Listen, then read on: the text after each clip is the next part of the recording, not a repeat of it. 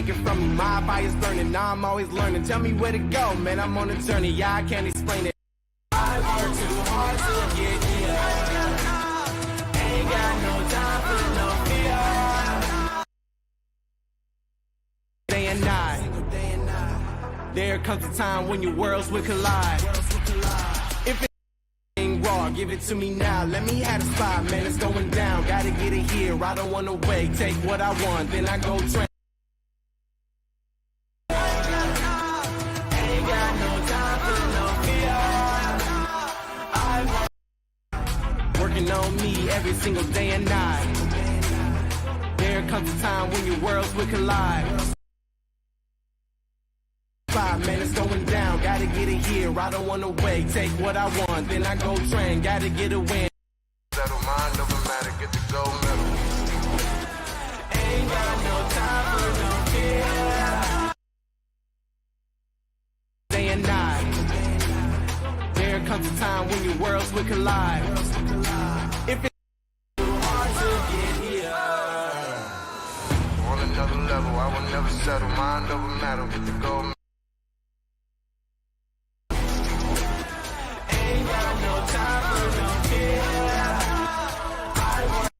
I will never settle, mind over matter, get the gold medal.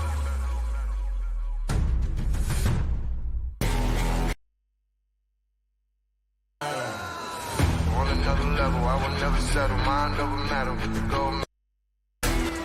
Ain't got no time for no fear.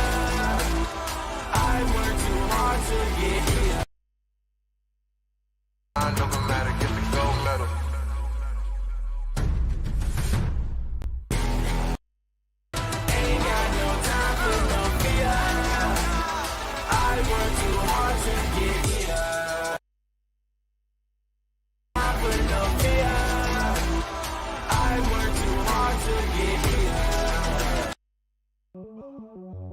To the place where dreams come true, where everything you want. I work too hard to get here. But most of all, you're willing to be first for 'em. Ha! Look. It's where dreams come true, where everything you want can be yours. Passion and pain to be first for 'em. Ha!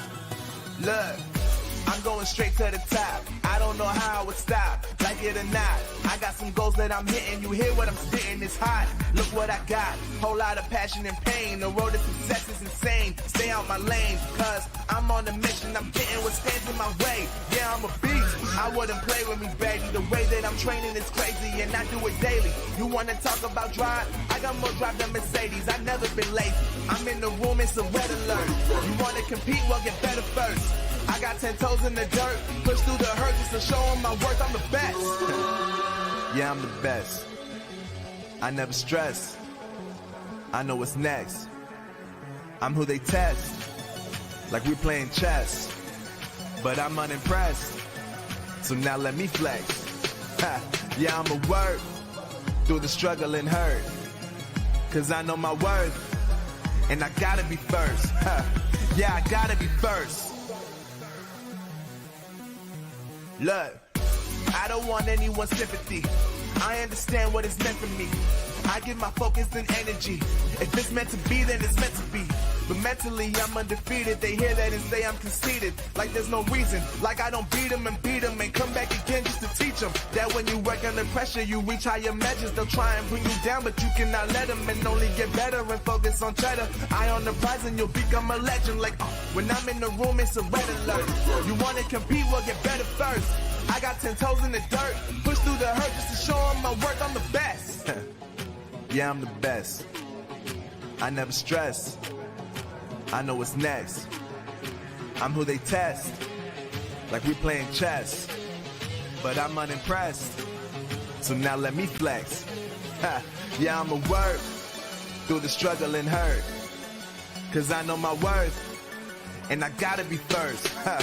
Yeah, I gotta be first. They don't know what's gotten into me, how'd I turn pain into energy. Through all the struggle and hurt, remember my worth, and that's why I gotta be first.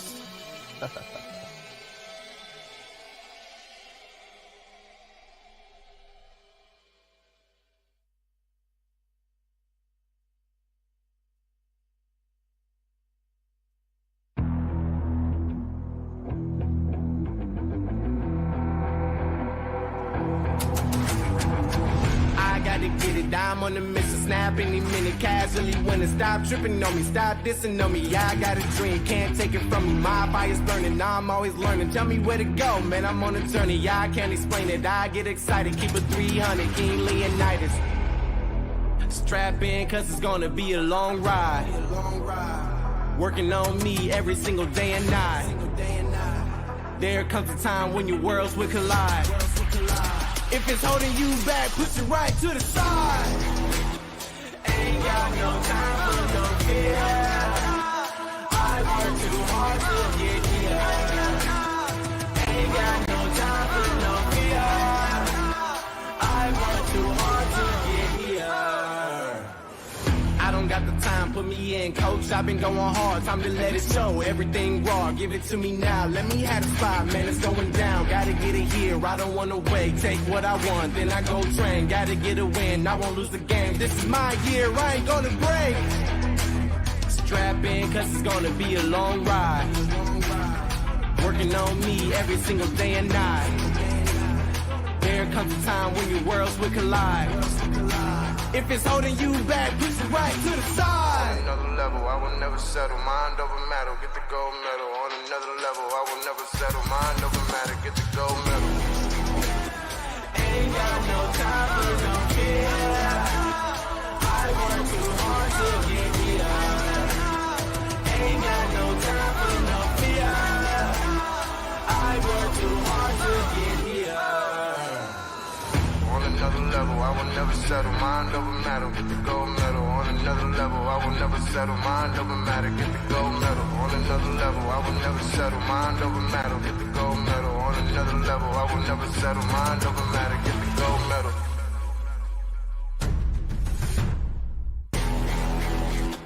Ain't got no time for no fear. I work too hard to get here. Ain't got no time for no fear. I work too hard to get here. Ain't got no time for no fear. I work too hard to get here. Ain't got no time for no fear. I work too hard to get here.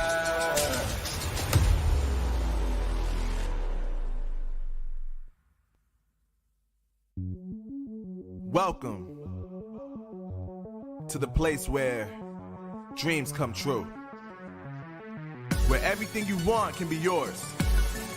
If and only if you're willing to work for them. You're willing to hurt for them. But most of all, you're willing to be first for them. Ha! Look, I'm going straight to the top. I don't know how I would stop, like it or not. I got some goals that I'm hitting. You hear what I'm spitting, it's hot. Look what I got, whole lot of passion and pain. The road to success is insane. Stay out my lane, cause I'm on a mission. I'm getting what stands in my way. Yeah, I'm a beast. I wouldn't play with me, baby. The way that I'm training is crazy, and I do it daily. You wanna talk about drive? I got more drive than Mercedes. I've never been lazy. I'm in the room, it's a red alert. You wanna compete? Well, get better first. I got 10 toes in the dirt, push through the hurt just to show them my worth. I'm the best. Yeah, I'm the best. I never stress. I know what's next. I'm who they test, like we playing chess. But I'm unimpressed, so now let me flex. Ha, yeah, I'ma work through the struggle and hurt, cause I know my worth, and I gotta be first. Ha, yeah, I gotta be first. Look, I don't want anyone's sympathy. I understand what it's meant for me. I give my focus and energy. If it's meant to be, then it's meant to be. but mentally I'm undefeated. They hear that and say I'm conceited, like there's no reason, like I don't beat them and come back again just to teach them that when you work under pressure, you reach higher measures. They'll try and bring you down, but you cannot let them, and only get better and focus on cheddar. Eye on the prize and you'll become a legend. Like, when I'm in the room, it's a red alert. You wanna compete, well, get better first. I got 10 toes in the dirt, push through the hurt just to show them my work. I'm the best. Yeah, I'm the best. I never stress. I know what's next. I'm who they test, like we playing chess. But I'm unimpressed, so now let me flex. Yeah, I'ma work through the struggle and hurt, cause I know my worth, and I gotta be first. Yeah, I gotta be first. They don't know what's gotten into me, how'd I turn pain into energy. Through all the struggle and hurt, remember my worth, and that's why I gotta be first.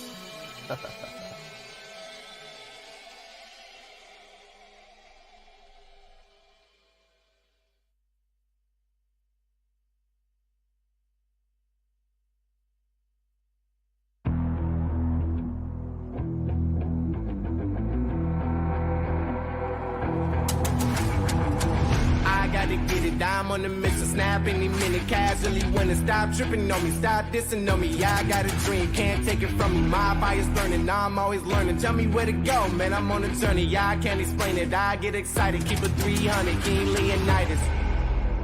Strap in, cause it's gonna be a long ride.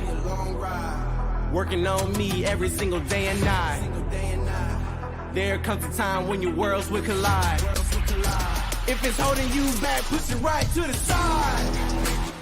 Ain't got no time for no fear. I work too hard to get here. Ain't got no time for no fear. I work too hard to get here. I don't got the time, put me in, coach. I've been going hard, time to let it show. Everything raw, give it to me now. Let me have the spot, man, it's going down. Gotta get it here, I don't wanna wait. Take what I want, then I go train. Gotta get a win, I won't lose the game. This is my year, I ain't gonna break. Strap in, cause it's gonna be a long ride. Working on me every single day and night. There comes a time when your worlds will collide.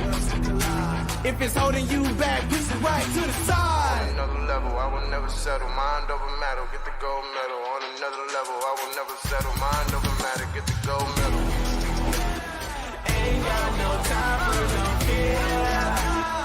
I work too hard to get here.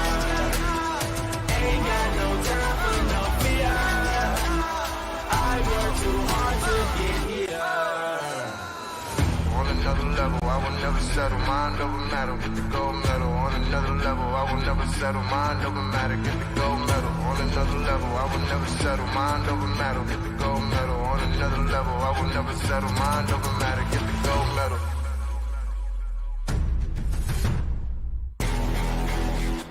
Ain't got no time for no care. I work too hard to get here. Ain't got no time for no fear. I work too hard to get here. Ain't got no time for no fear. I work too hard to get here. Ain't got no time for no fear. I work too hard to get here.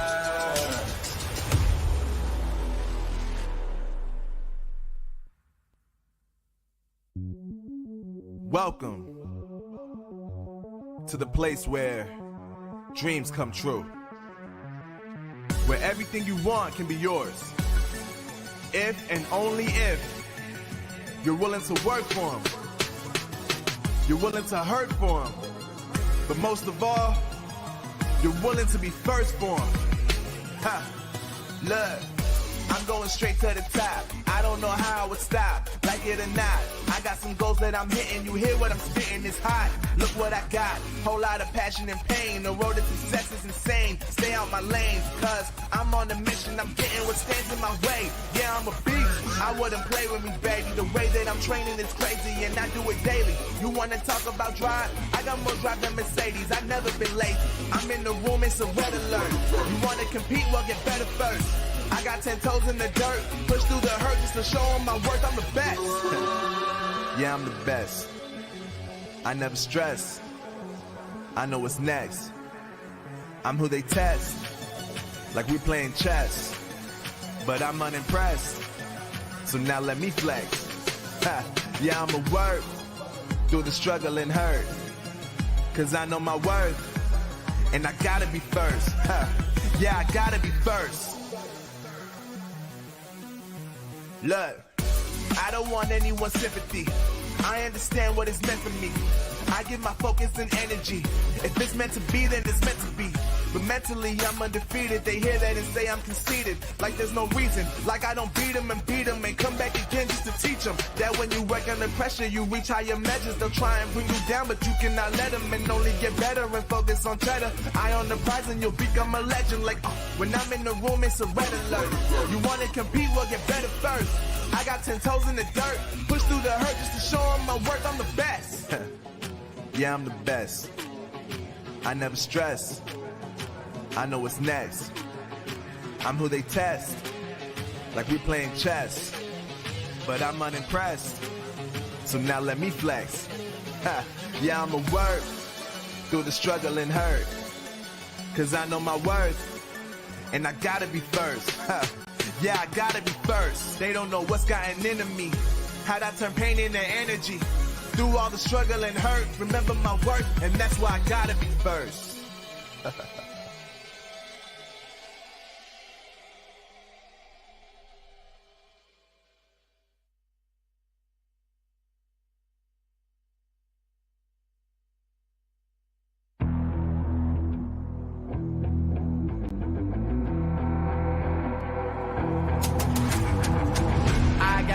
I'm on the mission, snap any minute, casually when it stop tripping on me, stop dissing on me. Yeah, I got a dream, can't take it from me. My fire's burning, now I'm always learning. Tell me where to go, man, I'm on a journey. Yeah, I can't explain it, I get excited. Keep a 300, King Leonidas.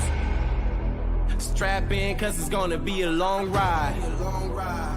Working on me every single day and night. There comes a time when your worlds will collide. If it's holding you back, push it right to the side. Ain't got no time for no fear. I work too hard to get here. Ain't got no time for no fear. I work too hard to get here. I don't got the time, put me in, coach. I've been going hard, time to let it show. Everything raw, give it to me now. Let me have the spot, man, it's going down. Gotta get it here, I don't wanna wait. Take what I want, then I go train. Gotta get a win, I won't lose the game. This is my year, I ain't gonna break. Strap in, cause it's gonna be a long ride. Working on me every single day and night. There comes a time when your worlds will collide. If it's holding you back, push it right to the side. On another level, I will never settle. Mind over matter, get the gold medal. On another level, I will never settle. Mind over matter, get the gold medal. Ain't got no time for no fear. I work too hard to get here. Ain't got no time for no fear. I work too hard to get here. On another level, I will never settle. Mind over matter, get the gold medal. On another level, I will never settle. Mind over matter, get the gold medal. On another level, I will never settle. Mind over matter, get the gold medal. On another level, I will never settle. Mind over matter, get the gold medal.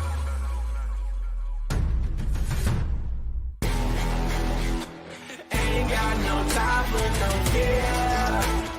I work too hard to get here. Ain't got no time for no fear. I work too hard to get here. Ain't got no time for no fear. I work too hard to get here. Ain't got no time for no fear. I work too hard to get here.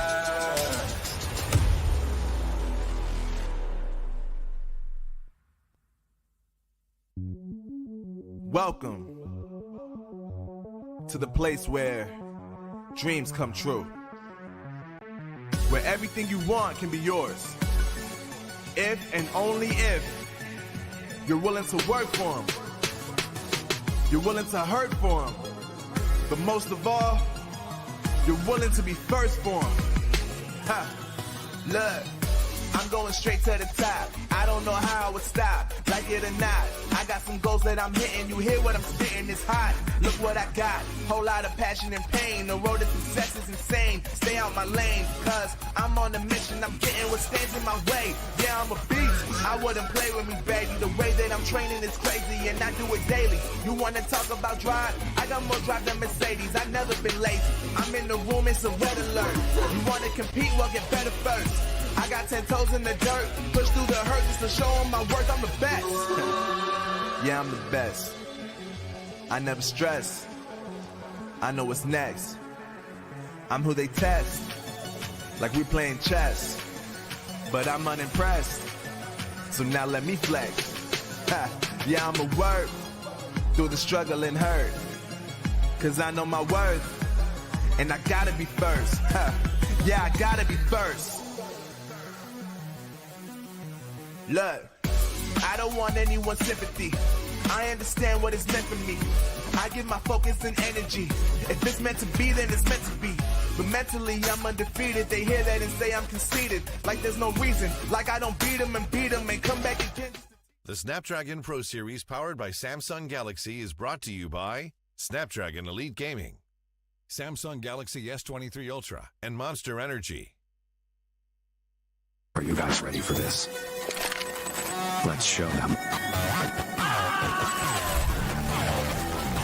Time for Toxo. Let's do this. Oh, what a beautiful play! He can take down anyone! Oh my god! यहाँ पर close करके shot देंगे but ये highest level पे और उसके ऊपर धावा बोला जाएगा elimination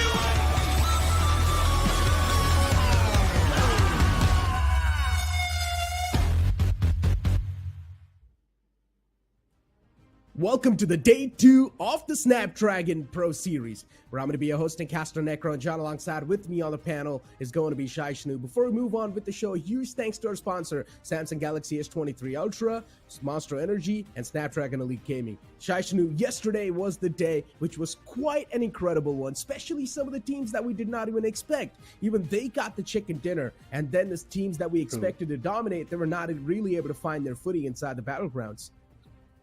Absolutely. I don't want to point specific things out, but seriously, the team that literally surprised us with their performance were God Esports and also Team Prince. I mean, the way they both got their chicken dinners, they had the highest points with those chicken dinners. So definitely stepping up, making a mark and showing how well they prepared for this tournament. But again, it was just day 1, right? We still have a few more days and then a few more weeks of grinding. So maybe that should be enough time for teams to check their stepping stones and figure out their playground.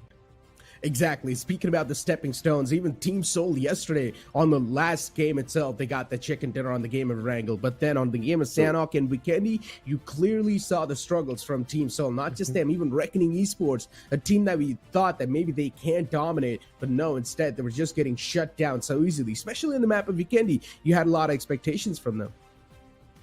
Indeed, we did. We thought that maybe they should be able to probably show off what they showcased even in the Conquest Finals. We saw how well they were prepared in the Conquest Finals at least. But it just seems to me that the pressure of all of these invited teams and also showcasing their skills right now is something that they need to work upon. But again, they can't brush it off as of now. It might be possible for them to pull something out of the blue right now. They've got 3 games as well. But one thing that I want to talk about is the fact that now the groups will be shuffled. We are not going to see the same groups going against each other. We will see some new teams that will be taking on. We might possibly see a few extra drop clashes.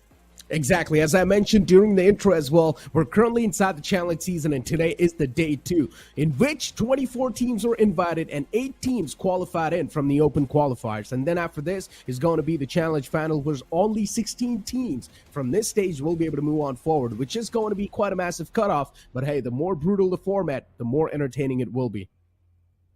Very entertaining indeed. And honestly, I don't think so. Most of the teams will try to go in for those top 5 positions. Maybe just sitting in the top 10 should be enough for them. But since we've already been talking about where their position is going to land, might as well look at the point system, because the first place is going to receive massive 15 points. Second will receive 12, while third will take 10 points at home.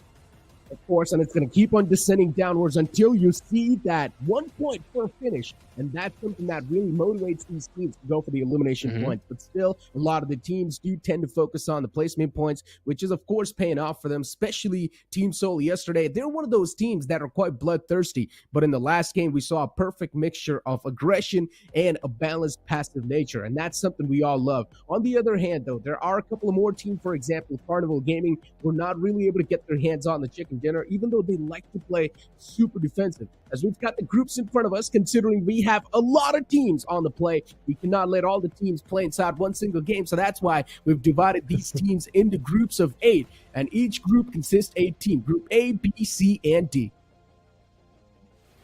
That is absolutely correct. And all of these teams are going to be literally behemoths in terms of their fighting power, in terms of how well they can showcase their skills and how well they're going to bring their firepower on the table in those maps. And we saw Group A and B going against each other in the first 3 games yesterday. But now we're going to focus on Groups B and C as well. And talking about Group B and C, it might seem to me the case that it shows how Chemin has been showcasing their skills, and that has been pretty solid. They promised us yesterday that they will bring us a chicken on the table. Now, their performance was a little bit shaky, but even after that, their heal battles scored them a few extra points, getting them those second places. So I think so. Their strategy might be a cheeky one, but definitely packs a punch. I mean, look, yesterday I mentioned this as well, and today as well I mentioned this during the start. I said that the teams that we did not really expect to perform, they were also performing. And I'm talking about AUTOBOTZ, and I'm speaking about Team Prince as well. Yeah, Team Prince, they're like the experienced bunch as well, but still, the chicken dinner that they got on Vikendi, it's not something that's just completely normal. It's a remarkable one. They had a lot of elimination points. They were just dominating the lobby left, right, and center. I just want to see what Team Prince have got for us in store today. I mean, absolutely. I would be looking forward to their own match as well, because we have seen them being on top, and even in the rankings, we're seeing them standing on top with 47 points in total. And the fun fact, they received more than half of those points in just one game in which they got the chicken. So that is true. Literally a mark. That's literally a mark. That is true. That is super true. But then you also see Chemin Esports on the 3rd spot, OR Esports 2 on the 4th, AUTOBOTZ Esports, the team that got the chicken dinner yesterday. Even that team's on the 5th spot. Now, over here, the big red flags inside the top 3 are Chemin Esports and OR Esports. These teams do not even have a chicken dinner, and still, they're on the 3rd and the 4th position. So Team Seoul and Team Prince, they're definitely going to have a lot of work for themselves. As you do move on forward to the 2nd page of the overall standings, you're going to find some massive upsets. Team X Spark, Genix Metal Esports, FS Esports, even Team Godlike and 8-Bit. They were not able to perform that well, even though so many fans had so many expectations from them.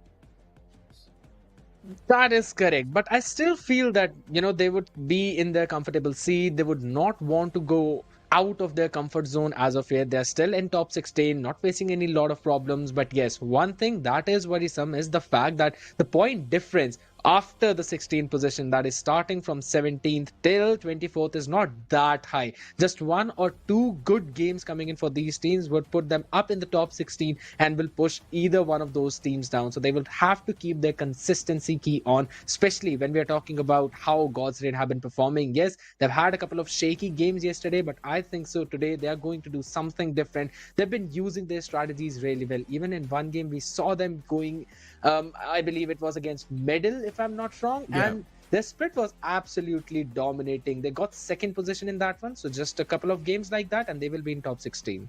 And how can we forget that fight from TWM against the players of Godsreen? Godsreen being the most dominant team currently the Indian region has to offer. And TWM, they just wiped him out so flawlessly with the use of a vehicle and a perfect team communication and coordination. TWM definitely surprised us quite a lot, but then still they were not really able to make that big of a remark in the overall standing. So that's still a big, massive concern. As we do move on towards all the way last page of the overall standings, there are some of the names that we did not really expect them to see. And one of those is Reckoning Esports. Hopefully today in Group C and D, Reckoning Esports is able to pull off something, because if you're not able to do anything, well then Reckoning Esports, there's a chance you might not find yourself in the top 16. And that can be quite a big of a stinger.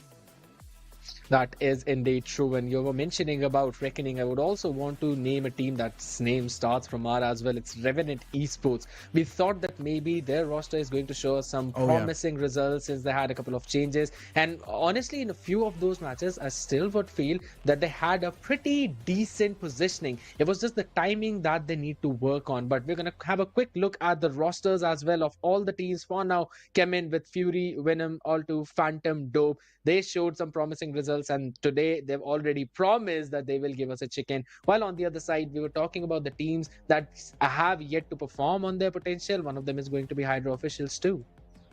Exactly. I mean, we've got the squad roster Group B in front of us, from which Orangutan, Carnival Gaming, still a big sign of concern, especially Carnival Gaming. Now, their play style is quite defensive, but yesterday they definitely try to do the same thing. They try to stick to the roots. It did not really work out. I want to see a little bit of changes now. I want to see some tweaks from Carnival Gaming, because this play style from them has been going on for a really long time. It's not been working out, that's for sure. So something needs to be tried and tested, because you cannot keep on playing the same play style that all the other teams know that you play, because you become too predictable. You need to bring something new on the board. Now, as we've got the second page of the Group B, Metal Esports, Skulls Esports, TWM, and Team X-Spark. All the teams on this page are stacked. Definitely stacked. Indeed, Team X-Spark as well, with a couple of shaky games, they were still able to pull off a chicken dinner on the map of Erangel, and no one can forget that, because that game was also a very solid one, in which, if I'm not wrong, they gained 29 points. And that was a situation wherein I believe 4 or 5 different teams were going in for those heel battles outside in that blue. So yeah, that could have been a hard break for them not being able to grab those extra points. But talking about points, Revenant and Reckoning need to grab additional ones, since they need to go into that top 16 position. And if we are talking about Team Forever as well, they have been directly down at that table. They also have to show some results. Their roster is super promising. Oasis, Flock, Omega, Mafia. They have got it, but they are just not being able to live up to the mark. I mean, you see Gujarat Esports too from Group C, right? And yesterday in the game of Sanhok, the first game for Group C, actually, Gujarat Esports was able to get a chicken dinner themselves. And that was something that really astonished me. That's why the teams that I did not really expect to perform on day one itself, they managed to perform. And the teams that we expected to perform, they were not able to perform at all. So these are the type of astonishing moments that we all love to see. As we've got the second page of the Group C in front of us, Alibaba Raiders, Team iFlix, IQ Soul, and of course, we've also got FS Esports. All the 4 teams in front of you are, of course, quite nice, but then you really take your eyes towards Team iFlix and Alibaba Raiders, then some signs of concern do tend to start. That is indeed true, especially talking about Alibaba Raiders, right? There was a match in which I believe it was Sanhok, where they had a good opportunity to grab that chicken, but eventually they just come to their opponents. They were not able to push out, and they were in a man advantage as well. They lost one of them to the grenade, and after that just could not push out to their opponents. So that one loss could hurt them a little bit. They got the second place, so that should be fine. But if that's going to be the situation, it is kind of concerning, because they will be put into the similar place multiple times, and they have to figure out a way to somehow come out of it. Otherwise, I don't think so they would be able to rack up a lot of those points, because now these teams would change their strategies. They will bring out something new that's on the table, and they have kept the aces up the sleeve. So you have to be worried about that as well. But then once again, you need to understand, right? That game of Sanhok in the final few moments, the advantage was clearly in the hands of Wingard. I'm going to hold on to that thought because we've got the schedule of today's day in front of us, and we're going to kick things off with Erangel, where Group B and C will be duking it out. Even inside the match 2 and 3, Group B and C will be the one to play things. And then in the match 4, Group D and A will chime in until match 6. So this is the schedule in front of you. Of course, as usual, we're going to play with 3 Erangel maps where all the teams will have an equal footing and an equal chance to take things out. Indeed, that is correct. And Team B are just going to repeat the maps that they played on yesterday, while C will have new map now added. They played on Sanhok and Vikendi yesterday. Now they're going to play on Miramar. And the same thing could be said for Team A. They were playing on Erangel, Miramar, Erangel. Now they will only have just one Erangel up on both. The teams who basically waited and tried to get those chicken dinners on the map of Erangel will only have one shot at it. And they would have to figure out a way to play on that aggressive map of Sanhok, which you really love. of course, I love the map of Sanhok, as you mentioned, aggression, and that's something I'm a big fan of. But I want to see aggression off the bat once again in the map of Erangel too. Now, Team Seoul is one of those teams that will be looking pretty confident because they've got the ball in their court. They've got the momentum. Yesterday, they ended things with a chicken dinner, so they should be feeling all-time high. On the opposite side, though, there are a couple of more teams who did not really get a lot of things done, especially Reckoning Esports too. That's another big name. They've got a solid roster, but for some reason, they're still deactivated. Maybe in the first game of the day is where Reckoning Esports can literally just hit the ball and get it in their court. Yeah, it is possible. It is highly possible. And then they need to do it because they need to climb that ladder. And if in case they kind of wait for a way too long time, they would have a large or a humongous gap to climb. But since we're already talking about the gap to climb, we'll be jumping into the map of Erangel, where these teams would have a lot of space to cover, especially for the ones who would want to directly go up north, because the plane path is starting from Novo and it would end up in between Gatka and Query. So it's going to be pretty difficult for the teams who want to land up at 70, or if they want to go towards Kameshi or Stolberg. Indeed, it's going to be a little bit difficult. FS Esports instantly taking an exit from the plane fly path. I mean, yesterday, of course, we did not really see any type of drop collisions, but maybe today, a possibility. Why not? Maybe if you do want to move on forward and spoil someone's game that you don't really like, hey, feel free. I would be down to see some aggression off the bat. But Reckoning Esports dropping in towards that military base. No issues on that regard whatsoever. Revenue Esports, another team that is certainly a big sign of concern right now in this Group C. I want to see how Revenue Esports is now going to start to wrap things up.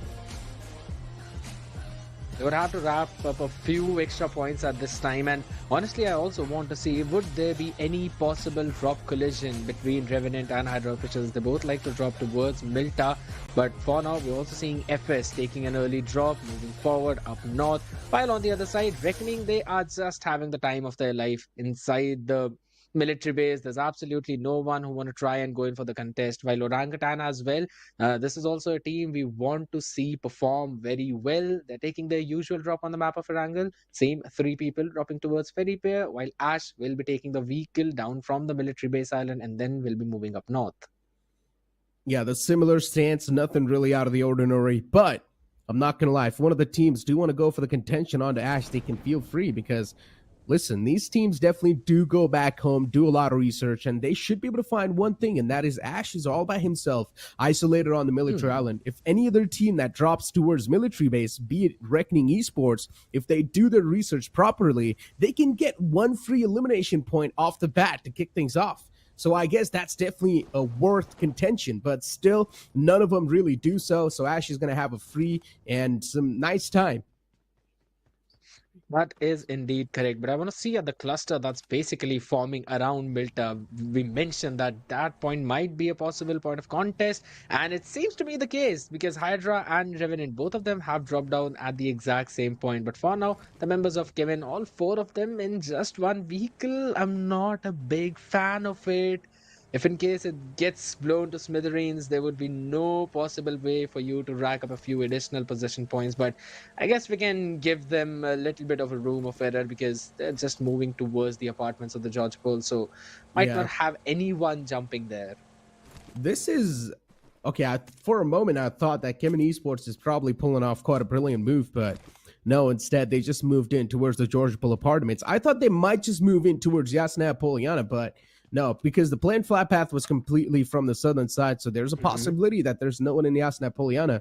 So even that could have been a free taking, considering the circle was quite close to that city as well. But no, Chemin Esports instead just adjusts inside George Pole City, which is now probably going to be a massive extent for them to make it inside the circle.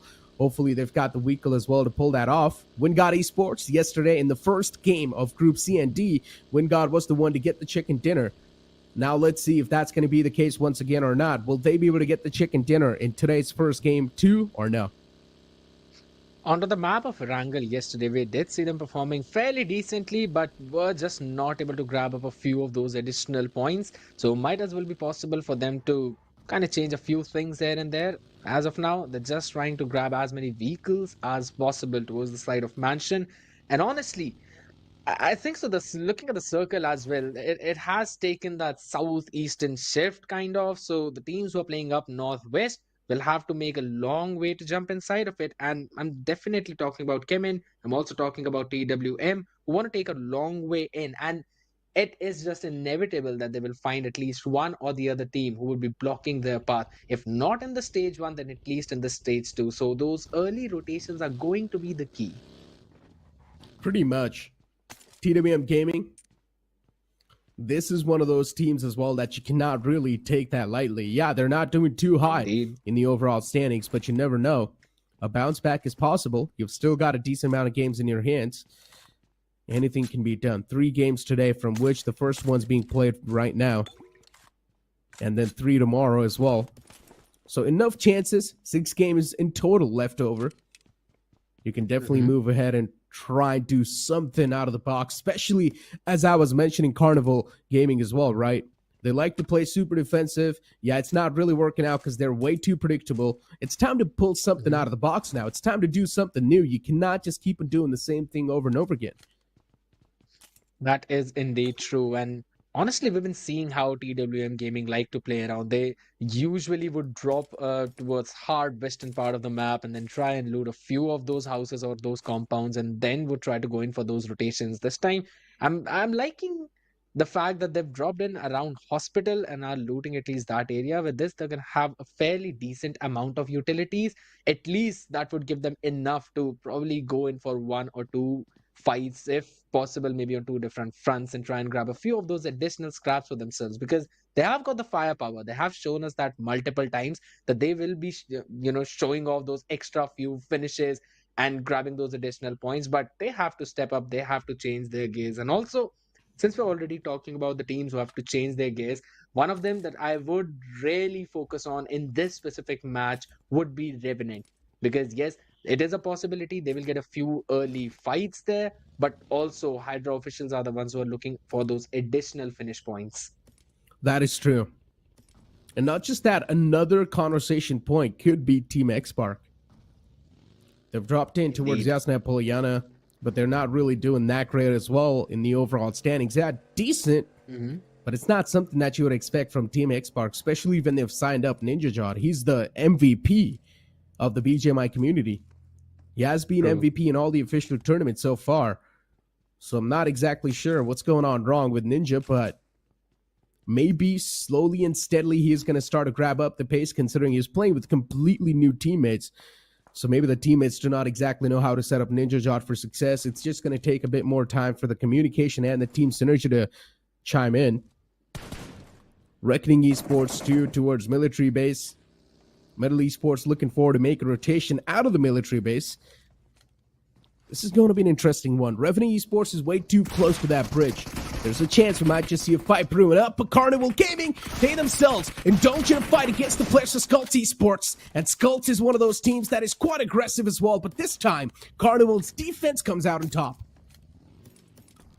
A very solid defense indeed, and you cannot count this team out no matter what, because they are very experienced players, and as soon as they get one pick, they're not rushing in to find additional ones. They're just staying put. They're going to grab those essential utilities as well, and then are going to focus if they really want to push this forward or not, because Skulls, yes, they are in the vicinity, but there is absolutely no chance that they would be able to continue this fight or even try to prolong this, because there's also a possibility of any team coming in for the third party. And since we're already talking about the third party, Revenant, they're currently in position for a very solid third party possibility, because if in case there are a couple of teams who will be coming in through that bridge and they engage in a fight, then Revenant would be able to grab a few extra scrap points and fire those shots just like Sensei is doing.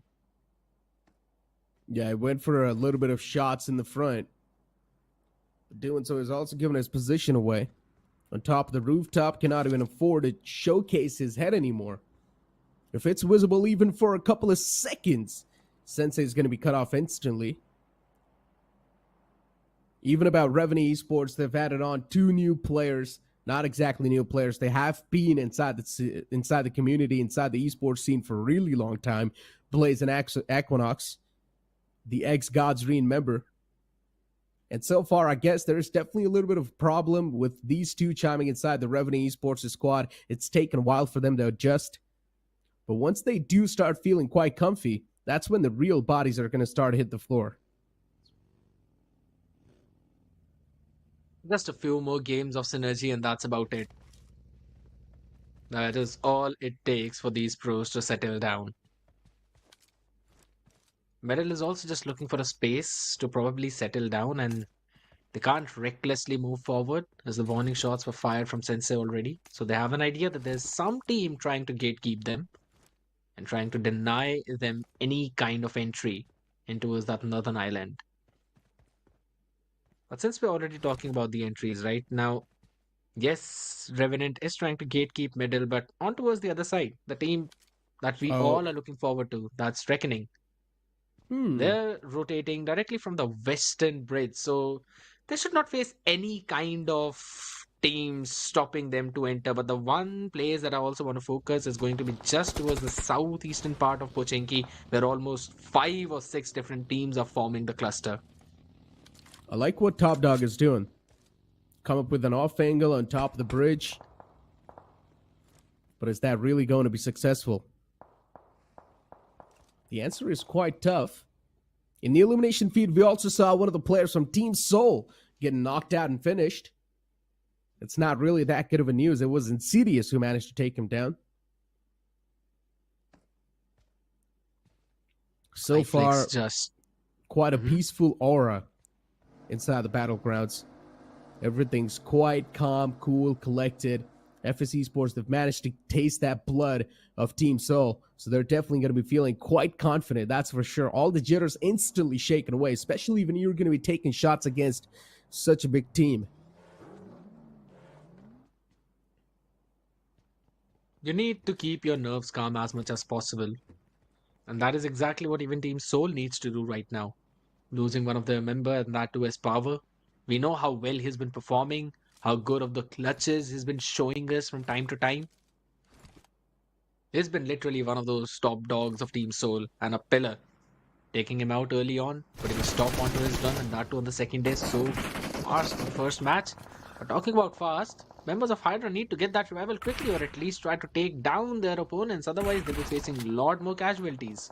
Yeah, Spray got knocked out from Hydra, but they've also managed to deal so much damage against the foes. Alibaba Raiders, they're on the run too. Scuba spotted out, so many shots taken. Barely survives as well. That was a great escape, that's for sure. Starboy now looking forward to toss that nade inside the window. There is one player from Alibaba Raider, Chris OP, but he moves away in the nick of time. Roman OG, he's bleeding to his death. So the main priority has to be to get Roman back upon his feet. The constant bombardment of utilities just does not stop. And I guess Roman as well is now back upon his feet. Too much damage taken. Hydra, they're losing out on the man number. Even Starboy falls down, but eventually Chris OP goes down as well. Hydra, they somehow pull things back in their court, and they're looking pretty okay, at least for now. Only for now, that is. Again, Chris taking down Alibaba Raiders. The decision of sending one man away to try and go for an off angle and also for a safe retreat, I don't think so. That was a very solid one because they did not think maybe their player would be able to take 2 of them down. It could have very well been a 2v2 situation where they might also have won the fight. But Hydra getting those few extra points, 3 finishes already, 3 important flushes, and putting a stop to Alibaba Raiders' constant top 3 or 5th place. So that's going to be a pretty solid decision for them. And they also needed these extra points because they want to move up on that table. Talking about moving up on the table, Revenant need to do that. And losing members is not exactly the way that they can.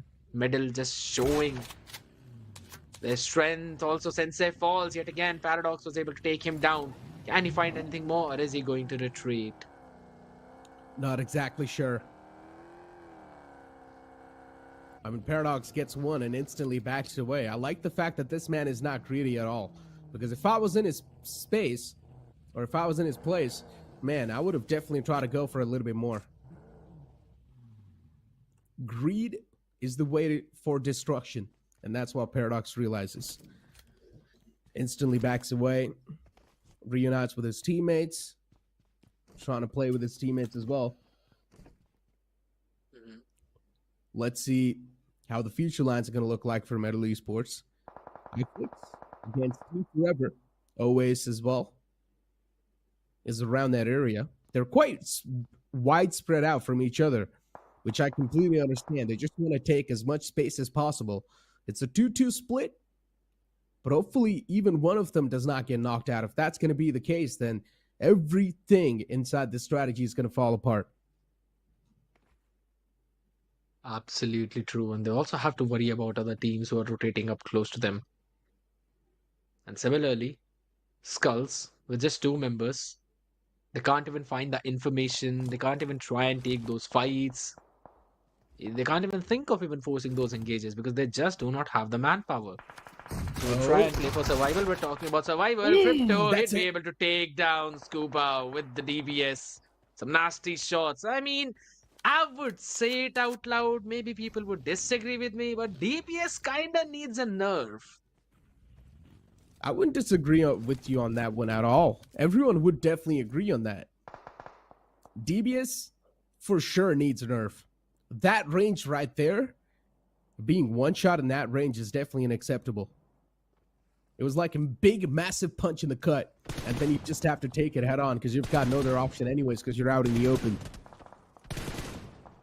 Carnival Gaming taking shots against Revenant Esports. Equinox going for a little bit of peekaboo. Doesn't really work out. Instead, he takes shots upon himself. Love the proactivity from Revenant Esports, but even they're surrounded by a lot of foes, so they need to watch out. They cannot have a single side relief at this moment. As soon as their focus is going to be shifted over, maybe there's a chance Gujarat Esports can instantly pounce on top of the opportunity.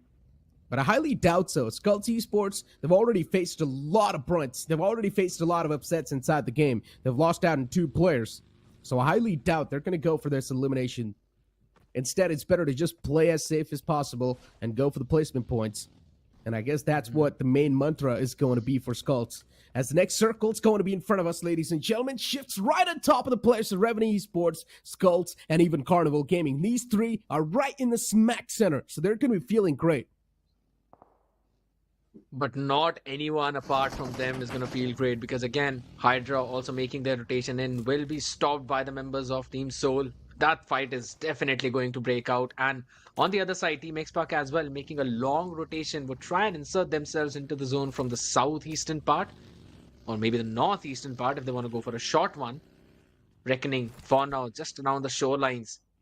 Orangutan in their sights. But as soon as one of these fights break out, I mean, there are so many possibilities of teams going third party or even fourth party if in that case if they want to, because there are 2 major concentric circles. One in towards the northern part of the zone where you've got Team Forever, iFlix, you've also got Soul, and the second one is just a little bit towards the south where there's Revenant, there's also Orangutan, there's Medal just on the southeastern part of this. So these are the 2 main circles that are forming, and highly possible that the main fights are just going to break down there. The question is, which team is going to crumble first in the pressure?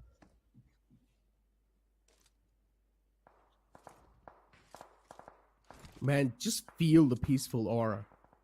Just feel it. Hey, it's the calm before the storm. I mean, yeah, it is the calm before the storm, but man, I'm not gonna lie, it feels a little bit weird to be this peaceful. Need at least a couple of gunshots, right? And as soon as I say that, that's what we hear. Some shots being fired against someone. At this point in time, teams are going to have enough space for themselves to make it inside the circle without even needing to contest each other. So everything's going to be good in the hood. Even Team Soul looking forward to breaching in from the northern side. Team iFlix now moving inside the same compound as Skulls and Revenant. 3 foes right next to each other. Like the neighbors. It is going to be a tough one to extinguish either one of them. Because look at just towards the north. There's also Carnival Gaming that are close to them. Shots still being fired. Revenant, Skulls. That's the thing. The first fight that's going to break out is going to invite a lot of teams to try and come grab those extra scrap points. So all of these teams are just trying to play extra careful. And also, second thing is that they've got pretty decent covers out there. I mean, in the area of farm, there are just so many compounds, so far spread out. Plus, it's fairly open area. Yes, there are a few covers of rocks, maybe a few trees. Omega? This could have been super bad. I thought Omega is going for the extend.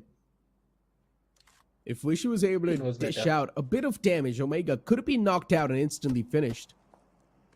So Team Forever, they do have the high ground, but they're not in the best possible scenario. Next circle shift's going to be on the way soon enough, ladies and gentlemen. Team IQ still looking for a breach inside the circle from the northern side.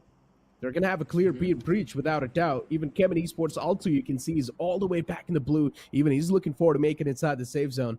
A lot of the teams that are going to be the latecomers, they will face a lot of problems because at this point, you're going to have so many Guardian Angels around the edge lines. The next circle shift comes on the board, and Team Forever, they somehow find themselves in the lucky shoes. Always is right towards the center, and he can't call his team right on top of him, and they can't play around that spot. The fight is probably going to break out between Reckoning and Orangutan because Orangutan are occupying the spot that Reckoning would want to play on, especially in this kind of zone. They've got 2 big warehouses, a few extra containers to save them from the fire. There's also a small cliff where Trigger is. That's going to save them from any fire coming in from up front, where Carnival Gaming is for now stationed. So the rotations are going to kick in. Chemin have taken such a long time to come back inside the zone. If I'm not wrong, they tanked first 2 blue completely. But as soon as I mentioned about Chemin, Revenant trying to take them down, trying to fix them apart one after the other. Ready, starting these fights, and even Starboy getting a few extra shots right now in the aim of Sarang. Nothing's going to come out of it. Some chip damage was inflicted, but not enough to get the knockout. He was barely alive on a sliver of HP. Hydra, they've still got so much threat lingering on top of their heads. And that's why they decide to move away from this spot. They back away. They let the control be taken away by the players of Team X-Spark. So X-Spark are going to have a high ground for themselves, so they're going to be feeling quite great. They can scout a lot of the surrounding grounds, get some information, and then maybe decide to move in. But I'm going to hold on to that thought as WinGod, they push up against the players of FS Esports. And Eggy, he's trying his best to win this fight against Secret, but Secret, he drops him down. FS Esports on the verge of getting eliminated, but WinGod too on the verge of being extinguished. Last man just moving around the house, making sure that he's going to be surviving for as long as possible. Avi, he realizes that everything is on his shoulders. All the burden for his team as well is on his shoulders. He needs to make sure that he's carrying his team's flag to the victory. It sounds a bit too much, especially when you're also getting shot at from the sidelines. And that's it. WinGod, they've been eliminated from this game. That was such a great Molotov, but we're going to talk about that later as again, Soul trying to get a few extra of those points, were able to take down 1, but the shots being fired onto them from Team X-Spark, who occupied that position. And I think so that's a pretty solid position. They're barely inside the zone and also have a little bit of a high ground, but I don't think so if they've got enough covers to hold on to that one place. So maybe we'll try and go in for another shift as soon as the circle changes its place. But now all of these fights are going to break out. Even another member of Soul being taken down as the third party also comes in. Team X-Spark just want blood right now and will push onto their compound. X-Spark this time, as you mentioned, they just want blood and they've already tasted it. Sarang's knocked out, but even Team Soul, they've only got 2 players left alive. Even Ronnie gets taken down instantly. A lot of the knockout punches are actually working out too, and just like that, within a flash, Team Soul as well, they're going to be wrapped up in a sheet and sent back home. Ninja Jord and Spray God. A beautiful duo, a deadly duo.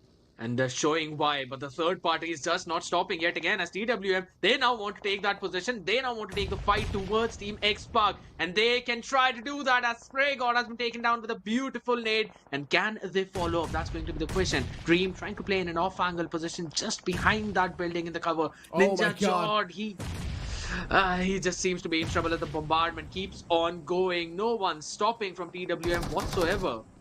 This third party from TWM is quite detrimental to the players of Team X-Spark. Another man spotted Dreams. He wants to take at least 1 down, but no, TWM, they deny all the possibilities. Some great utility utilization and perfect timing on that push. What a beautiful third party that was. That team did not even stand a chance against TWM. Beautifully done. First Team X-Spark to take down Soul, and then TWM instantly third party this entire scenario. And now Reckoning Esports too, looking to fourth party this. Oh, what's going on? Fights after fights after fight. This compound is just cursed. Hey, don't go back on your words. You love these extra fights. I do. Yes, it might very well be that it's a cursed compound, but those smokes would probably try and calm that curse down for a few minutes, if not seconds. And the entire smoke wall is just going to stop the full pursuit of Reckoning, but they've still got to move inside that building. But on towards the other side, even Orangutan are going to take that fight. Chemin as well, taking it against Carnival Gaming. So just as you mentioned, all the fights are breaking out. All hell has broken loose. As even Team Forever, they cannot stay away from those fights. They have to keep on engaging. And I do not like this compound very much because it's just got so many windows out there. And in the meantime, through one of them, we can see Orangutan being taken down, being picked apart. Reckoning suffering a few of those casualties as Mafia fires a few extra shots, but cannot find any kind of pick. Team Forever in a dicey situation. They're back against the wall. And at this point in time, the blue zone's going to be dealing so much damage, so you got to be really quick on the feet and also proactive. Team Forever, they're trying their best to clear the front lines. For how long, that's the question. The front lines are filled with a lot of foes. And to clear that, it's going to take you hours. But Team Forever, they're on a mission to be unstoppable in these scenarios. They've already managed to take down the first man of Chemin Esports. The second one can be found as well. Oh, that was a perfect spray through smoke.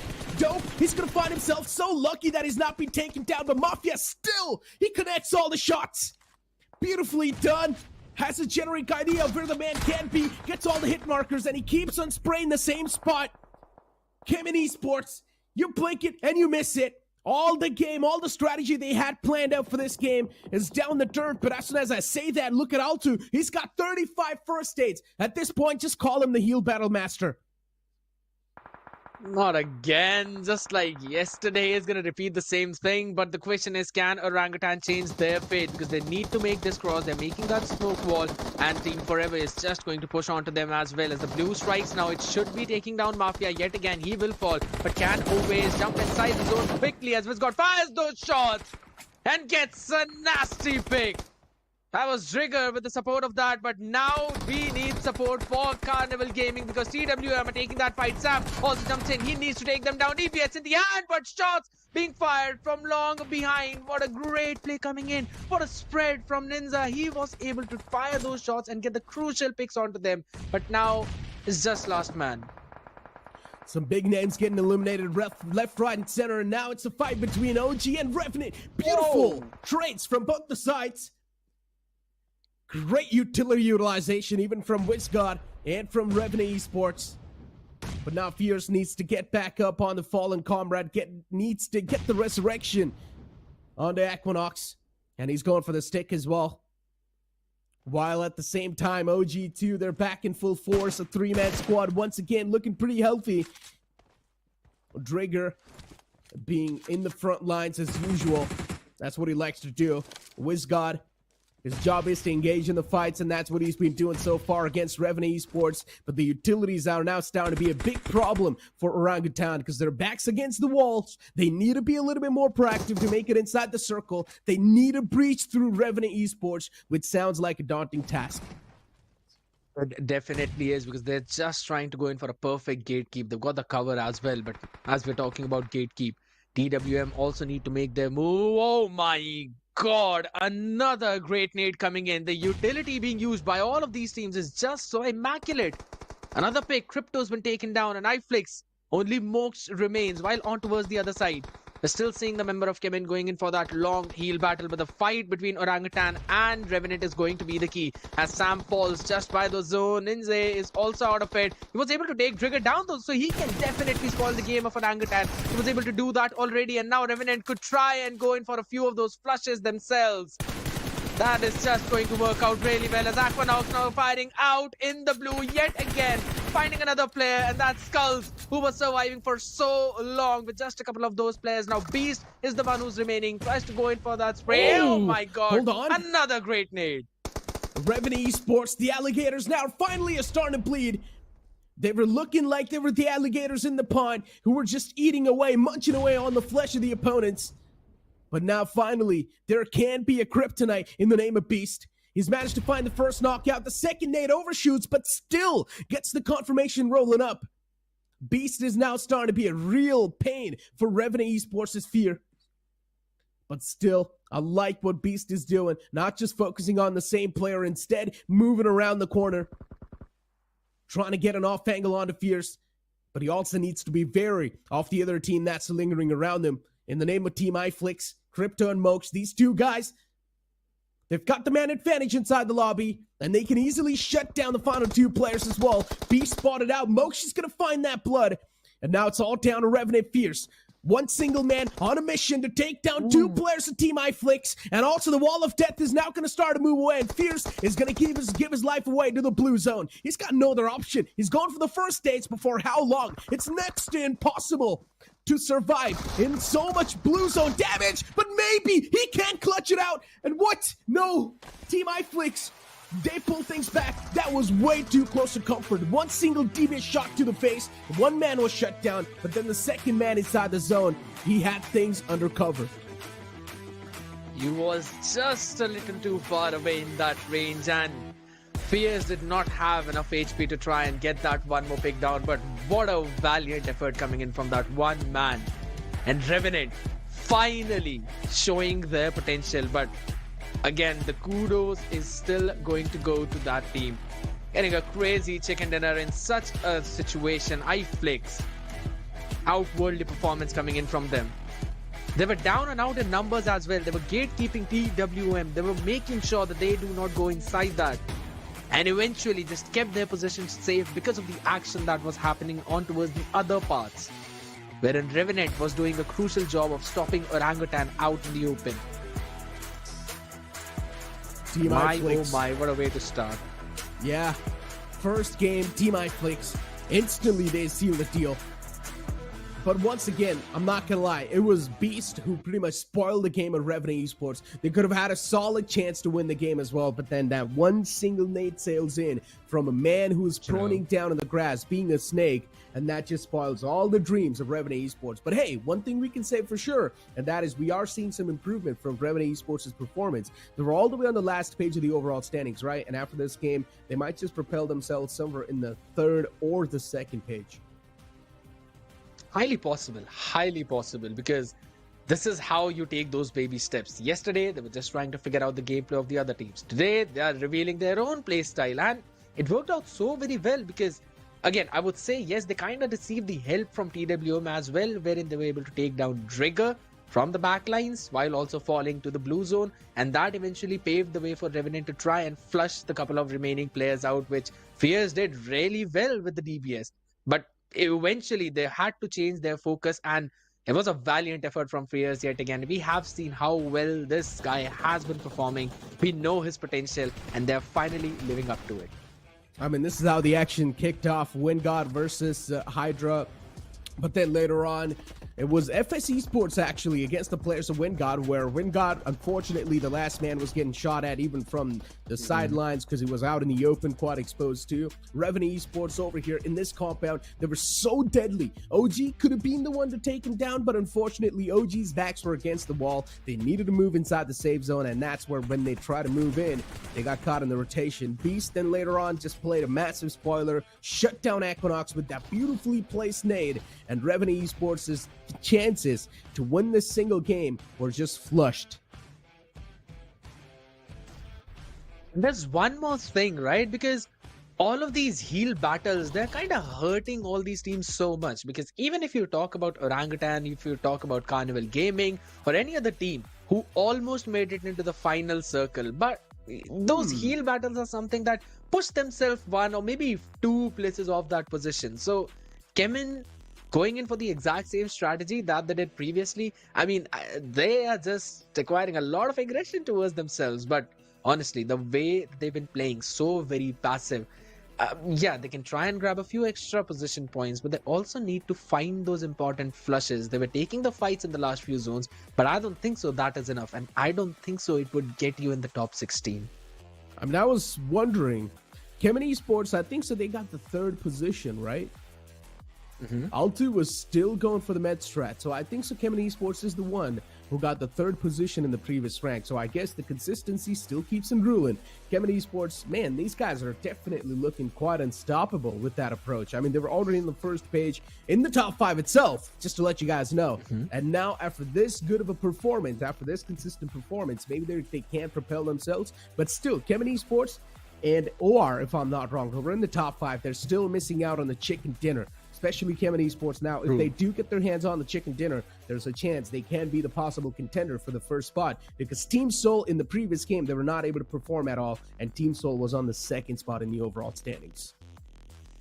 But then there's one more thing. You already know that one game and Team Seoul is just going to rack up on that leaderboard. But we're going to see who racked up in this game. And that is going to be none other than TWM Ninja, getting 5 finishes and 50% contribution. So you already know that his team ended up with at least 10 of them. And he was the one who literally was single-handedly stopping so many teams out there in the open. He was lying down in the grass and getting his shots connected so very well. And I guess he was the one who paved the way for Trigger to go back to the lobby. I mean, he's managed to get 50% of finish contribution for his team. So indeed, that's quite a solid performance from TWM, especially that push that they made in that third-party situation against Team X-Park, if I'm not wrong, right? TWM was the one who made that third party happen. And then they shut down Team X-Park, got that compound in their hands. So everything was looking pretty good, well-coordinated pushes coming in from TWM. But then as you do move on forward towards the stars of the match, you're going to find Paradox with the best companion, rescuing one teammate with the assist of 4, health restored of 208, and the survival time of 24-41. And then you've also got Moksh being the best finisher in that previous lobby. Man was just on a marathon out there with 8,000 meter distance travel. But let's see which team has moved up on that leaderboard for this one specific match, because it's going to be iFlix yet again getting 25 points with that chicken dinner. I guess this has been the hallmark, wherein this is the minimum amount of points that you're going to get a chicken dinner with. 15 placement and 10 finishes. This is probably like the 4th team that has done that. While on the other side, Revenant racking 17 points for themselves with 12 placement and 5 finishes. That's exactly what they needed. But TWM on the other side only got 4 points for their placement but 10 finishes. Definitely making their mark. Exactly. As you mentioned, getting those 10 finishes in their hands, they've definitely got a lot of things down for themselves. The Team iFlix in general, they've got a solid game. TWM also with 14 points. Chemin Esports as well with solid amount of points. As I mentioned, as long as you're going to stay consistent inside the game, and as long as you're going to have more than 7 points, or maybe like 7 or 8 points per game, you're still going to be good in the overall standings, because top 16 is the way to go. From 32 teams, if I'm not wrong, if my math is correct, from 32 teams, you just need to be inside top 16. That doesn't sound too tough, right? I'm pretty sure it is quite tough, but it doesn't sound tough to me. I mean, yes, you need to get your maths checked as well, because it is extremely tough in my personal opinion, because it's 50% teams being knocked out. So you only have 1 in 2 chance to make it into that top spot. And with the names that are there on board, yes, there are teams from the Conquest Open Finals who are performing pretty well as well, like Team Prince. They're doing pretty solid job. WindGod, they're doing a great job as well. But on towards the other side, if we are looking at the lower end of that leaderboard, we see teams like Reckoning. We also see Team Zero. I think so they also need to step up their gears now. They've got to change the gears. They've got to put their leg on that paddle, and they have to move forward, because again, it's a marathon. Yes, that is true. But just as you mentioned, staying consistent is going to be the key. And at the same time, you also need to focus down on the fact that if you let it slide for too long, the point difference is just going to be so very high for you to cover up. That is true. I mean, it will indeed be high. So you just got to make sure that the opponent is not going to be running away with the points, pretty much. And I highly doubt that the mid-pack of the overall standings are going to be able to run away that far away anyways, because the teams on the top will keep on dominating, and then the teams in the mid-pack usually are the one who are in the most pressure. So there's always a chance for the teams in the bottom to breach in and steal that spot away.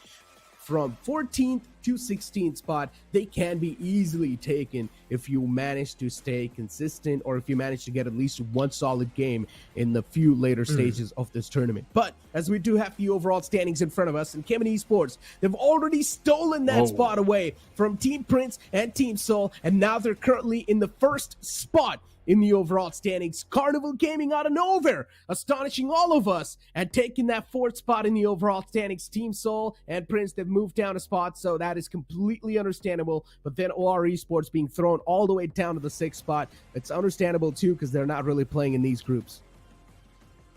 I'm just gonna take back what I said about Chemin. Man, their consistency, their way of grabbing those position points has definitely helped them out being on top. But also Alibaba Raiders staying on that 9th spot, 34 points being wrapped up, and iFlix also making their spot in that 10th place, 33 in total, and also followed by Wingod Esports. Now here's the thing, I believe in all the 7 matches that we have seen till now, different teams have got those chicken dinners. We haven't yet seen any same team repeat their feat. So highly possible it's going to continue for the next few games, but Team Godlike definitely need to step up their game as well because now they're at the 17th place. It's going to be difficult for them. They're not in this group, but also have to focus on the way and see all of these games as well because they will be matched up against these teams. So that time the study is going to help out. I mean, it's like a cricket game, right? For example, the batsman is the one who sets the target, and the baller and the bowling team who balls for the first, their target is to chase the target that's been set by the batsman. Over here, the first group that goes, their chance is to set the target, and the second group that comes into play, their chance is to chase the target. So that's how it's going to go. So now the second groups that are going to be playing in soon enough. Now, for example, in the group first, we've got B and C playing over here. And then in later groups, we're going to have DNA. So DNA's job is going to be to chase the target that group B and C have put up in front of them. So group B and C, they just need to perform as well as possible and get some better points in their hands and set a target for group A and D. That is absolutely correct. And this is something that I personally feel is quite difficult because you do not have any idea what's going to be the threshold situation and what is the mark that you need to cross. While on towards the other side, you would eventually know that, yes, this is the point of 16. We have to cross this one point. But at the same time, there are other teams who would be looking at the exact same thing. So you also have to focus down on the teams who are in your group. You need to keep them shut down. You need to grab as many chickens as possible. And you need to be as high in those position points as possible. Just like how Chemin is doing. Haven't yet secured even a single chicken, still being on top of that board.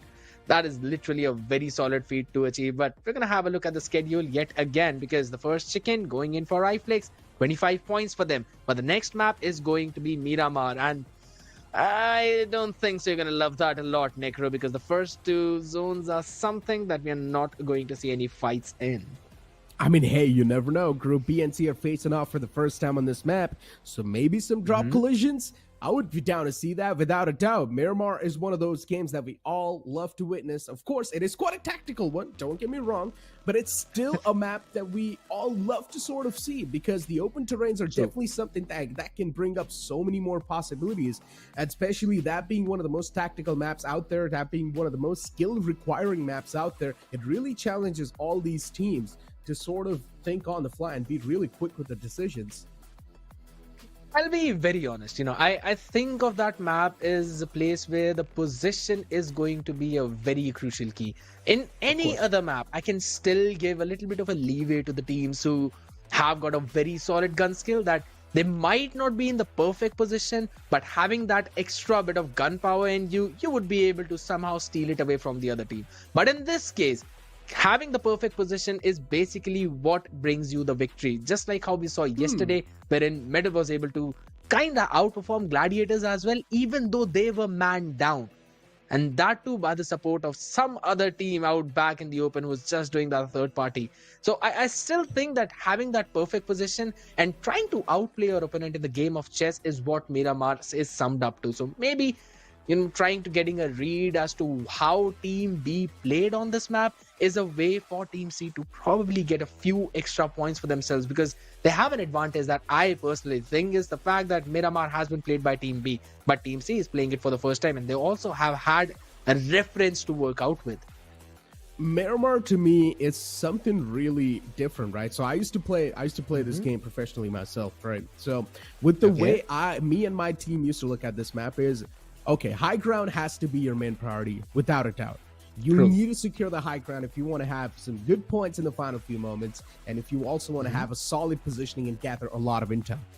That out of the way, but also high ground can be your demise too. Because if the circle moves away from the high ground, and if you need to leave that high ground and move out in the open, that's when you will be definitely 100% caught in the rotation. So there's always True. two ways to look at a Miramar game, and that's why you always need to have a backup plan for the backup plan on this map. So it's really tough to play any type of scenarios on this map, as long as if the circle is sort of favoring you on the high ground, then yes, you're the lucky ones. If the circle's not favoring you, and if you need to move away from the high ground, then things will be screwed up massively for you as well. As we've got the second map of the day on the way, ladies and gentlemen, and the plane flight path is well in front of us, starting all the way from Impala towards La Cabrera. This plane flight path is quite okay, not that bad. Teams can have a clear extent till El Pozo, but extending towards Monte Nuevo, Valle del Mar, Chumacera is going to be way too tough. Oh, certainly. Chumacera and Valle del Mar are a little bit of the hard work for all these teams, but La Cabrera, Torre Emuda, Campo Militar, these are also few of the areas where Necro, all these teams love to go. So they are easily grabbable, but for now I can see a major cluster forming on the city of Los Leones, where we have the players of Team Revenant, we have Team Hydra, Team FS, whereas Team Forever, they have a split drop towards the side of Impala and Puerto Piracio, one player in Puerto, one player away in the city of Impala. I mean, Shadow, I'm pretty sure you were sitting in the back lines and looking at the overall standings too, right? Carnival Gaming in the top 4. It was something that I did not really expect to see, especially their defensive play style. It wasn't really working out that well, but still, Carnival Gaming being in the top 4 in the overall standings, a big, astonishing factor for me. What are your thoughts on that? Actually, if we look at the performance of Carnival Gaming yesterday, they performed really good actually. Yes, they were very defensive. They were not going for those finish points, because in the very first game, they got 15 points. In the third game, they got 14 points. And they just had only one bad game. That was Miramar. So the consistency was there. They were getting those average points, but looks like the fight has already begun. I can see the players of Team Reckoning engaging in some sort of kerfuffle with the players of TWM. Interesting. Reckoning Esports. I mean, they've managed to find the first opening. It's against Payo. And Payo's been knocked out as well. So at this point, I think so it's next to impossible to get the fallen man back up for TWM. So that's a big blunder off the bat. I'm not exactly sure what TWM was trying to execute, but they've lost out on one body off the bat, and that's not a good news at all. So that means TWM, they're going to kick things off inside this game with a handicap. Pretty much handicap. Punk will easily get that confirmation point, because we saw in the map feed that the players of TWM are in a split position. It tends to happen whenever in Miramar. If you have a split, there is no chance of a help coming in anytime soon, but looks like even the players of Team Alibaba are also falling down one after other, as Chris OP has been taken down and Medal having a fantastic start of this Miramar. Exactly. Metal Esports having a solid start of this Miramar game too. These solo frags that are being gifted away to the teams are really going to start to be a big pain in the foot later on. So these teams better do realize it as quick as possible.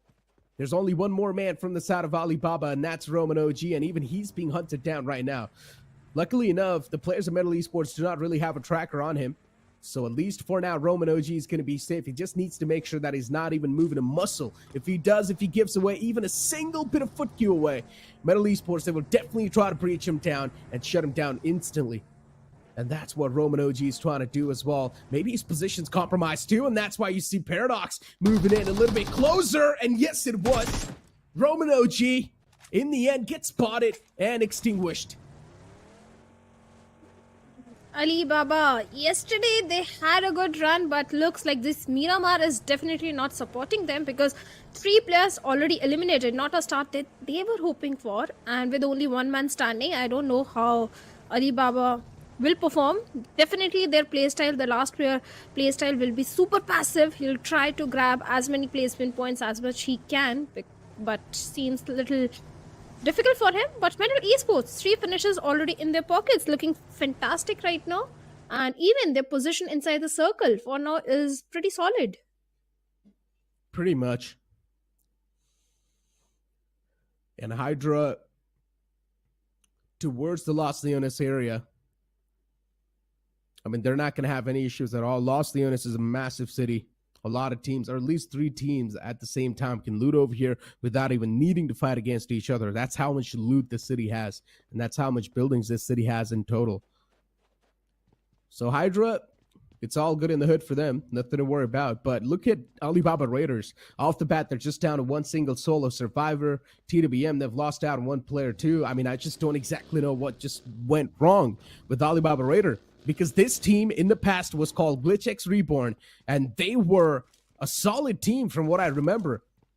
They were one of those teams that came in new out of nowhere. They were showcasing that tactical nature, and they were playing every single thing quite nicely. But now over here, that tactical nature seems to be missing, because this is not how a tactical team will play. It's okay, things happen. And Alibaba Esports, they were not expecting the plus of Team Medal Esports over there because groups have shuffled and they don't know where exactly the teams are dropping in. So these kind of things tend to happen in the map of Miramar. But for now, the plus of TWM, they have to be very cautious, especially Sam, as he's trying to escape back to the safety, regroup with his teammates because he was in the territory of Team Reckoning. And speaking of Reckoning, well, yesterday they had a decent performance, but big things, much bigger things are expected from this particular team, especially from Punk and Immortal, because these two players, they already have a very good synergy. Pretty much. I mean, still, you've got 60 players alive in total. Only 4 players have been eliminated. Reckoning Esports still looking to find that sweet taste of victory. Because so far, not doing too hot in the overall standings. They need a massive booster. They need a solid game. Yeah. At least a 50 elimination chicken dinner. And that can help them propel so high in the overall standings. Maybe in the first page as well. Top 16 is the way to go. Yeah, the cutoff is quite massive. But as I mentioned during the format page too, the tougher the competition, the bigger the cutoff, the better the competition. The more entertaining it's going to be. Of course. We all want teams to have that nail-biting finish where the points table, the overall standings is not as volatile as it is right now. But speaking of Team Skull, this is also one of those teams that didn't perform up to the expectations yesterday. But the previous Erangel definitely went in their favor because they got 10 points. I think 10 points are a good way to go. But for now, looking at the circle, we have the players of Team iFlix, a team that got a victory in the previous one. And in this circle also, they have a very solid position. And so do the players of Team WindGod, right in the epicenter. Chemin Esports all the way on the left side of the map towards Ruins. I'm not exactly sure why did they drop that far away from all the other territories. Chemin Esports really like to be in no man's land. They do not want to be disturbed by anyone. Usually, Altu is the one who goes for the med strat over and over again. Just want to find out if that's going to be the case this time too. If Chemin Esports, they just want to keep the first spot pinned down. I mean, you're not going to get anything over here anyways inside the challenge season. If you do keep yourself in the first spot in the overall standings, it's not like you're going to get some special prize pool. No, as long as you're going to be in the top 16, you will have a chance to qualify in the grand finals. And that's what these teams needs to do. And that's why a few of the teams are still focusing on those placement points rather than the finish points like Carnival Gaming, because they know they need to get those extra average points in every single game. And when God Esports, like I said, they are in the epicenter. Yesterday was a good day for this particular team. They got a victory in Sanhok. But other than that, they were completely missing in the remaining 2 games. So definitely WindGod Esports also need to step up in the remaining maps like Miramar and Erangel, because we have 3 Erangels every day. And they really need to focus on the OG, the bread and butter maps, because if they want to qualify. But talking about Team Soul, well, Team Soul also had a good run yesterday. And in the previous Erangel, well, they got only 3 points. Pretty much. Airdrop 1 on the board too. It's going to be Groza with an 8x scope and a couple of upgrades if the teams do want to go for it. But I highly doubt that's going to be the case. You know what, Shadow? I was like sitting back and thinking about how can we make the airdrops a little bit more precious? How can we make these esports players to go for the airdrop? And then a new gadget came into my mind. I was thinking that what if airdrops had a special gadget where you could revive your teammate in just 2 seconds? Everyone would try to contest for the airdrops, and it can just get so much more interesting and exciting.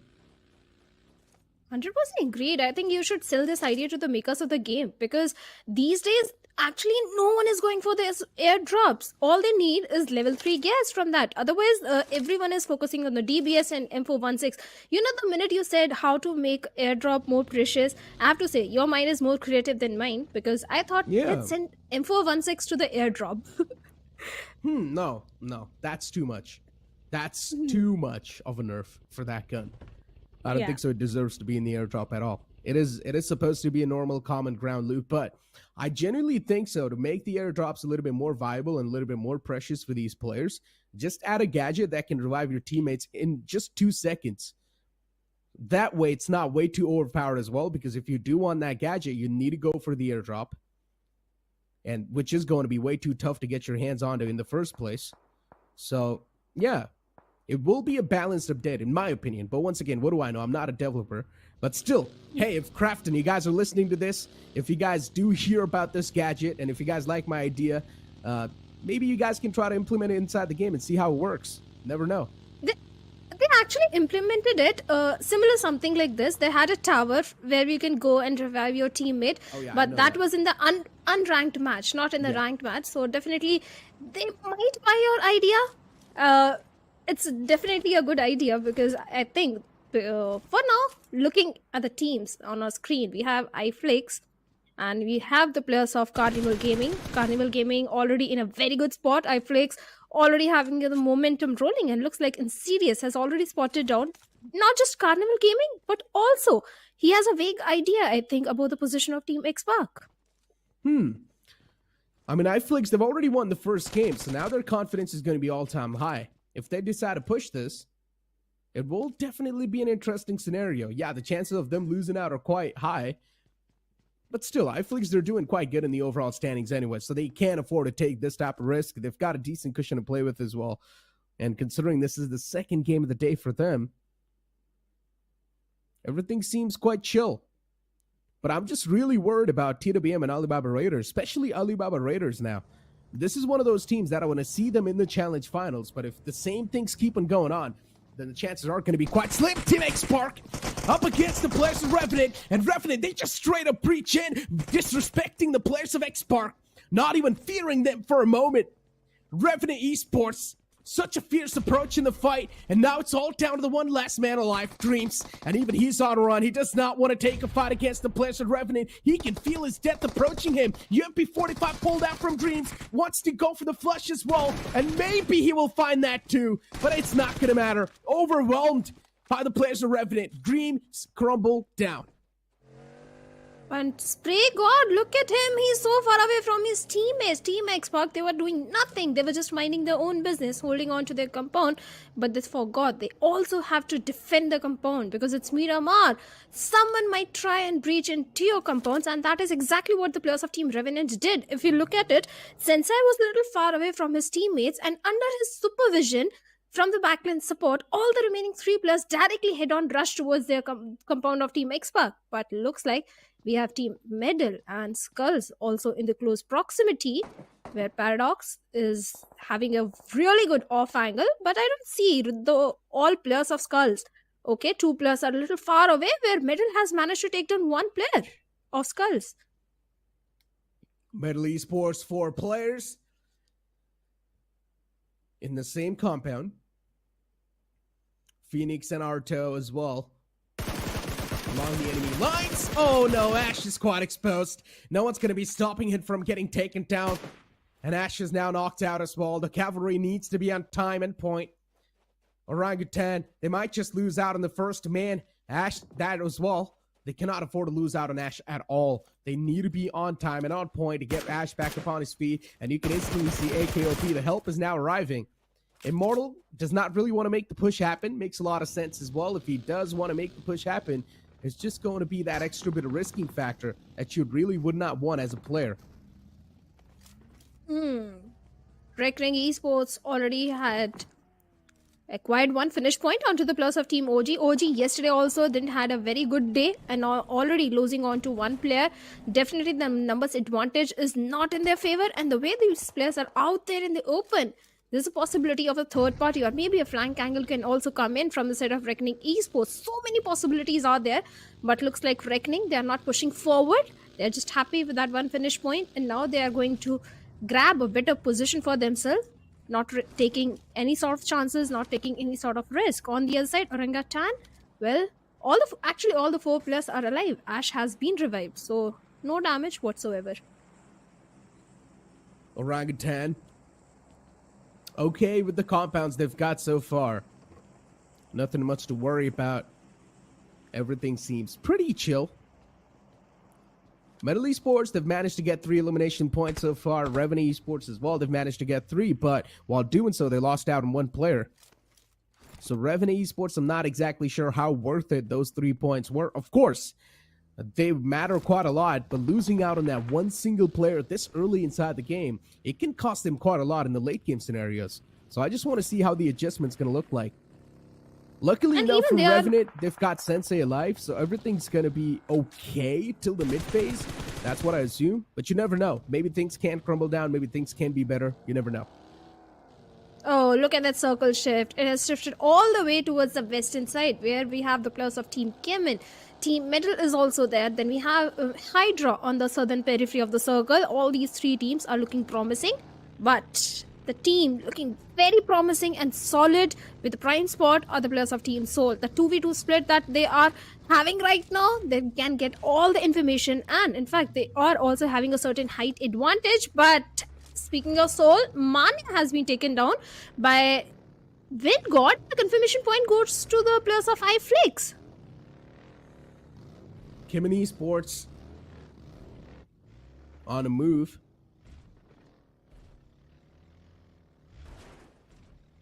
And considering they're probably going to try to relocate themselves towards a better spot, let's see what the upcoming spot's going to be looking like for Chemin Esports. For now, Hydra, they've got the high ground to play with. Skulls is going to be right underneath them, but I highly doubt Hydra is going to try to go for any type of contention just yet. Playing things safe has to be Hydra's course right now, because things are not looking too great for them, so the confidence is not going to be high at all. So Hydra will try to play safe. Skulls on the opposite hand, they've got a solid place to play with. And if you remember, Shadow, I was mentioning this over and over again on day 1. Skulls was one of the most aggressive teams that I witnessed. But then inside this tournament, Skulls' aggression has definitely dropped down. And I don't exactly know what's the reason for that. Maybe they're just testing the water. Maybe they're just trying something different, because like I said, we have 36 games. At this phase, definitely you can experiment something in the first few days, but Skulls really need to step up. And for the players of Team Hydra, they need to watch their 6, because there are the players of Team FS also lurking nearby. Vingod is also there, as everyone right now is trying to hold on to a center spot inside the circle, where FS definitely have a lot of height advantage, and Revenant is in such a close proximity to them. FS? Right next to the players of Revenant. Look at FS.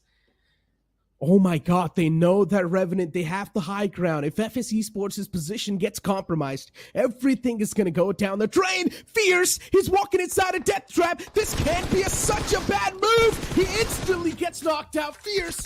Oh no. His teammates didn't really scout the area properly, and he loses out on his life instantly against the 3 players of FS that were just sitting under the mountain. And now Revenue Esports, they're just down to a 2-man squad. Such a big blunder from Fierce. Oh no, FS Esports. That death trap worked out perfectly. And now Revenue Esports, they've got no other option than to back away. Or maybe the man on the high ground needs to get at least 1 elimination confirmed. Sensei, what is he going to do in this situation? I think he's going to just back off, because a 1v3 scenario is something he doesn't want to take any sort of risk. And Aquanox, from that height advantage, I don't think he can provide the necessary cover fire or backline support that Sensei needs right now. And all Revenant can do right now is try and move back to the safety, try and back off from this fight, or maybe just find some sort of opening through those grenades or Molotovs, that might be a helping hand for the players of Team Revenant in this scenario. But looks like even the players of Team FS are not going to take any sort of risk. But the infiltration is coming into the compounds of Team Forever. And X-Spark, Spray got tungsten. One player gets a confirmation onto Omega. Can he take down the second one also? The jump shots are coming in, but no connection coming in. But RGE Pang do a perfect third party as he takes down another one from the side of Team Forever. Oh, Spray God now getting pounced. What? Oh! What?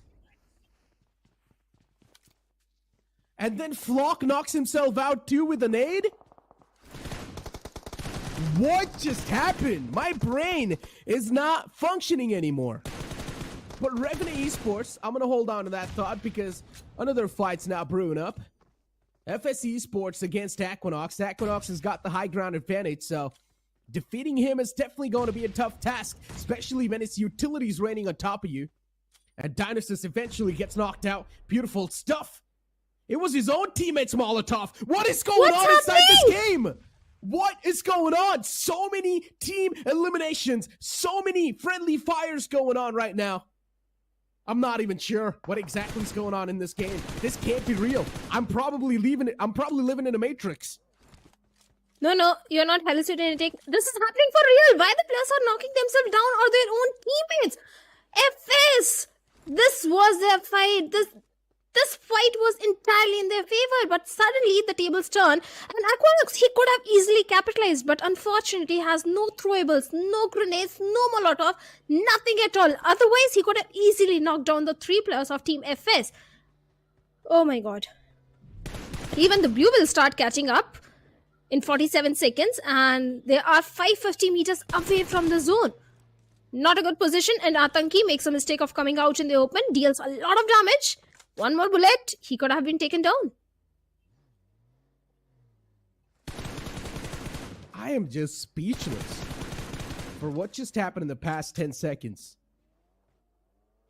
3 players, from which 2 of them knocked themselves with their own utilities, and then 1 friendly fire because the Molotov was on the ground of his own teammate.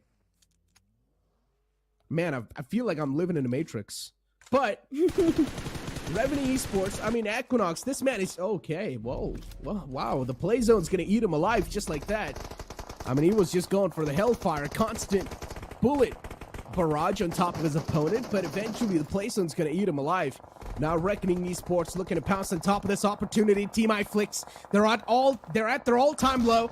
Wish was way too low as well, and 2 players from the side of iFlix, they've been knocked out and instantly confirmed. Carnival Gaming, they somehow managed to shut down the entirety of their opponents, or no, it was Reckoning Esports actually who managed to take down the last man of Team iFlix.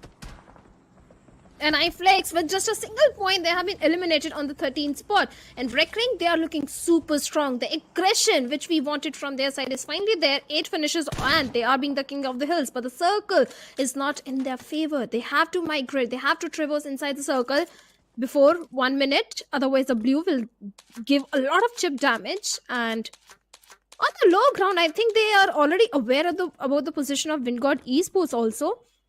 So Gujarat, they can't make the mistake of coming out in the open. But in all this chaos, there is a team right in the center, and that is going to be the players of Team Soul, Necro. Team Soul, they've been able to stay alive for so long. Definitely is quite okay.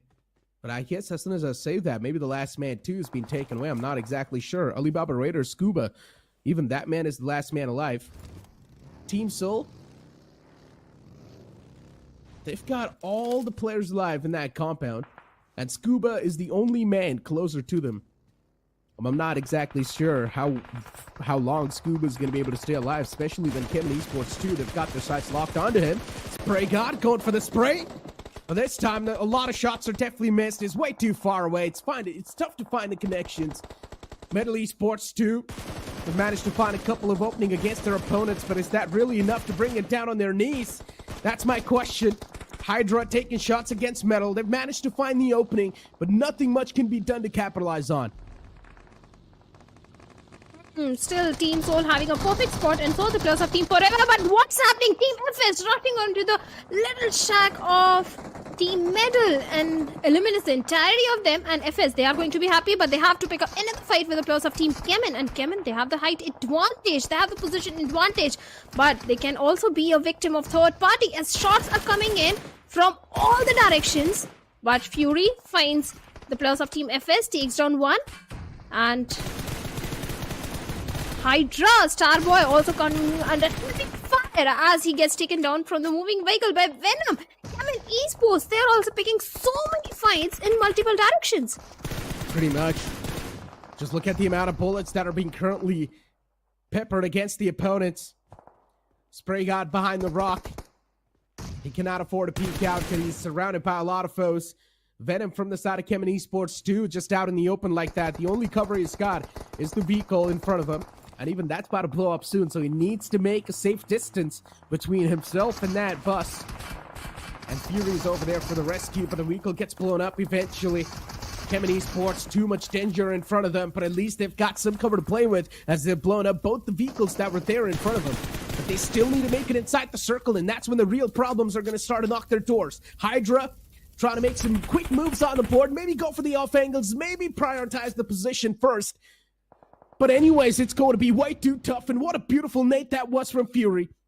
Finds the perfect mark, shuts down Spray God, and now the only man they need to worry about from Hydra is Bursch. Hydra was desperately trying to move inside the circle. They didn't scout the area. That desperation led to their demise, and looks like Naspash OP. Reckoning is also there. I don't know how this man is still surviving as Reckoning takes on Fury with that moving vehicle, and Hunter gets a confirmation point, and Chemin Esports, they were looking strong, but that rush from the side of Reckoning completely annihilating them. FSRO still in the blue has been spotted down by Immortal, and this time the M416 will come into the action as he gets taken down. Reckoning, they also need to go for those crucial rescue mission onto Turbo as grenades are being flung over by Team Forever. Oh man, Reckoning Esports! The utilities that are being put up against them, they're just perfect. Team Forever.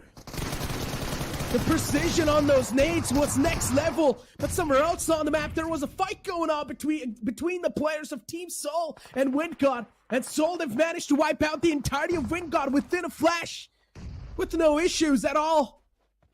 Team Soul, for them it's all good in the hood for now. Yeah, they're in the lower grounds, but still the team that's currently on the top, they've got their own problems to deal with. And they also don't have the circle. Team Soul have the circle control. They have the compound. They have the concrete hard cover for themselves. But speaking of Reckoning, they don't have the numbers. Only 2 players alive. It's kind of a 2v3 scenario where it's a battle of the grenades. It's a battle of who gets the perfect projectile as grenades are being flung over. But no connection. Flock and Mafia still trying to move forward. The soft cover, the smokes are there to deny the vision. But Hunter, he was so close. Mafia, he could have been taken down. Now, Team Forever, Mafia and Flock, they have been pushed back. This is the moment where the players of Team Reckoning can prioritize the circle as the wall of death is also closing in. Yeah, now even the wall of death is going to start to move, so that means you need to be quick enough to make it inside the circle. Team Forever, they've got their footing barely inside the zone, but how safe are they really? That's the question. Team Soul is the only one with a solid compound, but now Reckoning Esports and Team Forever looking forward to infiltrate. At Team Soul, they've got way too many players approaching at the same time. There's a chance they can be overwhelmed. Hunters against Knuckle, and Knuckle nade lands perfectly. S-Power's knocked out. Is trying to back away for the safety, but Team Forever, they're on that constant move. Always from the top is probably going to gift that support fire, but these 2 players from Team Forever, they've got a lot of burden on their shoulders. They need to shut down Team Soul in order to get this chicken dinner. Look at the position of Ove's. Ove's position is going to be so critical in gathering all the information about the players of Team Soul, but the rescue mission has been made. His power is again back on his feet. He just needs to patch himself up, but the majority of the real estate control is with the players of Team Forever. Looks like this is a game to lose. And always with the DBS enhanced is already trying to look for the players of Team Soul, and Soul is ready for this fight as all the 3 players are moving as a pack, as a unit to charge into the compound of Team Forever. The go calls now made. Team Soul, they're getting desperate. They can taste the victory. They just want to take down their opponents. A beautiful off angle from the first player of Team Forever. But he managed to catch only one player off guard from Team Soul. They've still got two players up and alive, from which Ronnie and S-Power, now they're moving in from the upper lines. And both the players, they've got a solid gunpowder to play with. Mafia and his teammate Flock, they've definitely got so much to worry about. You can feel the heart beats pumping through. You can feel all the adrenaline that these players are facing. It's a 2-on-2 scenario, but Ronnie gets shut down. A beautiful shot from Mafia to find the opening, and now the go call's gonna be made. The push comes into play. Team Forever, they're on a run against the entirety of Team Soul. S-Power, he's all by himself to hold it off, and he can spot the player in the front, but the S12K shuts down Mafia. Over-aggression and overconfidence is something that's really being punished by S-Power, and he's also gonna find a clean raise onto Ronnie. S-Power, this little kid, he has literally saved the day for the players of Team Soul as he's about to take down Flock. Flock surviving on a little HP. S-Power, he also needs to patch himself up. Ronnie. But this time, Ronnie is going forward with the M416, and the last player of Team Forever is not aware about Ronnie's position, but no, he manages to take him down. Again, it's a 1v1 scenario now. Oh my god, it's one of the most awkward fights that I've witnessed so far, but it's also quite entertaining. Some scrappy moments here and there, overcommitments from both the sides, but now it's led down to this 1v1 scenario. Flock versus S-Power, and both the players are looking quite healthy. Flock ran out of his bullets onto that UMP-45, so now picks up the Vector from the ground. He can feel S-Power. He can hear all the footsteps that are being given away currently by S-Power. But that one single DBS pump is all it's going to take to shut down Flock. And Flock realizes the exact same thing. Both the players playing the waiting game. Both the players playing for patience. But soon enough, the wall of death as well is going to start to close on up even more. And the time is counting. It's taken away. S-Power in the outskirts, still trying to sense his opponent, while Flock is not even moving a single muscle, is not even moving an inch. But S-Power might now decide to just move in. He's got a smoke in his hands, decides to smoke the stairway. I'm not exactly sure what the game plan's going to be looking like, but now it's taken down way too low. S-Power, he's only got one single sliver of HP to play around with. Goes for the patch-up as well, but S-Power hears the footsteps approaching him. Flock, this is the only chance he can find to take down S-Power right here, right now, or else one single DBS pump to his face can't seal the deal. Flock is taken down way too low. S-Power makes the march to his death as eventually he shuts his opponent down. This fight elongated for way too long, but eventually in the end, it was S-Power to shut his opponent down. Fantastic, beautiful gameplay coming in from the side of the entire Team Soul, but S-Power, this little kid, first he went for the rescue mission onto Ronnie over there, that saved the day for the team. So many times, the way the Team Soul rushed onto the compounds, they held onto the compounds, so fantastic gameplay coming in. And S-Power, the patience finally paid off, the DPS in his hands finally paid off, and they get 15 placement points and too many finish points as well.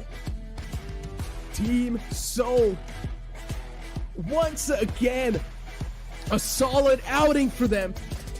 Yesterday in the game of Erangel, they ended things on a great note. Now in the game of Miramar, they got another solid chicken dinner, but this was one of the best 2v2s I witnessed. Yes, there were a lot of mistakes being made from both the sides, let's be honest, especially the overcommitment from Team Forever. That's something that really cost them that game. They should not have been that over-eager to take the fight against S-Power, especially when he was all by himself. Yeah, in the final moment, definitely he should have held on to the patient. In fact, the moment S-Power was surviving on a sliver of HP, that was the moment Flock could have made that push, but he waited. He held on to his area, and that was the moment S-Power, he patched himself up. He was again onto full HP, and that was a mistake because that was the only opening chance that Team Forever had to get the victory for themselves. Exactly. I mean, that final 1v1 between S-Power and Flock, that extended for a really long time. That elongated way too long. But this is how the action really kicked off. In some of the moments where we We saw Alibaba Raiders off the patch just getting dismantled like that. Then one of the players on the side of Revenue Esports, that tough extent we saw from him. A couple of friendly fires too, a couple of self burns as well was something that we saw. But hey, it's okay. It's time to move on from that. Unfortunate things definitely happened with too many players over there, but Chemin, they were also looking so strong. They were engaging in a fight, but the moment the players of Reckoning rushed onto the area, they were annihilated, and immediately Reckoning was not prepared for the rush that came from the side of Team Forever, and they also got eliminated, but good elimination points in their favor. And this was the moment where the players of Team Forever made a push onto the compounds under the supervision of OBOTZ. Pretty much, and this was the overcommitment that I was talking about. Mafia just pushing a little bit too ahead of himself, and then instantly S-Power gets the opening that was needed. Ronnie as well, making the push on top of the stairs like that, especially when he knows that his teammate is not near him. That was definitely quite a blunderous move coming in from Team Soul, and that could have costed him that game as well. Ronnie should not have done that. He should have waited for S-Power to be done with patch up, and then pushing together. That's where Team Soul could have had the best possibility of winning that game too. But Ronnie, he almost cost him his team game. Yeah, that was a mistake because S-Power was on the upper floor of the concrete building. On the other side, Ronnie went on to rush, and that was the moment he was taken down, and it became a 1v1 fight in the end. It could have gone either ways because there was a moment where even S-Power came on the verge of elimination, but S-Power saved the day. This guy is so fantastic. I have been witnessing him, I've been seeing his performance since a very long time, and this guy never fails to impress me. Of course, S-Power is one of the most talented young mechanical players that I've seen so far inside the IGC, and finally, now that he's under such a massive banner, he just needs to prove himself even much more in a better fashion. The grind should never stop. It's something as a professional player you need to live with, and I'm pretty sure S-Power is one of those young lads who keeps on grinding every single day because he is a mechanical god. From what I've seen, he also used to play in quite a lot of teams. Even Godlike he used to play in the past, then he shifted on over towards Blind Esports, and now he's playing under Team Soul. He has been playing for some of the top teams, and he has been doing a great job underneath those banners too. Before he joined any sort of organization or a banner, before that also he was a very strong mechanically gifted player, because I first saw him in one of the tier 3 scrims where he performed so fantastic. And let's have a look at the MVP. Is it no, it is not S-Power, it is Hunter from the side of Reckoning. Exactly, it's going to be Hunter from the side of Reckoning Esports. 5 finishes and 36% finish contribution. Hunters, yes, just this man was slipping under the radar for his team, but I guess Reckoning Esports finally some stepping stones of success, and this is what we like to see. Reckoning Esports, they were struggling quite a lot, but maybe after this game, they're going to find that momentum that they desperately needed, and maybe this can be the start or the beginning for the good. Let's move forward and take a look at the stars of the previous match, and maybe this time, this is where S-Power can be found, because he was the one to clutch it out. And yes, he is going to be there. The finisher of the previous game with 2 finishes and 3 assists, and the distance traveled is quite a lot. And then you also move down towards the survival time, which is 30-36, the most. The maximum survival time definitely is there. Then we have Eggy as the best companion from the side of Gujarat Esports. Gujarat also, for a very long time, they were holding on to the center of the circle, but unfortunately, they were taken down by the players of Team Soul itself, because even Team Soul was prioritizing the circle, center of the circle. But speaking of Reckoning, yes, this time definitely a step in the right direction, because they have got too many elimination points. So let's have a look how many elimination points. 14 total, and total of 24 points Reckoning is having. Oh man, match rankings. I mean, you can see that in front of you too. In the first spot, you can see Soul with 24 points, 9 finishes. Then you see Reckoning Esports with 14 finishes. Even they managed to tie up against Team Soul. The only reason why Team Soul is currently in the first in the match rankings is because they had a lot of placement points, and of course, because the chicken dinner. Then Team Forever is going to be on the board too with 19 total points. Gujarat Esports once again showcasing themselves in the top 4. Alibaba Raiders, even though they got taken down or they got dismantled in the early game, they still have managed to squeeze themselves in the top 5 in the match rankings. That's an impressive stuff. But iFlakes, a disappointment again from this side after getting a victory for themselves. This time they have got only 2 points for themselves. X-Park, a again, a big name not able to perform up to the expectation. Orangutan looks like the difficulties are still conquering on day number 2 because the previous game also didn't go entirely in their favor. TWM Gaming with 0 points right at the bottom. Skull Esports, I don't know what's happening wrong with this team. Maybe they're overthinking, or maybe they're just trying to change their play style. They have to play like they were playing in the Open finals. This is not the same Skulls. Looks like this is entirely a different Skulls team. Exactly. I mean, this, as you mentioned, this is not the same Skulls team that we've seen perform in the past. And I think so the only thing that's really differing from this Skulls and the previous Skulls is that the previous Skulls was a little bit more confident in their approach. They were a little bit more aggressive in their approach. And this Skulls is playing a little bit too passive. I'm not exactly sure. Is it the lack of confidence, or I'm not exactly sure what exactly is going on. Maybe they're trying some new stuff out, but they need to understand they do not really have a lot of games left anymore. They need to give it all they've got in the upcoming game of Erangel. If that's not going to be the case, well, then you might as well say bye-bye for your slot in the Challenge Finals, right? I think it's way too soon to say that, but I'm very sure Skull Esports definitely going to make a strong comeback. But yes, I think it's the pressure which they are not able to handle right now, because so many invited teams are there, so many big names are there in the lobby. So definitely need to feel some sort of pressure, but you have to thrive under pressure, and that is when you will qualify for the LAN, and that should be the ultimate goal for every single team, be it the top team or the Open Finals qualified team. I'm not exactly sure if that's too early to say that, considering you've only got 4 more games left, Shadow. And in 4 games, you need to have a massive climb. Yeah, one single solid game can definitely propel you, but considering looking at the stats, I highly doubt that massive game is going to be coming anytime soon. So there's definitely a lot of factors that need to be considered, especially from Team Soul. There's a lot of loopholes that need to be patched up. But for now, let's move forward and take a look at the overall standings. That's going to be revealing a lot of the storyboard, as Team Soul now is going to be back up on the first spot. The Kings return to their thrones. 64 points to their name. Chemin Esports, well, they are on the second with 55 points. Team Prince on the third with 47 points.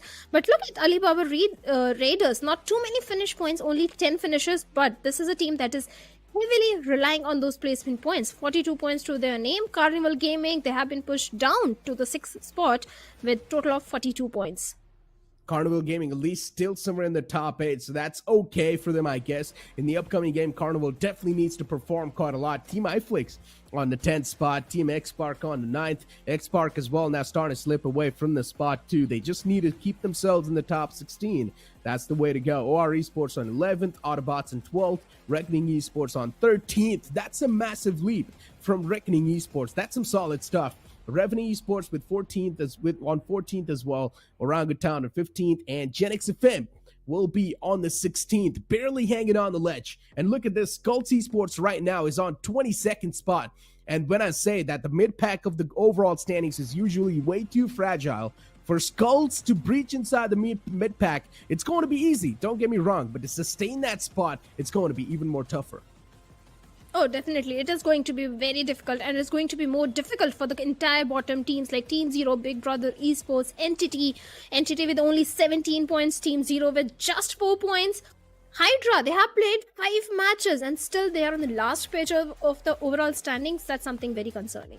Without a doubt. I mean, you being on the last page of the overall standings, as you mentioned, it is definitely quite concerning.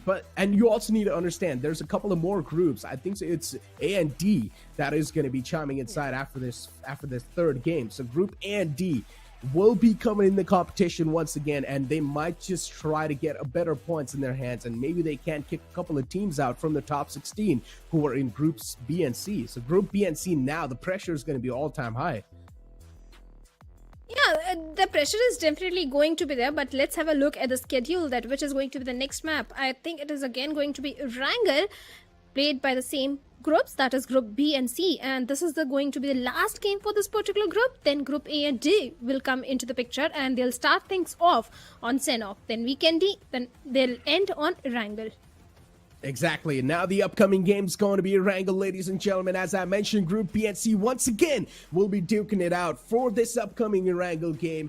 We have seen these two groups duke it out over and over again in the previous 2 games, from which the first one was won by iFlix, now the second has been taken away by Team Soul, and maybe the third game We don't exactly know who's going to be the one to take it home, but a lot of lock-ins are definitely going to be there. I want to see Team Revenant Esports maybe now finally make a comeback and do a better job. If you want to see Revenant, I want to see Reckoning, because Reckoning was playing some fantastic, and finally they have a momentum rolling because they performed really good in the previous gameplay. They got too many finishes. Yes, the chicken dinner was not there, but they finished on the 3rd spot. So definitely Reckoning is also one of those teams that we need to look out for in the next Erangel. I mean, without a doubt, Reckoning is going to be one of those teams that even I would like to see, but at least they're somewhere in the top 16, right? So they're okay for now. But Revenant Esports, they've got a lot of climbing to do. They still need to breach inside the top 16, and considering Revenant Esports as well, they've went through a little bit of tweaks and changes. They also need to make sure that these tweaks and changes are working out a little bit more better, because Blaze and Equinox's addition so far hasn't really been proven that well, and Sensei being the IGL, I guess he's having a tough time guiding the team. And not just Revenant, I think these changes are certainly not working for so many teams. So many big names are there right at the bottom, and looks like the roster changes are not working for them. And even still, on day number 2, the teams who are sticking with the previous lineup with good synergy, they're performing really good as compared to the other teams where there are certain changes. But now it's time for Erangel, and the big blue bird is going to hit the sky as the flight path is taking us all the way from Novo Rupnoy. Looks like this time we have a southern flight path, starting off with Novo Rupnoy, going all the way towards the side of Quarry. So can we expect one more northern circle? Maybe, yes, maybe we can expect one more northern circle. I want to see a Stalber circle. And this time, let's see if we can expect any sort of drop collision happening, because hey, these are two entirely different groups playing together. This is group B and C, and Team Reckoning are going towards the side of military base. Yes, of course, I am here up and waiting, because this is the exact same plane path that we actually saw in the first Erangel game, and I also mentioned how teams who would want to probably end up towards Severny or Stalber would have to take those additional road routes. So I think so that's going to stay the same even now. But on the other side, if you're seeing, just as you mentioned, Reckoning having an easy path, they're going to make sure that they're going to loot the entirety of the military base. No one really there to stop them. OG dropping to the main location. The question is going to lie exactly in the same place. If Revenant is going to have that drop collision with Hydra officials, because both of these teams, and also including the members of FS, want to fight for that exact same place, Milta Power as well as Milta, so their rotations are going to be pretty similar. But just as you said, we've got to wait for the circle to form to see which of the teams are going to have a fun time. And just as we said, it's going to be all of the teams who are on the eastern edge. Speaking of Eastern Edge, we have an Eastern Circle where we have the plus of Team Revenant. Milta has been their home ground since a very long time. Then we have the plus of Team FS in the city of Milta Power, Vingod, going all the way towards the side of Lipovka. And we have Skull Esports towards the side of Farm, Team Forever. They have always been going towards those pancake compounds since a very long time. So nothing really happening, no drop collision whatsoever. Everybody is just focusing on grabbing those crucial resources, those weaponries. And speaking of a team that is up on our screens, Team Hydra, they are on the last page, and 5 games already over, something very concerning for this team. That is indeed true. So they've got to make sure that they somehow manage to get those additional picks and they manage to get those points. Otherwise, just as you mentioned, it's going to be an even more uphill battle. So they're an amazing Kugisaki Nobara skin out there. So I'm a big anime geek, so I would always end up recognizing all of these situations. But Team X-Park as well, currently going in for that rotation. Definitely want to try and get as much loot as possible, ending up in Yasna Polyana. Seen them how they love to play around that area, loot it, and then move forward with those rotations. So since the circle is basically covering the entirety of Yasnaya, they should not have any major troubles. Plus, as there have been no teams dropping off towards Severny or Stalber, I don't think so they should be too worried about anyone trying to come in for the backstab if they want to insert themselves in the circle. Unless it's going to be Chemin, which we've basically seen even in the first game, love to rotate after the second blue finishes. Now we have iFlix in the city of Pochinki right now. And speaking of the performance, the first game they did really good by getting a winner chicken dinner. But the second game, the last Miramar, they got eliminated very early in the game.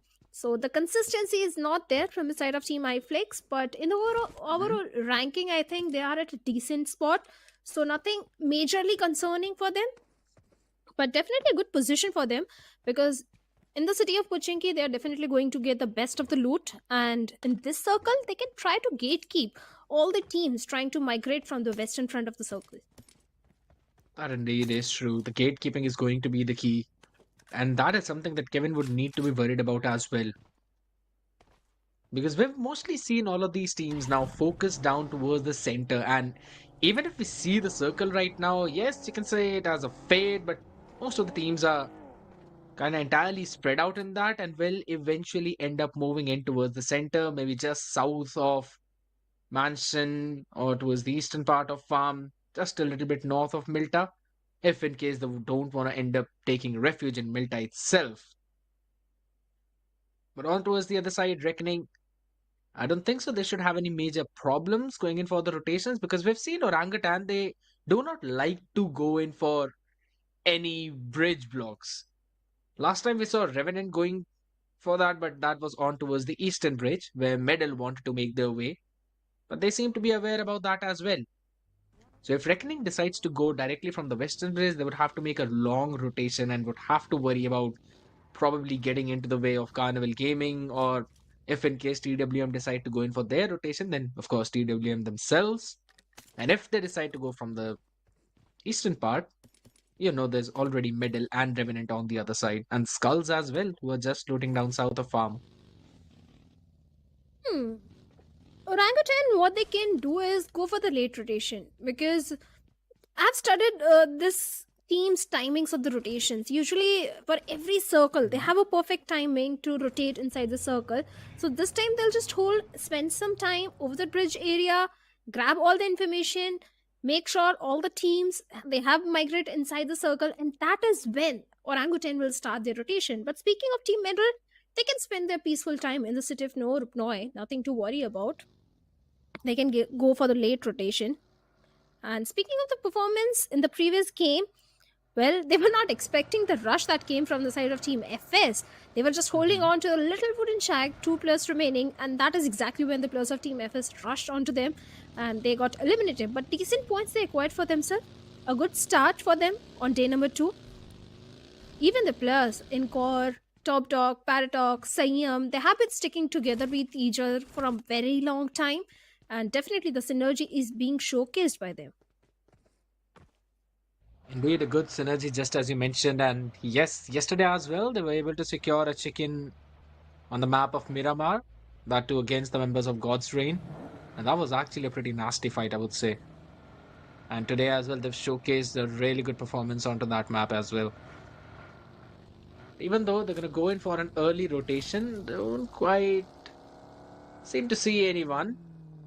It's going to be camping onto that bridge, stopping their path. And Core also taking that space. Now the real estate in this game is going to be the key.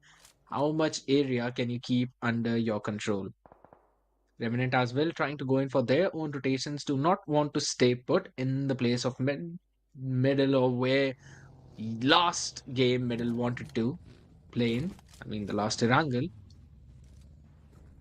And if you're also looking in towards the side of Rozok, where Team Soul is currently playing, they would also be going in for this exact same central path of rotation.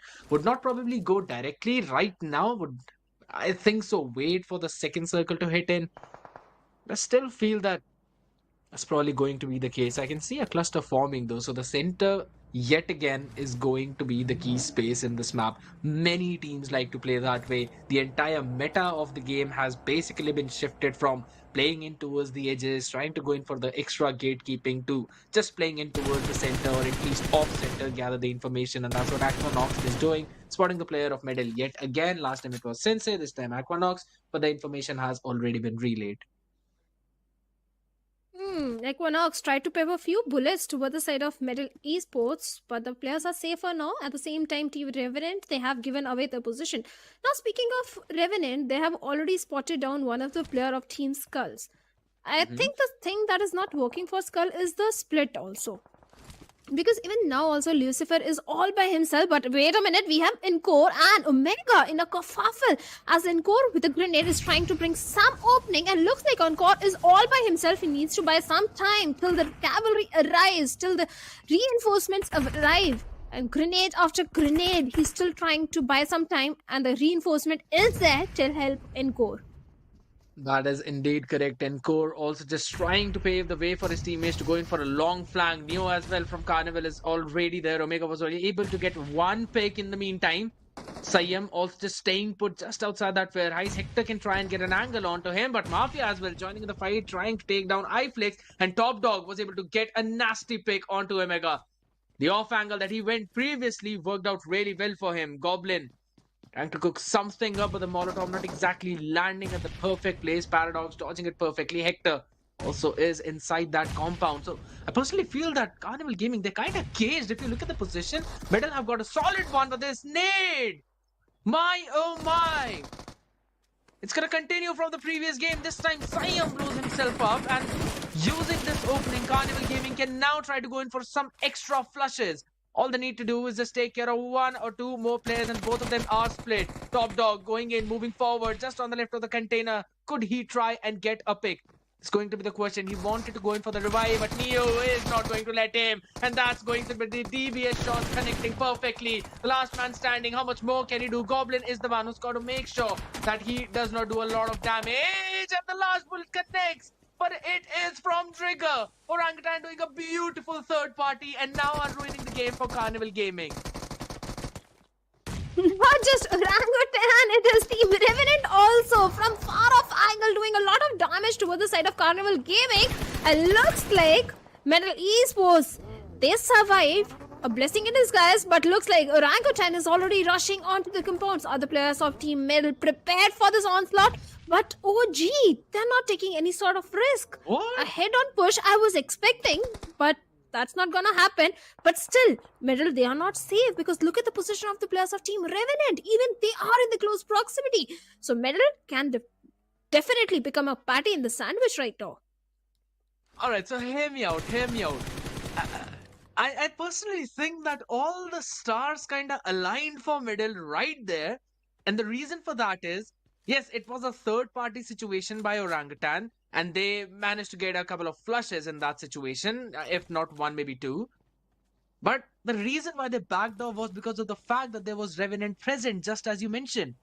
And then it could have been a fourth party situation where even if Orangutan would have won, they would have been under a heavy fire.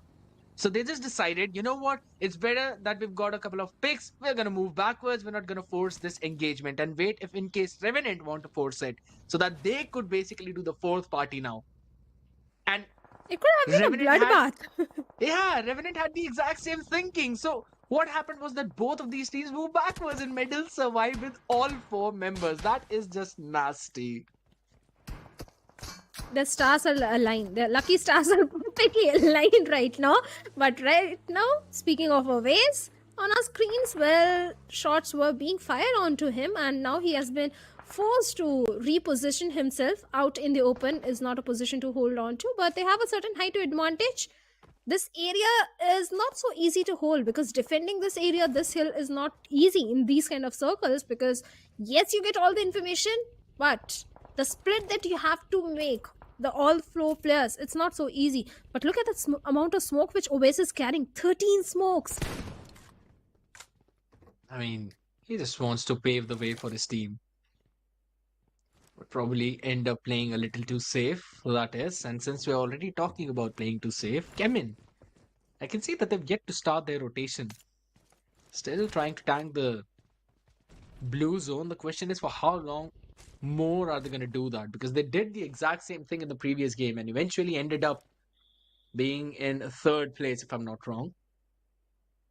And that too with the heal battle. They're due one chicken though. They promised us. So maybe this is going to be the game, as this is the last game of the evening. For these two groups at least. We're going to have a different group now. But as of now, talking about chicken dinners, Seoul is the only team that have managed to grab 2 chicken dinners. Some shots being fired. Sarang spots medal. Multiple teams have spotted them though, by the way. I'm telling you, the stars are aligned perfectly. They are one of the luckiest team in the lobby right now because there was no chance Medical could have survived in that situation. But for now, Team Xbox. Speaking of this team, they have not been able to perform up to the expectations. But on the other side, Trigger finds Moksha 5 flicks out in the open instantly, takes him down, gets one more finish point. 2 finishes, already a good start for the players of Team Orangutan, but Orangutan needs much more than that because even they are in the danger area. They are nowhere to be seen in the top 16. So Orangutan also needs to focus on those placement and finish points. And nothing really happening. Xpark is just trying to give a few bullets towards the side of Team Medal Esports. I'm not expecting any sort of blind rush for now because it's an open area. It's too risky. So most of the teams are just trying to play it safe, smart, want to play for survival and gather the information. I mean, almost all of the teams have occupied different compounds and have at maximum sent one player to gather as much info as possible. Right now, we also see Hydra official doing the exact same thing. And now the main problem in this case is the fact that even if one of the teams decide to go in and take a fight, you know that another team will be coming in for a third party. That is the only reason, but they're just trying to take a few long-range fights. Even if they get a lucky knock, I don't think so they will try and go in for a slam. Because again, you are risking everything onto just 3 or 4 finish points. So rather just do third party yourself, and that probably is the situation which all of these teams are going through. Orangutan, we've seen them multiple times playing just on that shoreline, and they're doing the exact same thing even now. Well, on the other side, Reckoning, just on the north of that bridge, holding that one space. Few of those covers for them, and FS as well. In towards the central eastern part. Could potentially stop the run of Wind God. And now finally, Chemin have also decided to jump inside the safe zone. If not safe, at least the blue zone, so they don't have to take a lot of damage. I think so. The entity who's basically done the maximum damage in this game is the blue zone, and that too on Chemin. This is Revenant Circle. If they play their cards right, they have the golden spot, and so are the players of Team Medal Esports. They can definitely capitalize because Circle is favoring both these teams heavily. And Revenant, Milta has been their home ground since a very long time. They are aware about every nook and cranny of the circle, all this area. So definitely Revenant is having a certain advantage. But speaking of Reckoning, they're just holding on to a compound near the bridge area. But Owens with the grenade finds an opening, takes on Vishu. And Crypto is all by himself. The rush has been made and Crypto realized there is no way that he can save his teammates. Better save his own life. And finally, he has managed to do so. We'll scuttle back to the safety as Mafia will go for the confirmation point onto Vishu. Waze was taken down, but seems like it's an easy revival. Nothing to worry about for the players of Team Forever right now. But look at that. We have the players of TWM also in the adjacent compound. Indeed, again, just waiting for the right opportunity to probably go in, try to get extra flushes. But that was literally some fast and furious stuff out there, which iFlix were doing to save themselves from getting eliminated. Because till now, we're literally in the third stage and only one of the teams have been taken down. And as soon as I say that, Hydra suffering from one knock and that too out in the open. Should be able to survive though. They're not forcing the fight against Alibaba Raiders. And talking about Alibaba Raiders, they were also playing pretty solid yesterday. So just want to try and continue that performance. Had a few hiccups in the previous 2 games. Might want to try to redeem themselves in this one, and it is a high possibility for them to do so. Now, the main thing about this kind of circle and so many teams staying alive is the fact that you need to make perfect decisions at perfect time, and so is WizGod making that, jumping off the roof as soon as he heard a few shots connecting onto him, seeing his HP drain down. Just a second late rotation could eventually make the difference, could help or break your entire play. So every single second is going to count for all of these teams. So that's one of the reasons why we are staying put in these locations. Team Forever, TWM, Orangutan, they've all just found their own compounds, their own heaven, and are staying put, not going in for some long rotations. It's a just stage 3 circles. Not too many areas are there to hold on for all these 15 teams. So definitely a fight is going to happen between the players of Team Alibaba and FS Esports, where FS, they have a height advantage, and Scuba with those grenades is trying to bring some sort of opening. But look at that flank angle, off angle, which one of the player of Team FS is trying to make. Scuba out in the open, not a safe position to hold on to, and Secret takes Scuba down from the moving vehicle. What just happened? Now, Team FS, they have a numbers advantage, they have the position advantage, and Ali Baba, Chris OP is surviving on a sliver of HP right now. Should be able to run away. Dinosaurs wants to get that space, pushing them back and taking that all area under his control, but it soon is going to be out of his control as the blue pushes him to move forward. But Alibaba Raiders, yes, trying to move forward quickly. Some shots being fired yet again from Roman on one far compound. He is inside the blue, so he can try and stop the rotation for a few seconds, and the few seconds that he actually bought for his team helped them all to survive and move forward. What a smart decision coming in from Alibaba Raiders. Kudos to that quick decision making. But on the other side now, yeah, I don't think so. The zone is going to be forgiving for any of the teams who are literally playing in the center. I want to see the fight that might potentially break out between Team Forever and Orangutan. The next circle shift is going to be so detrimental for all these teams. Right now, they're holding on to the compounds, but if circle takes a hard shift, then they have to leave those safety compounds, come out in the open, and that is when all the mayhem will break loose. Even they have Middle, Revenant, Hydra holding on to the adjacent compounds, where Middle, Paradox, he's getting shots from somewhere. So he needs to be a bit careful. I think it was Team Hydra who was peppering few bullets towards his direction. Speaking of Team Soul, they are holding on to the southern periphery of the circle.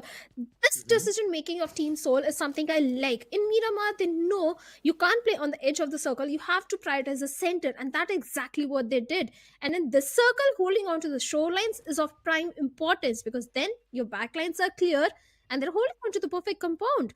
So Team Soul, perfect decision making, perfect rotations are being showcased by this team.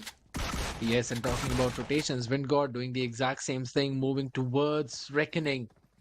But the one who's wreaking havoc, at least to the members of Soul, is going to be Crypto, the last man surviving for iFlix, and he cannot run away from the fights any further. Already starting, taking one down, and can he find anything more is going to be the question. What's up the syringe?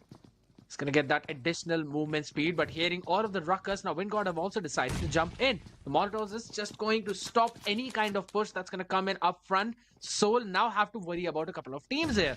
First, the Lurker, and second, Windgod, who are just waiting for one of these players to fall down. Ronnie already losing his life, but as Power, Manya, Nakul, all of them stand, so they've got their IGL on feet. Got one of their top fraggers as well. Now they decide to go away, DBS in the hands, but can't seem to find something! One is the answer, but he could not even finish that off. But in the meantime, Windgod's attention have been taken away as FS now try to fight against Chemin. Aru in the meantime standing on his feet just with Atanki. Can FS win the fight is going to be the question. Venom also HP way too low. Sarang also joins in, takes Atanki down and finishes him off. That is disaster for FS. Aru, now he needs to play for his own survival, and he's basically caught in between two people, if not three. Oh yes, definitely there is a third party, but Aru's grenade takes on Auto of Chemin, and at the same time he takes on the last man, Fury. And with that, Chemin, they have been eliminated on the 14th spot. And Team FS, Aru, well, he's in last man standing, but good finish points, 5 finishes to his name. But the major problem is the circle. He has to migrate inside the circle, and 200 meters is definitely a tough challenge for him, especially when he's all by himself. And Team X Park is also very well aware about his position, but Team X Park, they have their own worries, as Ninja Jord has been taken down, and now they have to migrate inside the circle and go for the rescue mission onto the fallen comrade. Merit Esports Encore is trying to rain death and destruction onto the plus of Team X Park. You give middle and range, they're going to take a mile. They were spared early on, and now they're not sparing anyone, especially Team X Park. Just trying to gatekeep them, take them down one after the other. Even if the shots do not take them down, at least chunking their HPs. Top Dog, though, has basically got no armor on himself. Helmet, yes, but he's got to find a new vest out there. It's been pierced with all the bullets. Now, talking about piercing with all the bullets, now even Medal have to go in for the reposition. And in God, they're also at the edge. Reckoning are going to stop anyone from rotating. Orangutan, they'll also make their move. Because if you're looking at Alibaba Raiders and TWM, they've got a pretty solid position. And even Skulls now will try and stop the movement of Team X-Park, who are literally just raining fire onto them as they try and go in for that slam, but on towards the other side. Even Revenant Esports are being stopped by a team that are in the close proximity. Not yet stopped though. This should be able to go in for a full-fledged rotation, but Orangutan might welcome them. Definitely, that is a possibility, as Revenant with those vehicles, with those buggies, is trying to migrate in the circle, but shots are being fired and the vehicle won't survive for trying. Have an area somewhere in the center. I won't say this is the best of the spot for the plus of Team Revenant. Let's see if it can work in their favor. But Team Soul also needs to be careful about the plus of Team Reckoning, as they are also rotating on the other side. Spray God with the crosser takes down the plus of Team Metal. Top Dog also coming under heavy fire, and even the plus of Wind God are also getting taken down. Fires from all the different angles. Team Forever trying to stop the members of Wind God. And on the other side, we're going to see Punk, last man standing from his team. Nowhere close to the zone. Cannot go for the heal battles. He does not have the first aid kits. On towards the other side, Orangutan also taking a lot of fire. AK has been taken down. Wind God being eliminated. We're going to see teams falling left, right and center. The bodies are falling everywhere. Even Orangutan, they have been eliminated on the 11th spot with 5 finishes. Revenant also coming under heavy fire. Out in the center of the circle where everyone can see you is not a position to hold on to. But now they are on the periphery, but the backlines are not safe. We have the players of Team Hydra who will try to pepper a few bullets towards the side of Team Revenant. On the other side, we have Team Forever engaging in a fight with the players of Team Soul, and Mafia with those throwables has taken down one player. But the trade is there. Omega's down, and Mafia has to go for that crucial rescue mission, as Team Forever is also trying to hold on to the southern periphery of the circle, which the players of Team Soul are also eyeing for. They want this spot, they want this position for themselves, and Team Forever, they have to protect it, they have to defend it with all their... And Team Soul already making the other decision of rotating, but Team Forever also anticipated that as take down not just one but 2 players of Team Soul. Yes, that is true, because the zone was just not close to them, way too far away, and Forever having a good advantage. And talking about advantage, Revenant is the one who's just stopping, gatekeeping almost all the other teams who are in close proximity. TWM as well taking a lot of fire, and you've got Medal, just one man remaining, last man standing. And as soon as I say that, we're going to see them departing from the game 2.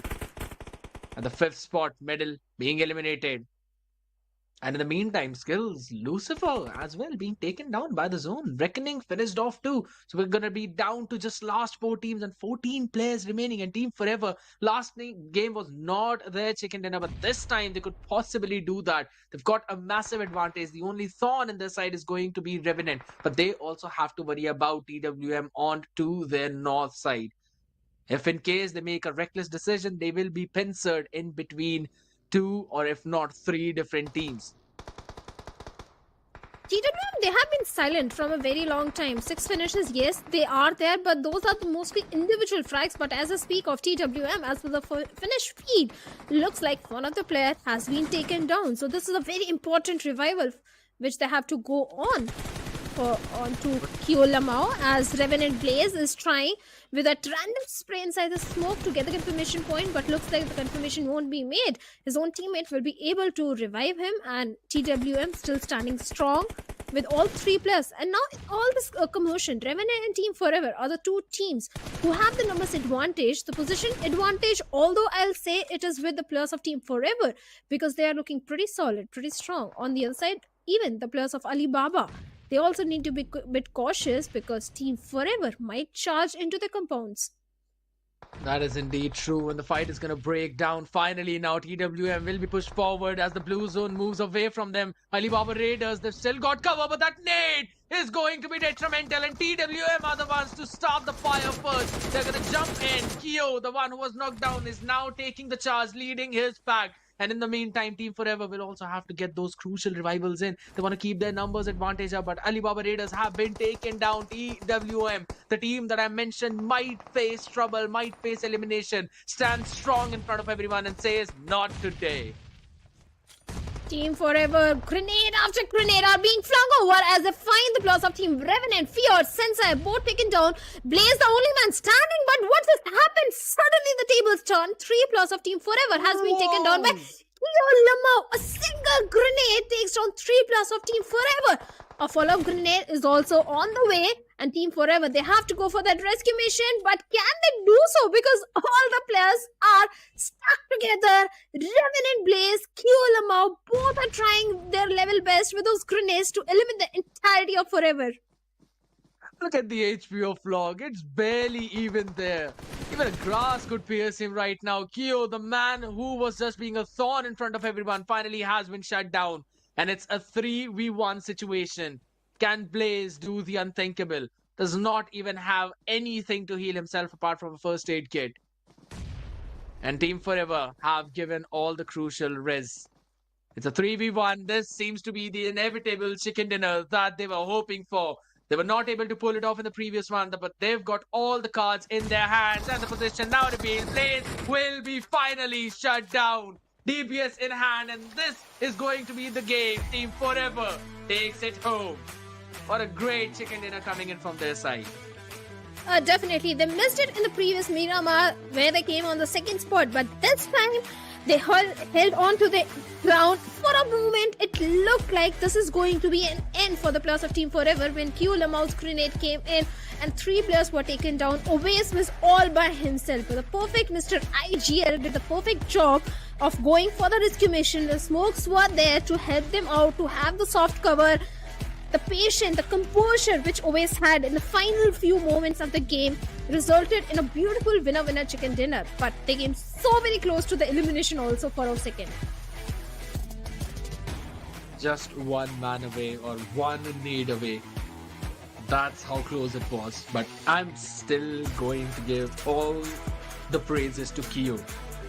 The way that one man was playing, he was the one who provided the opening for his team to probably find the members of Alibaba Raiders and take them down. He was the one who find the nade opening, and then after that he followed it up. He doubled it all up, and not even just doubled up, he tripled up, getting 3 members of Team Forever. That is just outwardly. They almost lost it, and that was just by one man's hand, Kyo Lamau. If this is the kind of performance it's going to put in now, I can only imagine what's going to happen in the future, because you do not want nades in the hand of this kid. They were not expecting Q Lamau at this position at all, because they had a good spread, but the moment 3 players came together, that was the moment when Q Lamau went in with that grenade. Even Blaze was also trying to do the same thing, Revenant, and for a second it looked like if Q Lamau and Blaze will throw a grenade at the same time, Obeys will also go down. It was so risky at that point. Oh god. Imagine the game going so very slow that there are teams still rotating. And then eventually it's going to be so fast paced that maybe not even the highlights could cover every single play. And we're already starting from so very late. Look at that. It's probably the 3rd or maybe the 4th stage zone. Directly starting from Crypto, wherein he got one good knock, but not just follow it up. Not towards the other side. Just one play coming in from Aru. My oh my. That's the reason why I still say DPS needs a nerf. It's a nasty weapon. I just say it, send it back to the airdrop, but that's something too much to ask for. But never mind. Even TWM also did a fantastic job of eliminating the entirety of Team Alibaba, because Alibaba had good compound.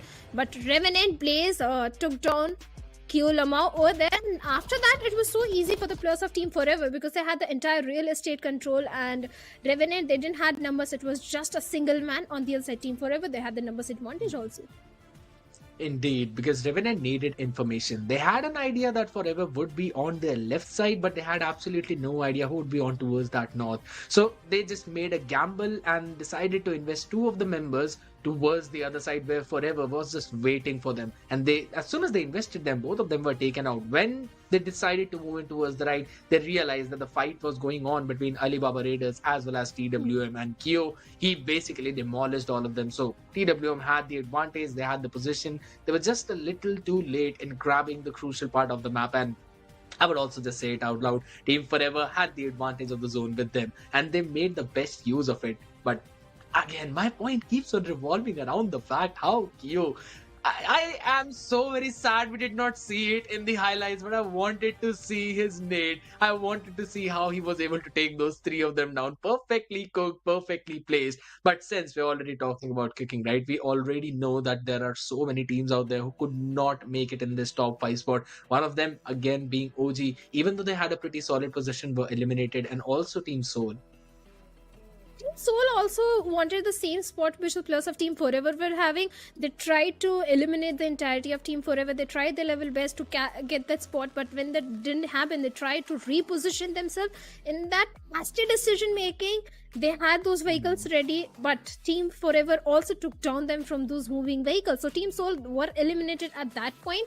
Had they been more earlier than Team Forever in their rotation, they could have been the one getting a winner chicken dinner for themselves. This could have been a possibility, because dominating from the southern side in this circle is kind of prime importance. At the same time, there were too many third parties also happening, where Carnival Gaming and Medal, they were also engaging in a fight where the third team did a perfect third party, and Carnival Gaming, they got eliminated. But looking at MVP, where here it is, Kyo Lamau with 8 finishes. And how do you even manage to have 89% finish contribution? What did he even miss? Maybe 3 kills at maximum, if not 3, maybe just 1, if I'm not wrong. It could be possible that his team had a total of 9 finishes, out of it 8 were in his hand. He was paving the way for his team. He was the one who was showing them. You know, you might as well call him the Messiah out there, because he was carrying his team, and the setup, the support that everyone in TWM was providing to him, that was absolutely brilliant. But again, at the same time, we also have to see the stars of the match. It's not just Kyo Lamau, it's also Omega and Mafia with best companion and finisher respectively. Oh yes, Omega best companion with 3 rescues, Mafia the finisher of Team Forever with 3 finishes, 3 assists, and perfect gameplay was executed by Team Forever. Yesterday, we didn't see a lot of Team Forever, but today, barring the first game, Team Forever have been consistent. Previous Miramar, they came on the second spot, this time getting a winner chicken dinner. So Team Forever is definitely making some big jumps in the overall ranking today. Absolutely, and they need to do that. They were literally on the bottom of that table, if not at the very dead last. So they've got to make their way, because yes, they've still got a few extra weeks of work to be available. But at this exact moment, you do not want the gap to increase any further than it already has. And Team Forever, just as you mentioned, with the chicken dinner, grabbing 25 points. This has been the trademark. This has been the standard. 25 points is where most of these teams grab their chicken dinner. I might as well start guessing the points. But on the other side, TWM, I was saying that he might have 9 finishes, the entire team, and 8 of them were Kyo Lamau. That's exactly what is the case. Are you a human calculator? Maybe yes, scared you are. But Revenant, 17 points to their name. Alibaba Raiders with total of 12 points. A good game coming in from their side after a disappointment in Miramar, finding a good step up. Skull Esports, finally they have showed some signs in the map of Erangel, 10 points to their name. And this time they had good rotation. They had the benefit of the circle also. Reckoning Esports, 7 points to their name. Orangutan, just 6 points. FS Esports also just 6 points to their name. They were taken down by the players of Team Soul, I guess. Yes, it was Team Soul. FS eliminated the players of Chemin, and after that, Team Soul eliminated the last player of Team FS. Medal with only 5 points. Yes, that is indeed true. And since we're already talking about the teams which were eliminated, Kevin, yes, just as you said, were taken down by FS. But on the other side, we also saw Carnival Gaming not being able to outperform anyone else. And also Team X-Park and Windgod. I mean, we've been talking about how teams are facing the struggles, and these are the 2 teams as well who are not getting a lot of success. Even though they've shown their potential, they've both shown how solidly they can get those chicken dinners, but they're just not being able to keep it. in every other map. If not first position, at least in the top 5 or at least in the top 8. That's the bare minimum that they need to achieve in order to get those few extra points and move towards that finish line in the top 16. But if this keeps on going on, I am going to be very scared about them. That was very unfortunate that happened with the players of Carnival Gaming in that moment, because that fight was entirely in their favor. The way they were synergetically rushing onto the compounds of Metal Esports, it was a third party, I think, from the side of not just third, I think fourth party. Revenant was also there, Orangutan was also there, and Carnival were the players out in the open because that compound was held by the players of Metal Esports. So I think in that scenario, even the best of the best team might have fallen down. So that was unfortunate. Nothing to blame for the players of Carnival Gaming, because they could have done nothing at all, because it was just the first circle. They didn't had enough smokes or utilities in their hands to use also. Yeah, that is true. I mean, the loot and the gut cast should be fairly enough, but eventually sometimes it happens that you might not have enough loot. So you got to force 1 or 2 fights, and the zone was in a place that they had to rotate. They had to try and get those positions. But since we're talking about the positions, why not let's have a look at the position chart as well for all the teams who are now playing. Since the matches for these two groups are over, Team Seoul still taking the top spot with 6 matches and total 66 points. Closely followed by Chemin as well, 57 points in total. And following them are Alibaba Raiders and Team Forever, making a very long jump, now reaching at the 4th spot. Alibaba Raiders is also one of the those teams that rely heavily on the placement points. 40 placement points, they have got the highest in the lobby. But Team Seoul, they have got the highest finish points, 34 points to their name. So Team Seoul was always looking for the aggression. But it's always a controlled aggression, because look at the perfect balance which they're having in finish points and placement points. That is something you need in every single game. Even Team Prince, speaking of them, total of 47 points. Team Forever, on this day, on day number 2, they have taken a huge jump in the overall ranking, a total of 51 points in their name. TWM Gaming also, the last game was in their favor, a good performance coming in. Revenant, Wingod also, they were taken up pretty early in the game, I guess, this time in Erangel. Yes, absolutely true. They managed to get a very solid chicken, and if not 30, they probably have 32 points if I'm not wrong. And if you basically deduct that score, they've only scored 13 points apart from that in their remaining 5 matches. Now that is worrisome. They have to step up their gear. They have to change their performance now. But seriously, one thing that we all missed is the fact that Team Prince, with just 3 matches played, are at 5th spot with 47 points. And they still 47. have 3 more matches right now. Yes, exactly. It's inevitable that they would probably take the first spot back again if they continue their performance from yesterday. But, I might have just jinxed it. No, we don't jinx. We never jinx, kid. We never jinx as casters. There is no such thing as jinxing. But speaking of Crore Esports, they have also played only 3 games and they're looking fantastic. They're already sitting on the 15th spot with 35 points. And if in the remaining 3 games of today, they play even 2 games good or 1 game good, they can definitely come in top 8.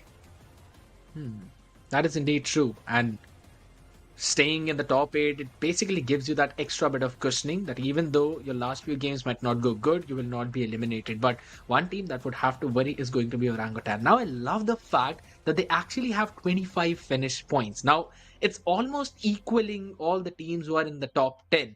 But the only place that they've got to work for is going to be the position points, and it basically is because of the fact that they are getting caught multiple times in a scenario wherein they're basically between 2 different teams or are getting third parties. Just a little bit adjustment there and they would be good to go.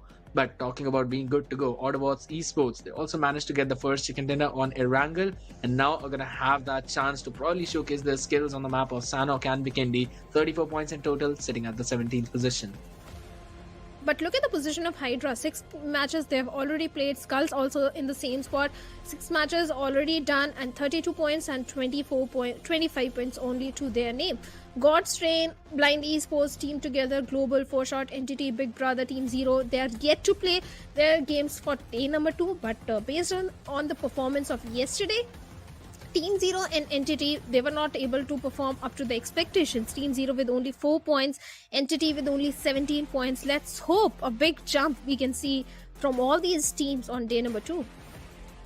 Yes, indeed, that is true. I mean, if I'm not wrong, Entity is a team which basically came second in the game when Seoul took their first chicken. It was the map of Erangel, if I'm not wrong. Yes. So, I mean, they got 12 position points after that. So, in the remaining games, they could not grab even a single position point. That is worrisome, but I think so. They've still got a few more fixes to do, and they would be able to do that. But yes, if you're talking about Hydra Official, if you're talking about Skulls, I think so. Skulls are just crumbling under the pressure. Even though we've seen these players as very experienced, they should be able to pull off those strategies and pull off their moves. It just is not landing in their arms. That's what I think. Hydra Official as well, even though we thought this roster would actually perform very well, they're just facing a lot of troubles into entering those last few zones. They are being caught out in the open while the rotations and also all the positions that they want to go for is already preoccupied. So maybe just changing the speed in which they rotate is something that could help them. Maybe that could be the reason, but this time in Erangel, they were in the center. The circle would have favored them. The final circle also, like you pointed out, had they gone for a very early rotation. So rotation is something definitely that Team Hydra also needs to focus on, and those 4v4 fights, because they are trying for a super passive gameplay, which might be not working for them because they tend to go for the aggression usually. First Erangel yesterday, Team Hydra had a decent point, but after that there was a major downfall. Even that downfall is continuing on day number 2 also. So let's hope they can stage a comeback, but after that, I don't know, they need to do the homework. They need to find out what's really happening wrong with them. Yeah, they definitely need to do the homework. But for now,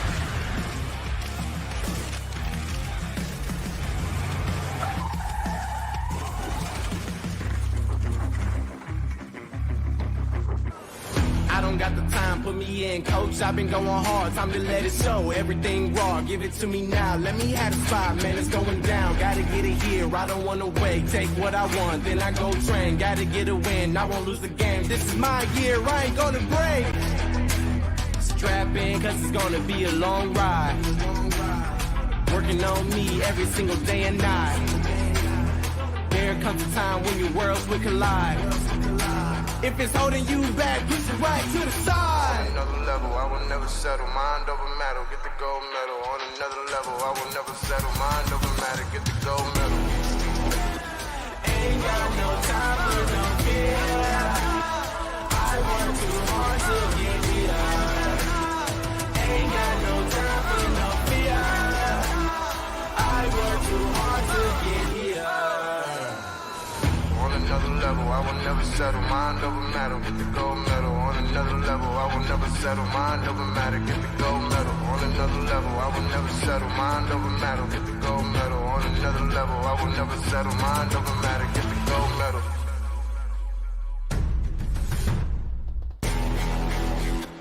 Ain't got no time for no care. I work too hard to get here. Ain't got no time for no fear. I work too hard to get here. Ain't got no time for no care. I work too hard to get here. Ain't got no time for no fear. I work. The Snapdragon Pro Series powered by Samsung Galaxy is brought to you by Snapdragon Elite Gaming, Samsung Galaxy S23 Ultra, and Monster Energy.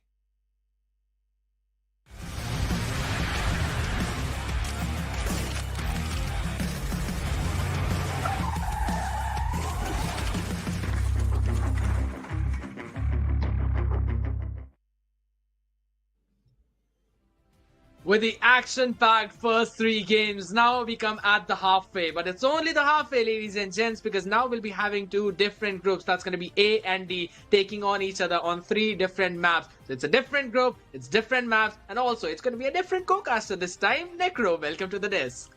I mean, it feels great to be back. And now for Group B and C, though.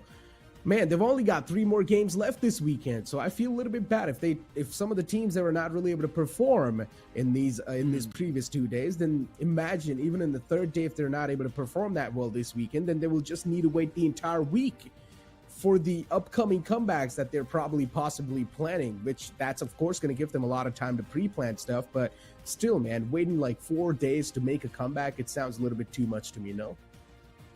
That is absolutely true. It's going to be very difficult. Just 3 more games remaining, and when the momentum is not in your favor, it becomes even more difficult to try and pull off a few of those points. But one thing that they can pull off is going to be definitely the Samsung Galaxy S23 Ultra phone, which is powered by Samsung Snapdragon processor. And you already know with the Monster Energy drink, they should have just enough resources to try and pull off their comeback. But we're going to have a look at the schedule quickly, because the first 3 games over, iFlix with the chicken, and also followed by Team Soul and Team Forever. So the teams who were basically the last 2 remaining on the map of Miramar were the ones who secured the next 2 chicken dinners as well. Exactly. I mean, especially Sanhok bringing in that variety once again. I just want to see how Group D and A are now going to be adapting, because these 2 groups yesterday did not play on this map off the bat. So this is definitely going to be an interesting switch up that these 2 groups are now going to be facing on forward, and especially then moving on forward from a high-paced, from a high-octane map, then directly settling the dust on Vikendi, where the starting is going to be super passive. It's a big switch up that comes into playstyle, and teams, for them to adapt onto this playstyle can be a little bit difficult, but these are the professional players and they've been here for a long time. That is indeed true. The professionalism is definitely going to kick in. It should help them out realize and figure out which are the best positions all around the map. Because again, we've been mentioning, even me and Shadow were talking about how rotations are going to be the key. They've always been the key. But in the situation where so many teams are just staying in the center or at least just off center, you always need to know which the next location is going to be best suited for many different kinds of zones. So all of that should be done pre-zone formation, and I think so. Yeah. Most of the teams are kind of having a problem into adapting that, because whenever they decide to go in for the rotation once the zone has formed, it always is the case where some other team has already occupied that compound. So the teams who are going in for late rotations are facing some troubles. Maybe we're going to have a switch things up. Just as you mentioned, the map of Sanhok is very aggressive one where very fast-paced gameplay happens. So we're going to see some things switched up.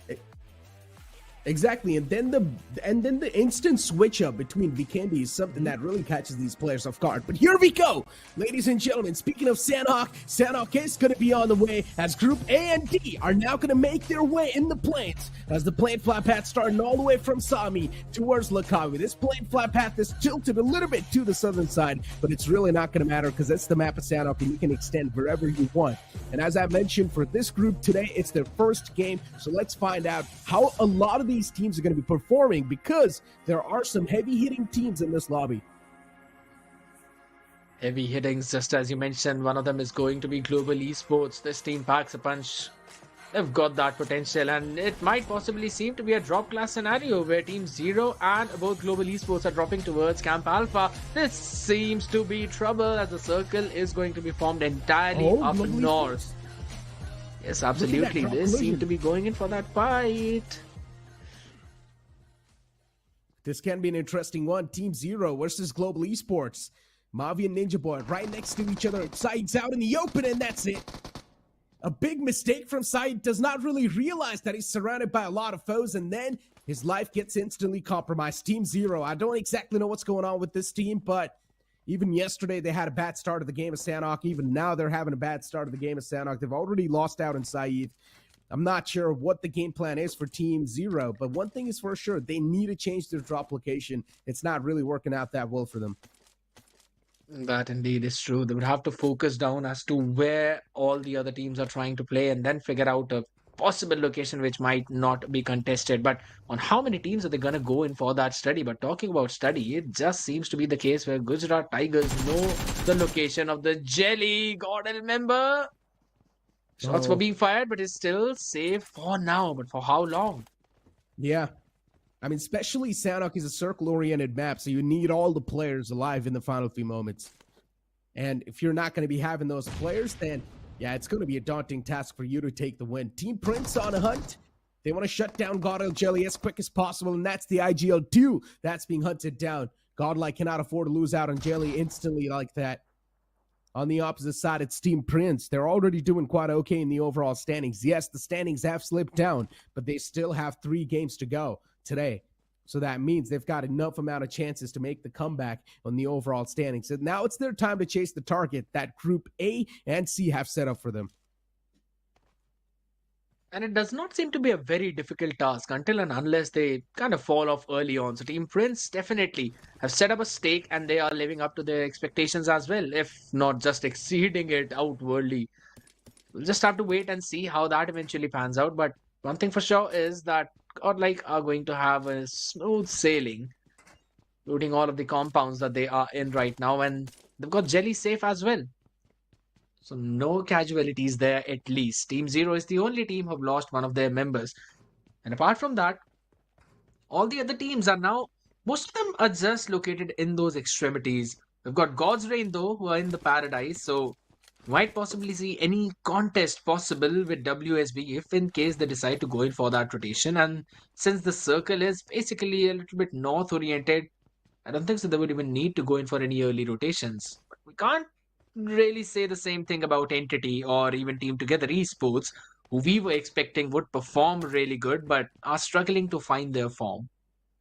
Pretty much. Gujarat Tigers towards boot camp. No issues over there. All good in the hood for Gujarat Tigers. MJ, Shadow, Wixkey, Clutch God, the ex-Newman lineup. I highly doubt the contention's going to be there for the side of Gujarat Tigers, so they can loot over here peacefully for a long time. On the opposite side, Team Zero is the only team that have lost out on one single man, and that's going to sting them quite a lot. As I mentioned a while ago, too, this map is a circle-oriented map, so you need all the 4 players in order to be assertive inside the map. So, yeah, now Team Zero, they will need to go for 3-on-4 fights, which already sounds quite tough. Very tough indeed.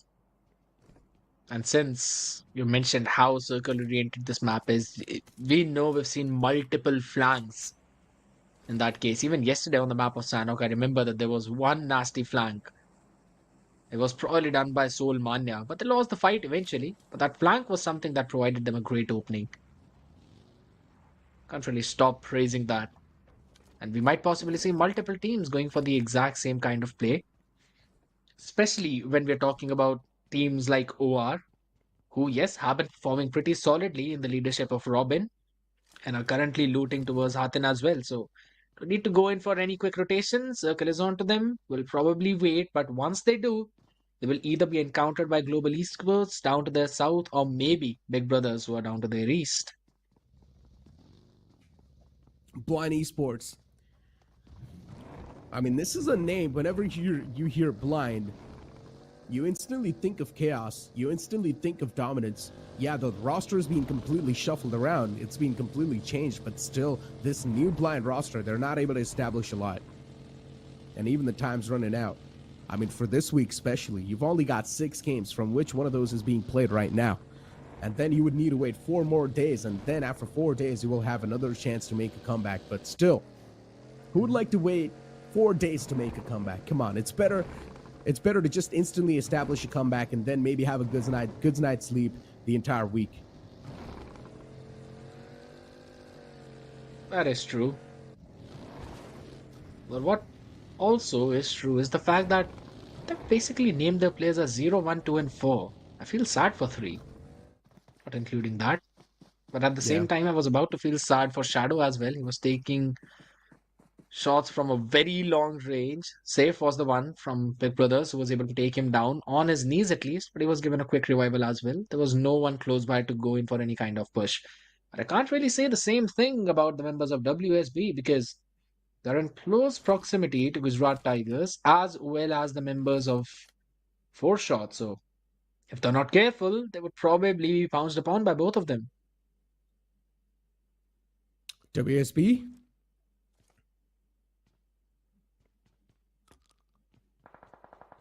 A team that I've been looking forward to for a really long time. The performance hasn't been that consistent, but they definitely do pack a massive punch. Anuja's addition has been quite questionable so far.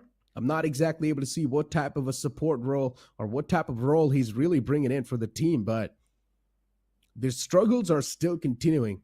The firepower's on the point, but it's about the team play. It's about taking the position in your hands, and that's where the players of WSB are really showcasing a lot of signs of struggle. The same thing can be said for the 8-bit as well. The new 8-bit lineup isn't doing that great too. Big Brother Esports, another set of players. They've been playing with each other for a really long time, but that synergy seems to be missing now. Global Esports against the players of OR. Mavi's knocked out, and even Slug is quite softened up. Pro tosses in that nade way too close. Slug managed to tuck back inside the cover. Ninja Boy, he's got so much burden on his shoulder, too many responsibilities to live up to. Global Esports, equal traits on both the sides. Admina flushed out instantly. Luckily enough for the side of OR Esports, at least they've got an escape plan from this entire scenario. But then Beast in the backlines can definitely be the game changer though. Pro needs to shut down Beast in order to stay alive from this entire scenario. OR Esports in such a pickly spot, especially Pro, all by himself while his teammates are not even nearby. Beast can have an isolated fight all by himself. Both the off-angle players are just taking on each other, and the ones who win this fight is going to provide much-needed support to their team. And it just seems that Pro, was that a calculated move is going to be the question, because I don't see how he's going to just move up those rocks now from the position where he is in. Because Beast is just covering one angle from where he could have. I think so he's going to have to go in for a long rotation, but that could basically put detrimental time in favor of Global Esports, because they've basically isolated those members. In a 3-1 situation, 1, 2, and 1 possibly. Changed up though. They're also trying to group up, and in the far extremities, we can also see Team Zero, who've got possibly a good opportunity. If in case they wait for a while, they would be able to get a good third party. But OR seems to have just entirely disengaged from this fight. 2 points going in for Global without losing any member of their own. I was mentioning how this fight could potentially break out, but Global doing a good job avoiding crisis. Pretty much. 8-bit still outside of the circle. Going for that late breach, potentially. Engaged in a fight a while ago, I guess. And 8-bit was the one to sort of shut down their opponent, suppress him. This fight between OR and Global Esports was quite a scrappy one, but Global Esports, they've managed to get the advantage rolling up. And that's why OR, they had no other option than to back away. But now Team Zero is going to be a possible contender looking to approach inside the fight. Team Zero here for the revenge. Shadow knows exactly where Mavi's positioned too. And both of them, there's a chance they might just exchange nades. But this time, it's going to be Shadow's grenade that finds the opening. Mavi knocked out. Global Esports, a big blunder on the horizon. That's the second time Mavi has been taken down, and Slug, yes, he's there to provide in some kind of support, but Beast is just way too far away, and the off angle is not going to help his team whatsoever, as Team Zero just decide now they want to go in for that push. 3v2 is the situation in front of him. Now GE also going in for those repositions. Ninja Boy up close, Slug just outside the entire compound. Ninja Boy has to stop this brute force that's basically coming in the form of Team Zero. Shadow and Dark Lord, both of them pushing forward yet again, also being supported by Scout. But it just seems that GE are trying to bait all of them. Mavi has not yet been brought back. Now he has actually been. So we'll be getting in those first aids as well. He'll be going backwards. GE is basically giving all the space to Team Zero. And in the far extremities, we're all seeing God's Reign winning their fight against the members of Team Prince. And Team Prince has been eliminated. Just as I said, I even told Shadow I've jinxed Team Prince. Oh, man. One freak of nature takes down the other freak of nature. Team Prince now not inside the game anymore. God's Reign worth the one to reign supreme in that fight. But over here at Global Esports, I'm not exactly sure where Beast is. Beast is way too far away from the rest of the squad. He needs to regroup and save his teammates, or maybe try and create some off angle and find the opening. But Beast is still just playing around the outskirts of the city. I'm not sure what the game plan is for Global Esports, but in these type of scenarios, you just got to make sure that you've got the maximum amount of man advantage. And Beast is just still pinned under that rock. He hasn't moved a single muscle. I'm not sure what Beast is trying to do there, but you need to help your teammates, buddy. Maybe he's being just ordered by the IGL to not move an inch from that position. One of the reasons could be because he's giving a lot of information to his team that there's no one rotating from that bridge at least, or anyone's near their 6. So all they need to be worried about is the team in front of them.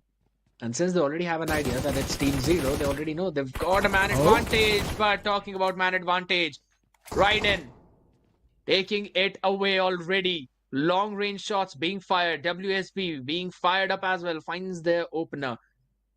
And this is the reason why WSB is being feared. Their aiming is just so crisp. I told you, they do pack a massive punch, but team play is something that they really struggle with. Taking control of a position, having good communication in fights, good stances is something that WSB really struggles to find.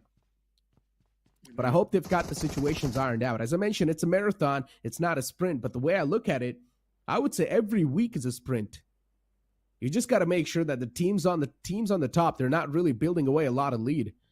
Because if they do, then breaching inside the top 16 will be way too difficult. So you got to treat this long marathon as a every week sprint. Big Brother Esports, Uzumaki and Sarvit in the same compound. I touched up on Big Brother Esports as well a while ago, and I'm not exactly sure what's going on with Big Brother Esports. This team, a couple of months back, these guys were dominating, but now, man, there's a big drop-off in the performance. 8-Bit, way too close to Gujarat Tigers Wixki. He can hear all the footsteps and all the vehicles around him. And now Ronak, he's approaching his own death. This is not a good news. Wixki's position seems like it's compromised, but he shuts down Ronak. In a moving vehicle, he manages to extinguish him, and now Juicy as well falls down. What's going on? The players of 8-Bit, they're going for such a cocky challenge. I'm not sure if it's going to work out or not.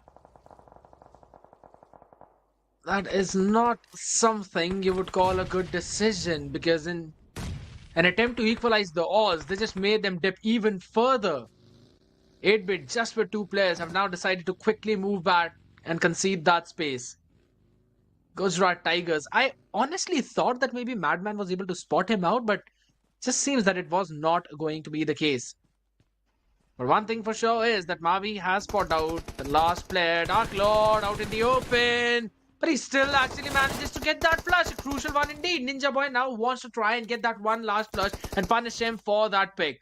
Can he find that one timing and opening? The blue is already hitting. Dark Lord moving forward. DBS in hand. And it's going to be Ninja Boy spinning out that crucial trade. And ending the entire run for Team 0. Yet again being eliminated at 15th position with just 1 point on the back of that finish over Mavi. It just feels like Team 0 is way too stubborn. They just don't want to back away from a fight. Egoistic fights being taken, and that's why they're losing out on their life. Sometimes you got to keep your ego aside if you're aiming for the big prize. And over here at Global Esports, they got the clear advantage. Because already Team 0, they only had 3 men up and alive. Mavi was the casualty. He was getting knocked out over and over again. Eventually, he has been completely finished off from the game. But still, lack of information towards boot camp is something that really cost the players of 8-Bit their life. And also a little bit of egoistic peek from Juicy. It cost him his life. Godsreen up against the foes. Goku's knocked out. Not a good start at all. Absolutely correct. But still, they've managed to get at least 5 finishes on board for God's Reign. So that's something that's going to help them out, especially in the momentum that they've had. And I think so the zone has basically been favoring them a lot this time around. It's still over the Paradise Resort, and that's where they dropped off in the first place. It's their playground, and they know how to play around it.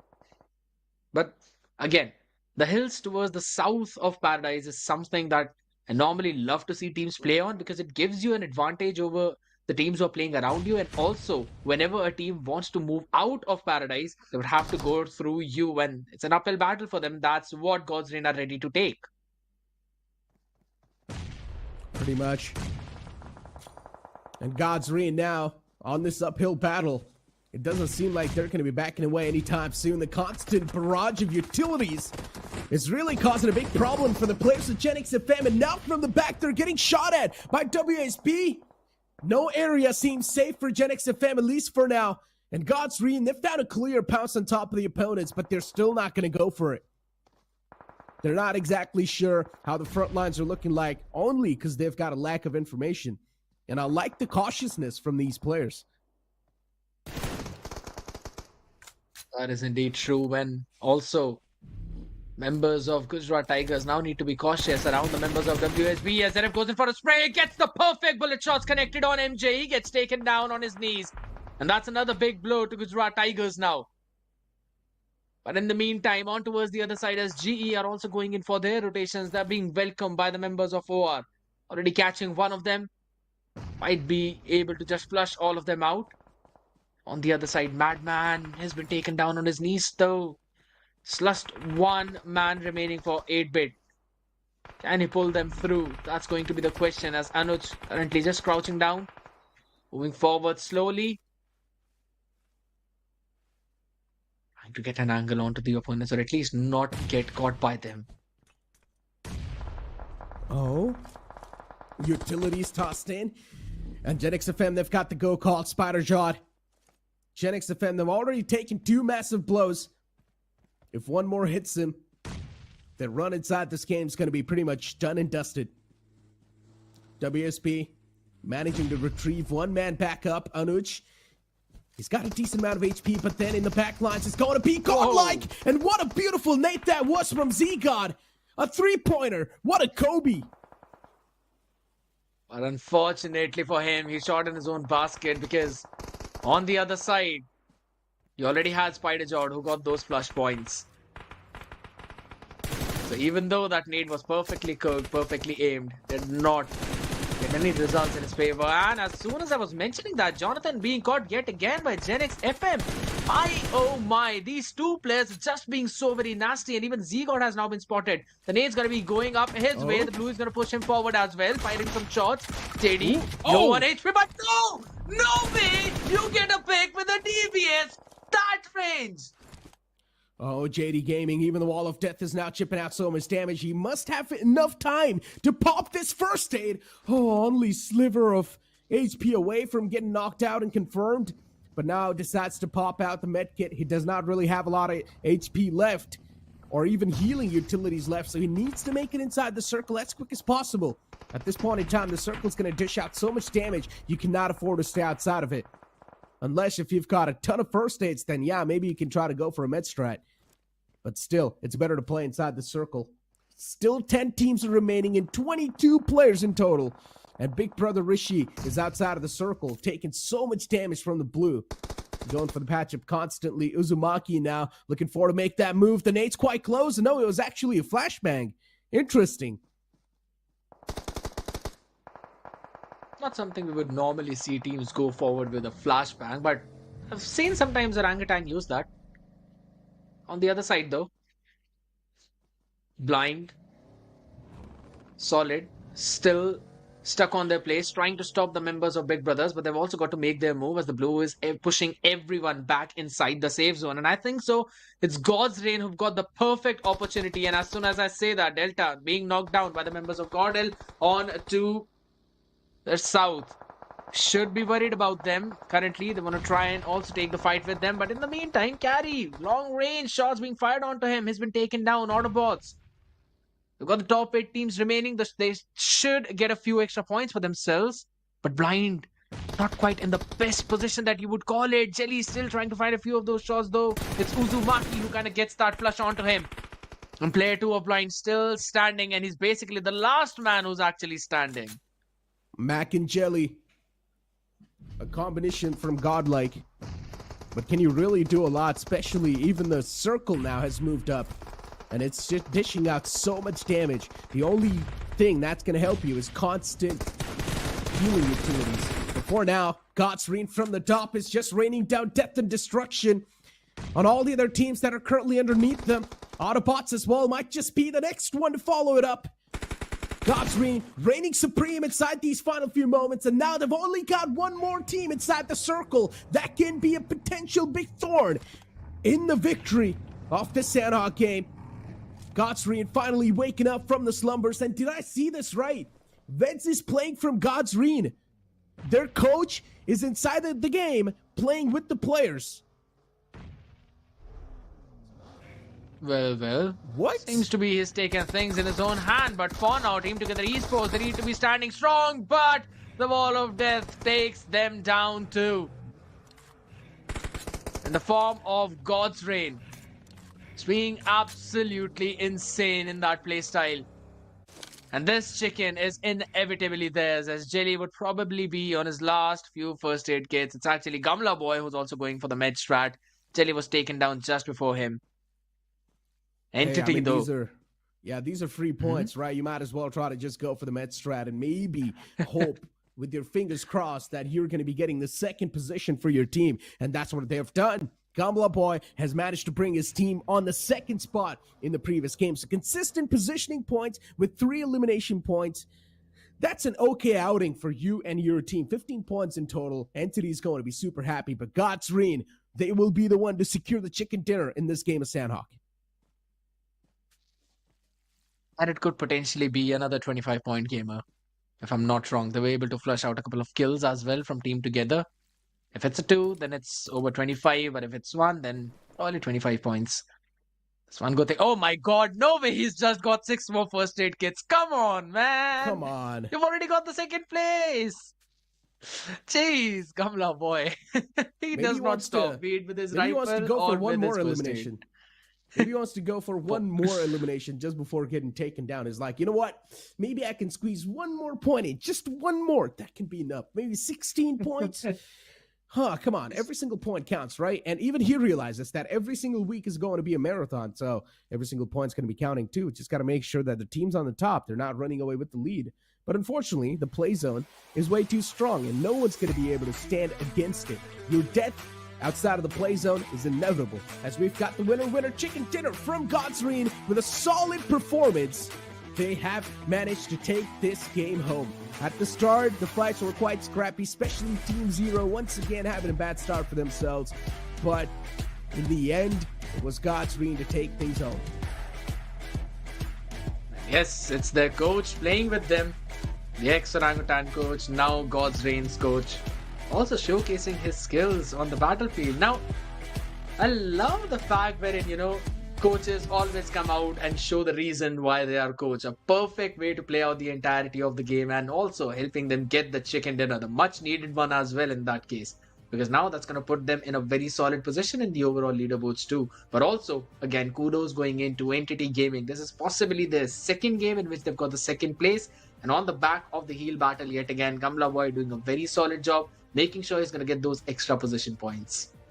Quite interesting, right? Coach coming in and them getting the chicken dinner. Yesterday, on day one itself, Godsreen was struggling. And now that the coach was playing as the fourth man, Godsreen out of nowhere just started dominating. I'm not exactly sure if it's the coach's big brain or is it like the good luck or something, but man, Godsreen, I guess they really needed such a banger of a start for today's day, and that too in the game of Sanhok, that's going to bolster their confidence so high up because the upcoming game is going to be Vikendi, and in the first 3 circles, you do not even need to move from a spot, so you can just stay pinned down in the same spot that you've got. Absolutely true. I mean, talking about how you do not need to move in from your spot, that's exactly how Godsreen were able to play it even in this game, because the zone kept on forming over Paradise Resort. If I'm not wrong, even the stage 4 was just over it, so that they had to make very minute changes in their positioning. But as you mentioned, Vikendi is going to be very different, and I think so in that situation we'd possibly see different teams making their play. Team Friends could possibly show off a few of their skills onto that map. If I'm not wrong, they were the team who actually got a massive 30-pointer chicken dinner on the map of Vikendi itself. So maybe they can try and replicate it yet again in this game. And it could possibly be a situation wherein Team Zero might as well try and, step up on that paddle, change those gears, because they really need to.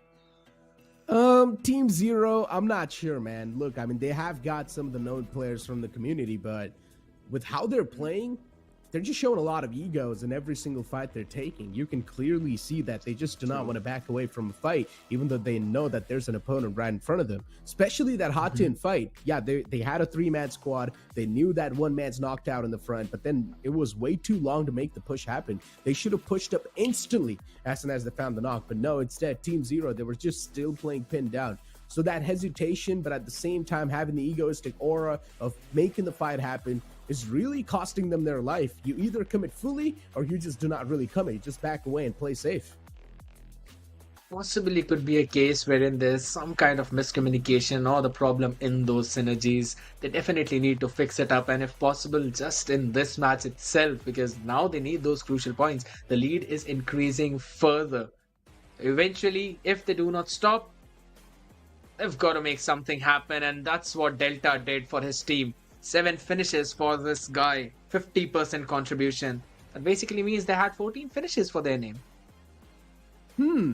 7 finishes, as you mentioned, with 50% contribution. Yeah, I mean, that's some good calculations by you, man.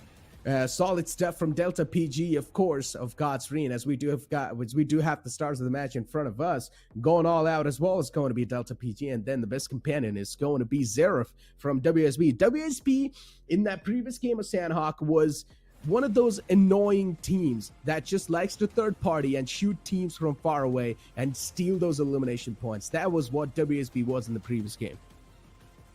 They were really being that nuisance with 18 minutes of survival time.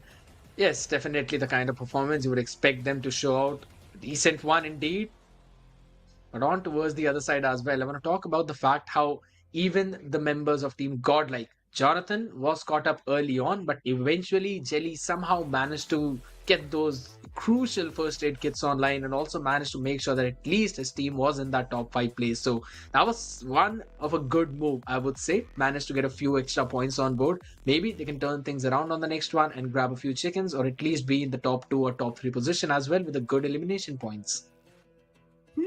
I mean, getting those elimination points, of course, is going to be quite important, but now, as we were speaking about a team like WSB, right? They do know how to go for the elimination points. They just need to focus on the placement, man. I'm not even going to lie. They just need to play super defensive. They just need to play super passive in these moments, because they're definitely going for the fights. They're definitely taking a lot of shots against the foes. But one thing that they're really missing, as I mentioned a while ago too, is asserting dominance inside the game and asserting dominance on a particular compound that you really want to conquer and finding a good position inside the crucial moments of the game. And that's where WSB really does struggle. Their positioning game has been quite off, and especially even in a 4-on-4 fight, you talk about the stances that you take, for example, 2-2 split or maybe a 2-1 split, one player going for the flank. Those type of stances of WSB has been looking kind of weak. They need to work on that as well. They definitely need to, but we're going to show you guys the match ranking of this one, because there would be some teams who would need to make sure to step up their performance and change some things to move on top. Team Prince definitely not having the best of the start. Team Zero as well in the same footsteps. OR Esports, they had a pretty decent positioning but just could not commit to the fight against Global Esports. And since we're talking about them, they are themselves on the 7th place with God's Reign being on top, 29 points, just as we expected. Entity following them up with 15 points for themselves. AUTOBOTZ. Now, this is going to be another team that I will be looking out for in the upcoming game of Vikendi, because yesterday they did quite a decent job in the game of Vikendi. So once again, my eyes are going to be pinned on AUTOBOTZ itself, as we've got Global Esports 2. Another team that I would like to see what they've got in the backpack, because Global Esports as well, they need to showcase some better stuff too. Genix FM, in this game, they managed to get 6 points. As I mentioned, as long as you're going to keep yourself consistent, that's all that's going to matter. But then once again, you need to understand that there are teams that are out there who are getting consistent 15, 16 points in every single game, and they're just building that lead. So 5 and 6 consistent points, yes, they're good enough to keep you in top 16, but you never know what the future holds for you. Exactly. It's not a very solid for those foundations that all of the other teams are raising for themselves, because they can build up a very good lead on the back of it, just as you mentioned. So that's one more thing that I also wanted to talk about, especially for Team Blind, which showed a promising result. It was the insane lineup right now. We've already seen them getting multiple chicken dinners across multiple tournaments in many different maps. So I think so it's high time for them to step up and change things at this point. And if this kind of performance keeps on going with them, I think so they're barely even going to make in that top 16, if maybe in that top 10, if we're not even talking about that. I don't think so they currently have the performance like that. So I think so just a few more changes here and there. I don't think so it's even about the synergy at this point. It's probably because of just a few decision makings and few positional disadvantages that are being put again and again. Yeah, and not just that. Now, as we know, the upcoming map is the map of Vikendi. And I mentioned that AUTOBOTZ was the one who got a decent game. My bad, it was not AUTOBOTZ. It was actually Team Prince that I was trying to look out for.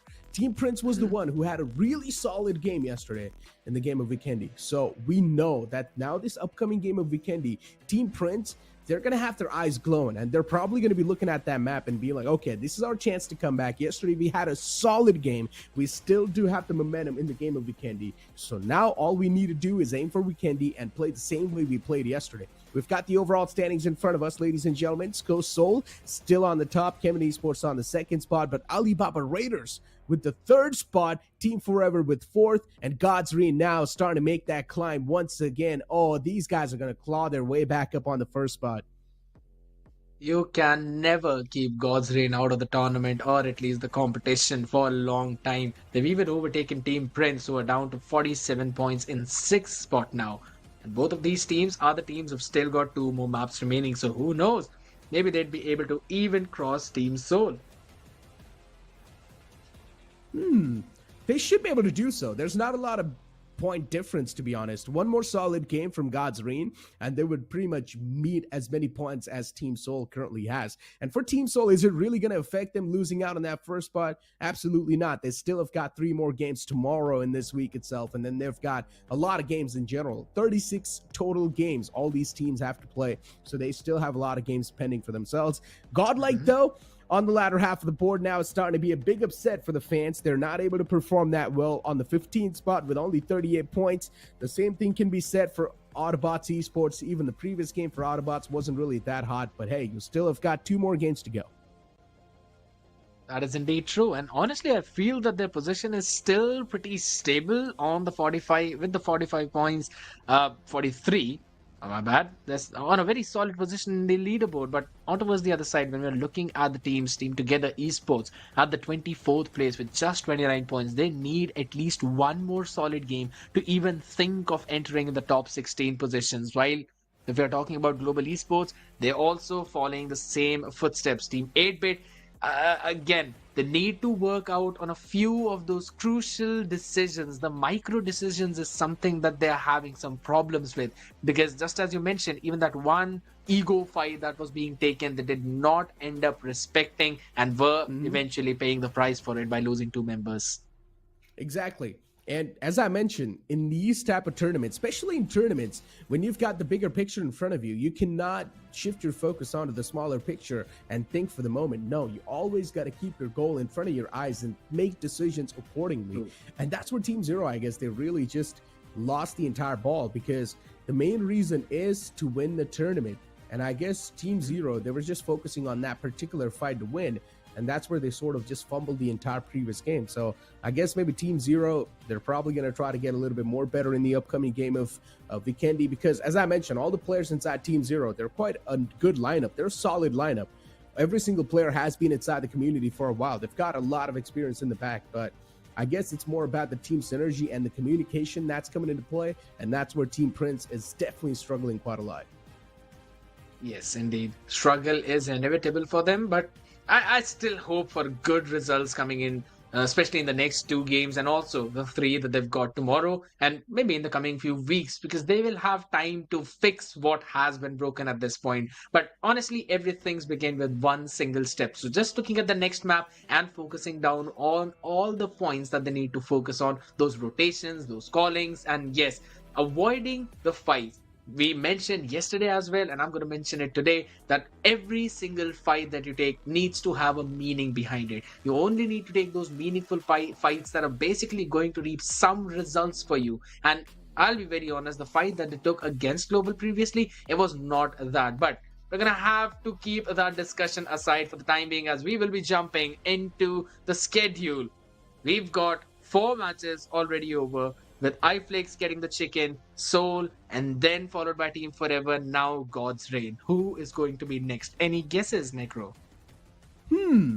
I mean, oh man, it's really tough to make any type of guesses because God's Reign dominating the first game. I really want to think that it's probably going to be a one-sided domination, but then you also look at the stats that happened yesterday where Team Prince just dominated completely on the map of Vikendi. Then you also have a possible solid contender in the name of AUTOBOTZ as well that can flip things around. You've also got Godlike that can be a possible solid contender. So many good teams. It's really tough to pick one for the upcoming game of Vikendi.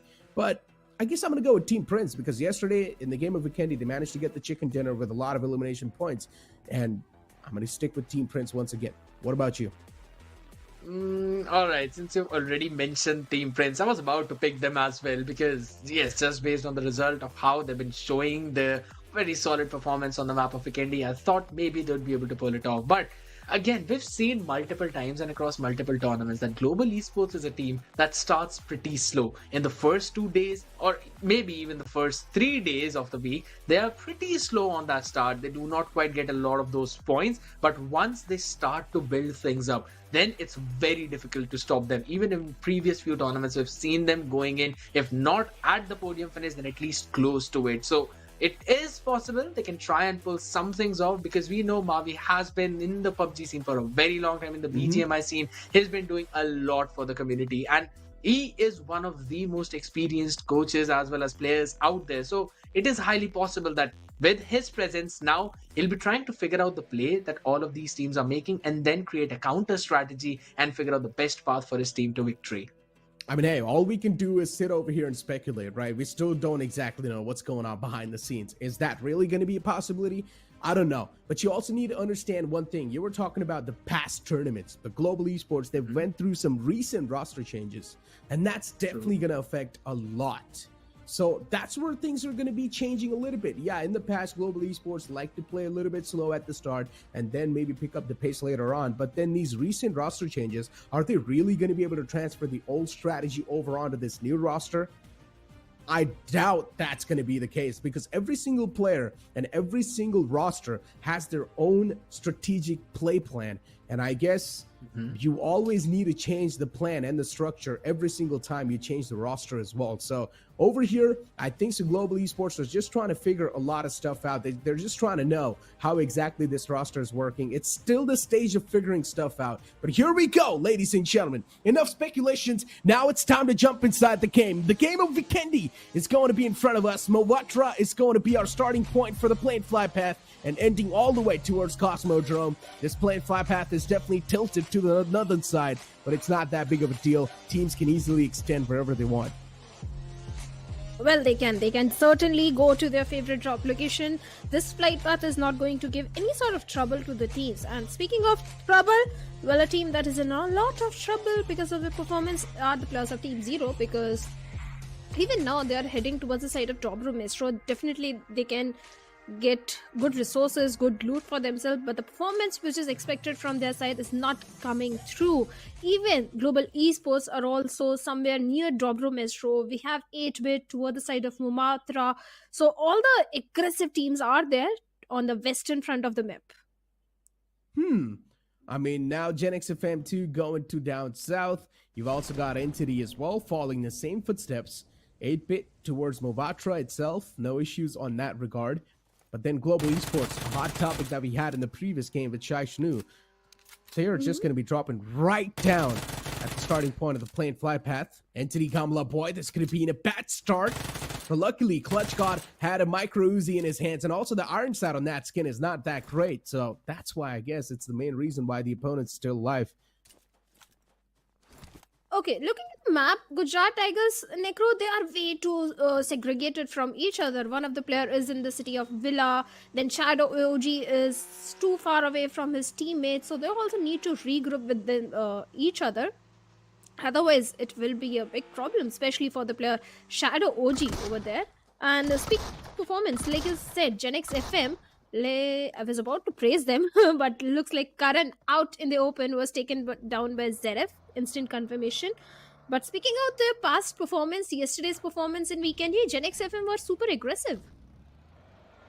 WSB on a move. Gen X FM once again in the receiving lines. I'm not a big fan of the situation. Zerev's got the control of this entire fight, and Skillful's way too chipped out. The rest of the backup as well is going to arrive. WSB off the bat. They're on a manhunt. They can taste all the blood, and now they're the bloodthirsty demons. That makes a lot of sense too. You gotta be thirsty, especially when you're not doing too great inside a tournament. WSB, they decide to take matters in their own hands.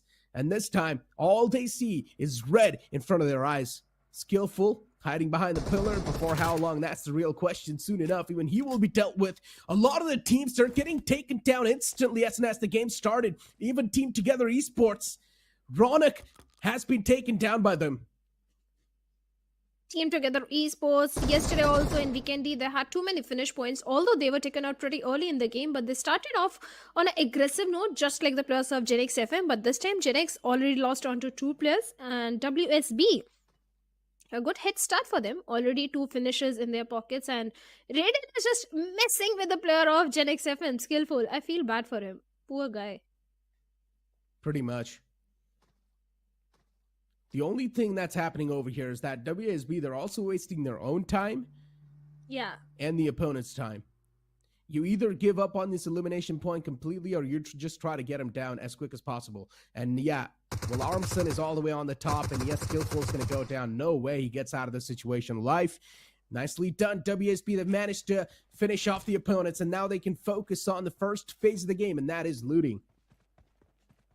They need the resources because even Armexen is having level 1 cares, and that is something you don't need in the final few circles. So they need an upgrade in the loot, and that is exactly what they are focusing on right now. But today, Group D is definitely having a certain advantage, or should I say Group A is having an advantage, because Group A knows how Group D players or teams tend to play in the map of Vikendi. But for Group A, Global, Godlike, AUTOBOTZ, Blind, Gujarat Tigers, WSB, 4Shot, and God's Train, they're playing Vikendi for the first time. So about their playstyle, no one is aware. Speaking of other team, then we have the players of Team Prince. Like you pointed out, they got a winner-winner chicken dinner in the previous Vikendi yesterday. Pretty much. I mean, Gen X FM, for now, they've taken some massive blows. Recovering from this spot that they are currently in is next to impossible.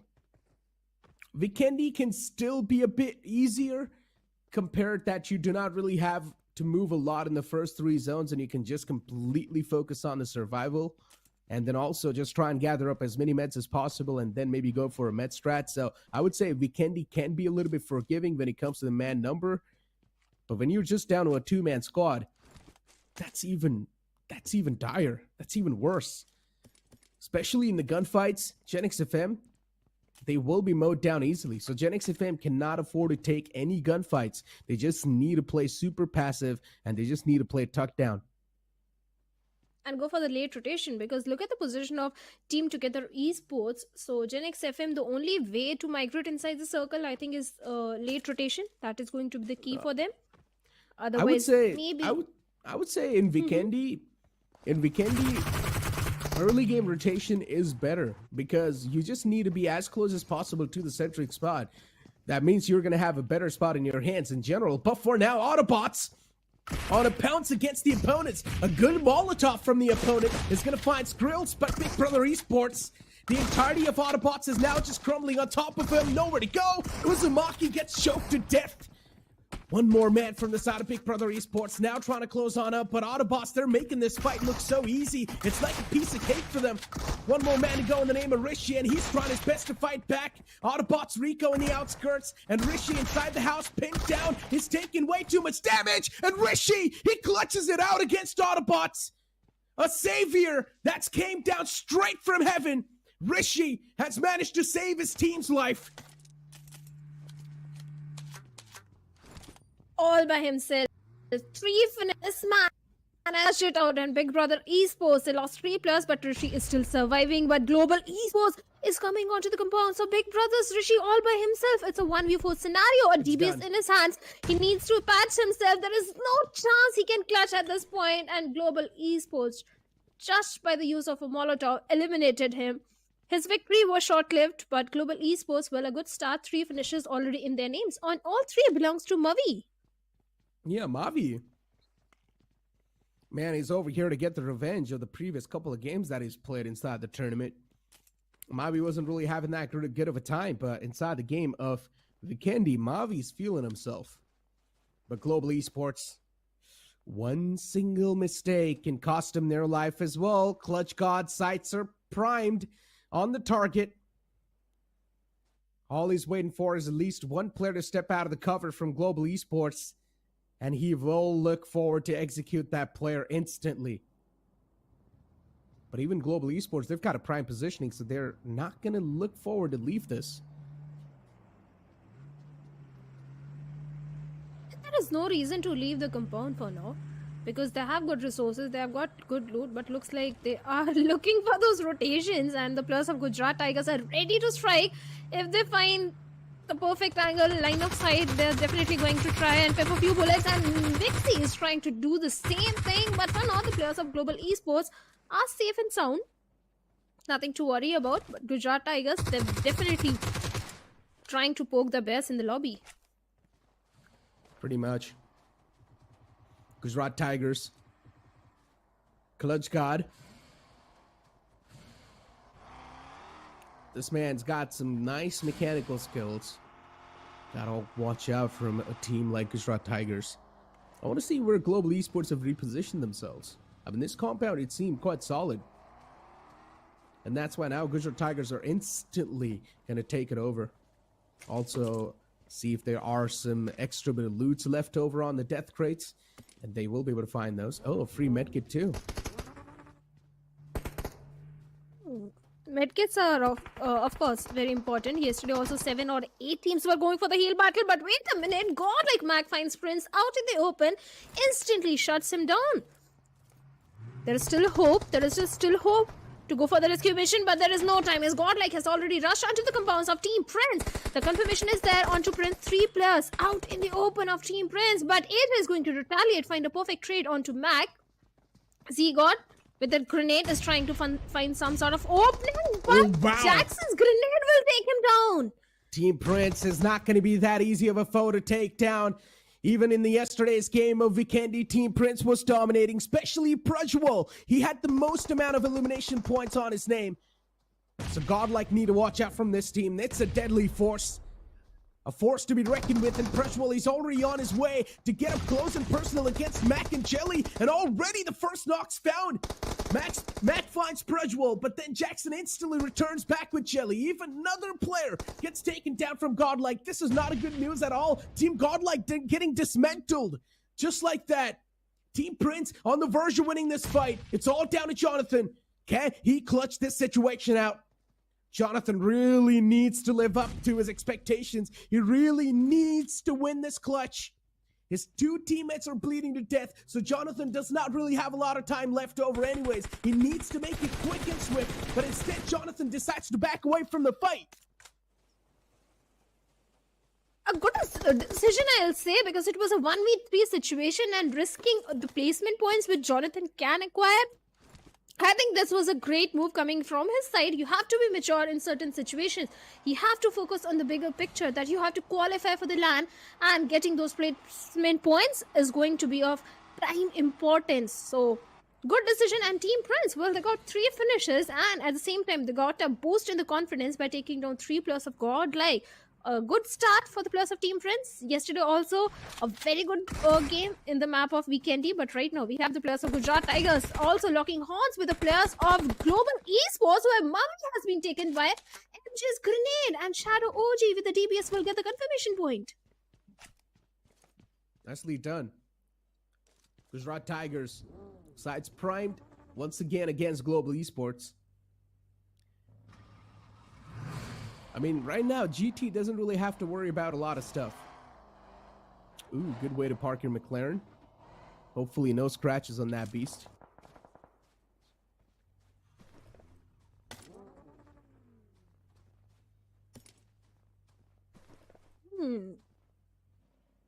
Clutch got trying to loot that crate, upgrade his resources. But speaking of Gujarat Tigers, they're also aware about the position of Team 8-bit, typical Vikendi. You also always have to be on the alert mode because always there is some team present in the adjacent compound. But for now, Team 0, they're looking pretty solid in terms of the position because they are somewhere towards the northern shorelines of Dobro Mestro. And that means their backlines will be clear, but I'm still waiting for that hard shift of the circle. And also from the northern side, we have one more team of Spy coming in. That could be a problematic situation for either Team 0 or maybe for the players of Team Global Esports. Look at Entity all the way in the blue. One thing is for sure, Entity is going for Medstrat once again. Even in the game of Sanhok, now in the game of Vikendi too, Entity going for the Medstrat. Interesting. I mean, it's just being mature. It's just being smart, right? When there's a chance that you can grab 3 points, why not? You might as well go for it. Why work hard when you can work smart? And that's what Entity's doing. They're just working smart. They're just trying to go for those confirmed placement points. And once they do get their hands on that, well, who's going to stop them from getting those consistent 12, 13 points? No one. See, you have to look at the bigger picture. If the target at this stage is to just qualify for the LAN, and then you have to fight for those points, and those points will give you more things, bigger things like the prize money. So Entity is playing smart. I have no complaints with that. But Genix FM, they are also playing super safe, and for all the good reasons, because they lost 2 of the players in the very early stage of the game. Now JD Gaming, YT and Spider Jord are still fighting in the blue, and so is Jonathan of Godlike, all by himself in Podvo Vosto at the mercy of the blue. Maybe he's trying to collect few 4 states. Medstrat is a way to go in this kind of a situation. Also, we have the players of God's Reign on the eastern periphery of the circle. TTE. Especially even they can sense a lot of threat around them. Kronal, Stager, Shaikat, Invader. Shaikat is one of those players that has impressed me a decent bit. But so far, he's not able to find that form. Maybe just waiting for the right moment, I guess. Maybe it's about the team just clicking in well with each other once again. Because these roster changes have been affecting a lot of these teams. That's for sure. But then even the roster changes are also changing the play style of an individual team, and that's catching the other teams off guard. So in general, the entire meta has been shook.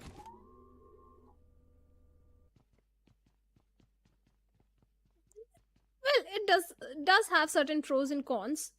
You have the X factors, you have the surprise factor that you can play around. At the same time, you have to work on that synergy, you have to work on that communication. So many factors are involved. So it can go either ways. For few teams, the roster change is definitely working really good. But on the other side, Global Esports, Slug has been eliminated by a vehicle explosion coming in. And Ninja Boy is left all by himself. During the rotation, the players of Global Esports are suffering heavily. One by one, they have been picked off. And now, Ninja Boy, what can he do? Maybe go for the passive playstyle, go for the heal battle, go for the mid strat, anything, something to grab those placement points. Because yesterday also 7 teams in the final circle were going for the mid strat. Team 0, well, still holding on to the compound, still holding on to the shorelines of Dobro Mestro.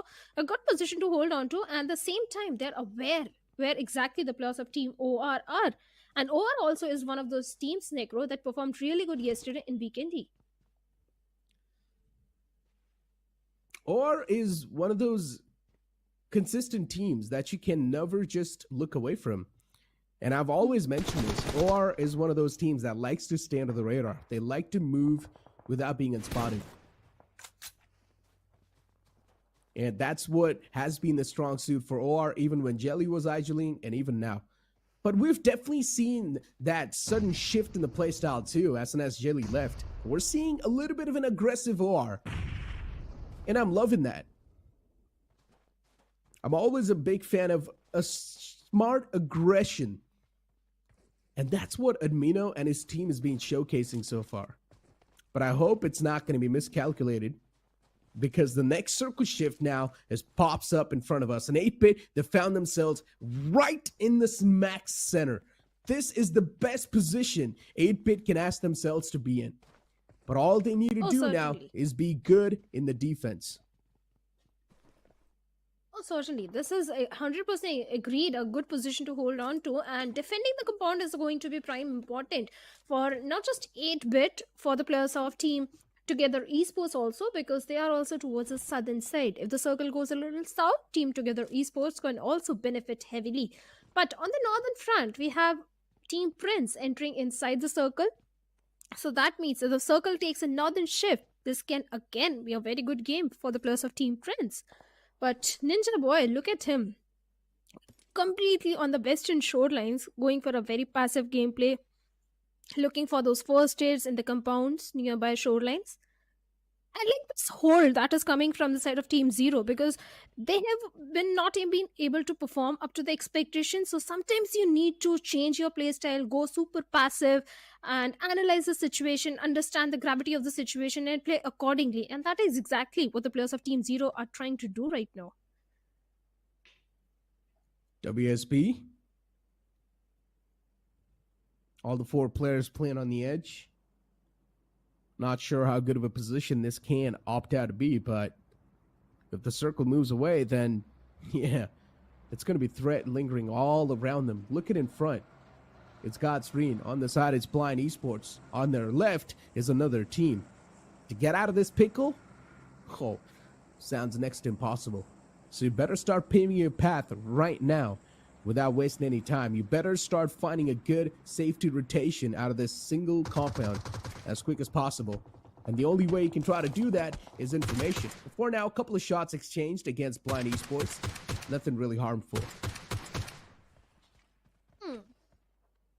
Blind, they're just trying to pep a few bullets. WSP, for now, they are safe, but not safe from the players of Team Entity, as Somraj finds Zeref out in the open, instantly shuts him down. His own teammate, Gamla Boy, received hefty damage. He needs to patch himself up. At the same time, Entity, they have to focus on the rotation because they are a few meters away from the circle.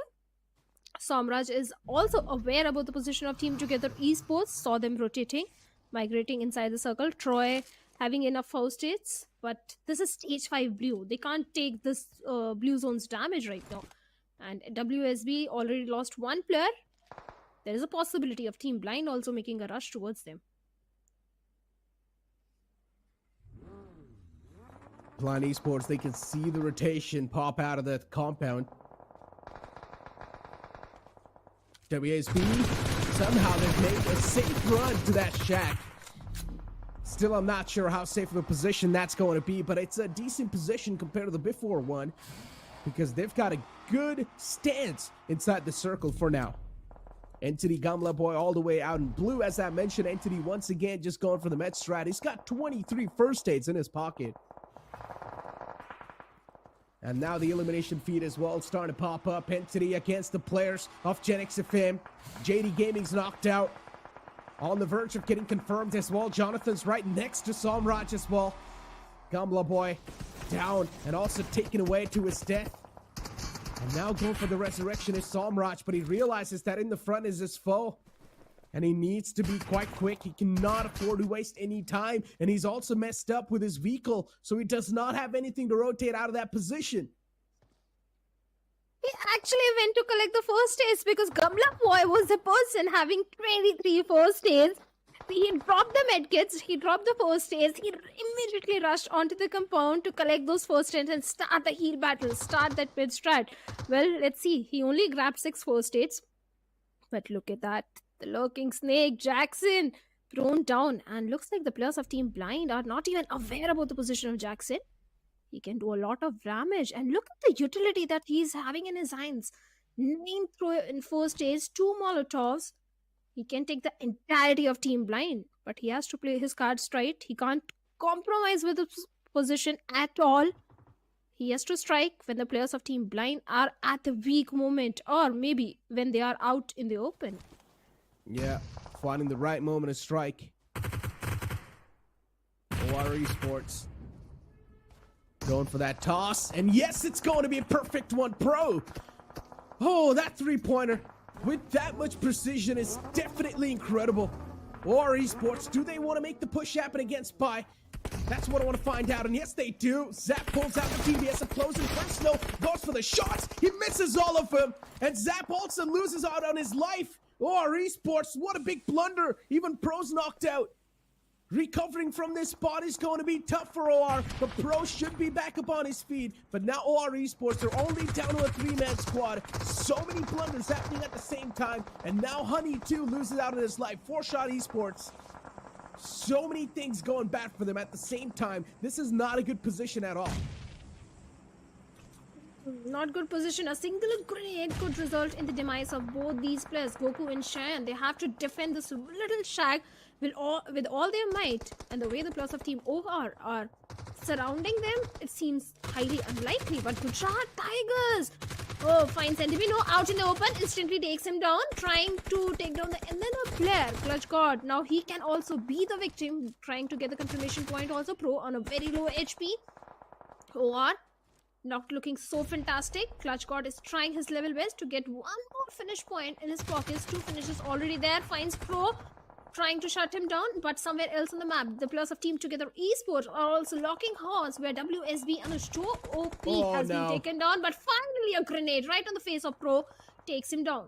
I'm not sure what Pro is doing because that nade wasn't even cooked, but he still gets knocked out. Pro, a lot of questions currently erupting in my mind, but Team 8-Bit in front of us, as they've got all the 4 players up and alive. Everything's looking okay for Team 8-Bit. Position 2 is quite decent on the edge of the circle. Everything's going to be dictated by the upcoming circle shift. As the wall of death is now starting to move, a lot of the teams will look forward to reposition, especially if the circle is going to be out in the open. Then every single team in here is going to be massively screwed. The only thing that's going to help him is good aim and good mechanical skills. And let's find out who is the one to come out on top in these type of moments. Clutch got spot out in the open. He's got his teammates around him, so no issues on that regard.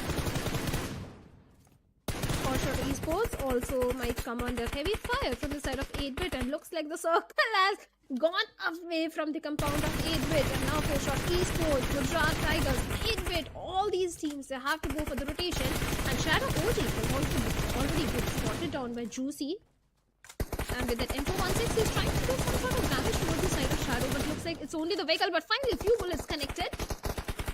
But the player is still safe. 8-Bit, they also need to prioritize their own rotation at this point, Micro. They indeed need to. Even 4-shot from the left line is going to be a big concern.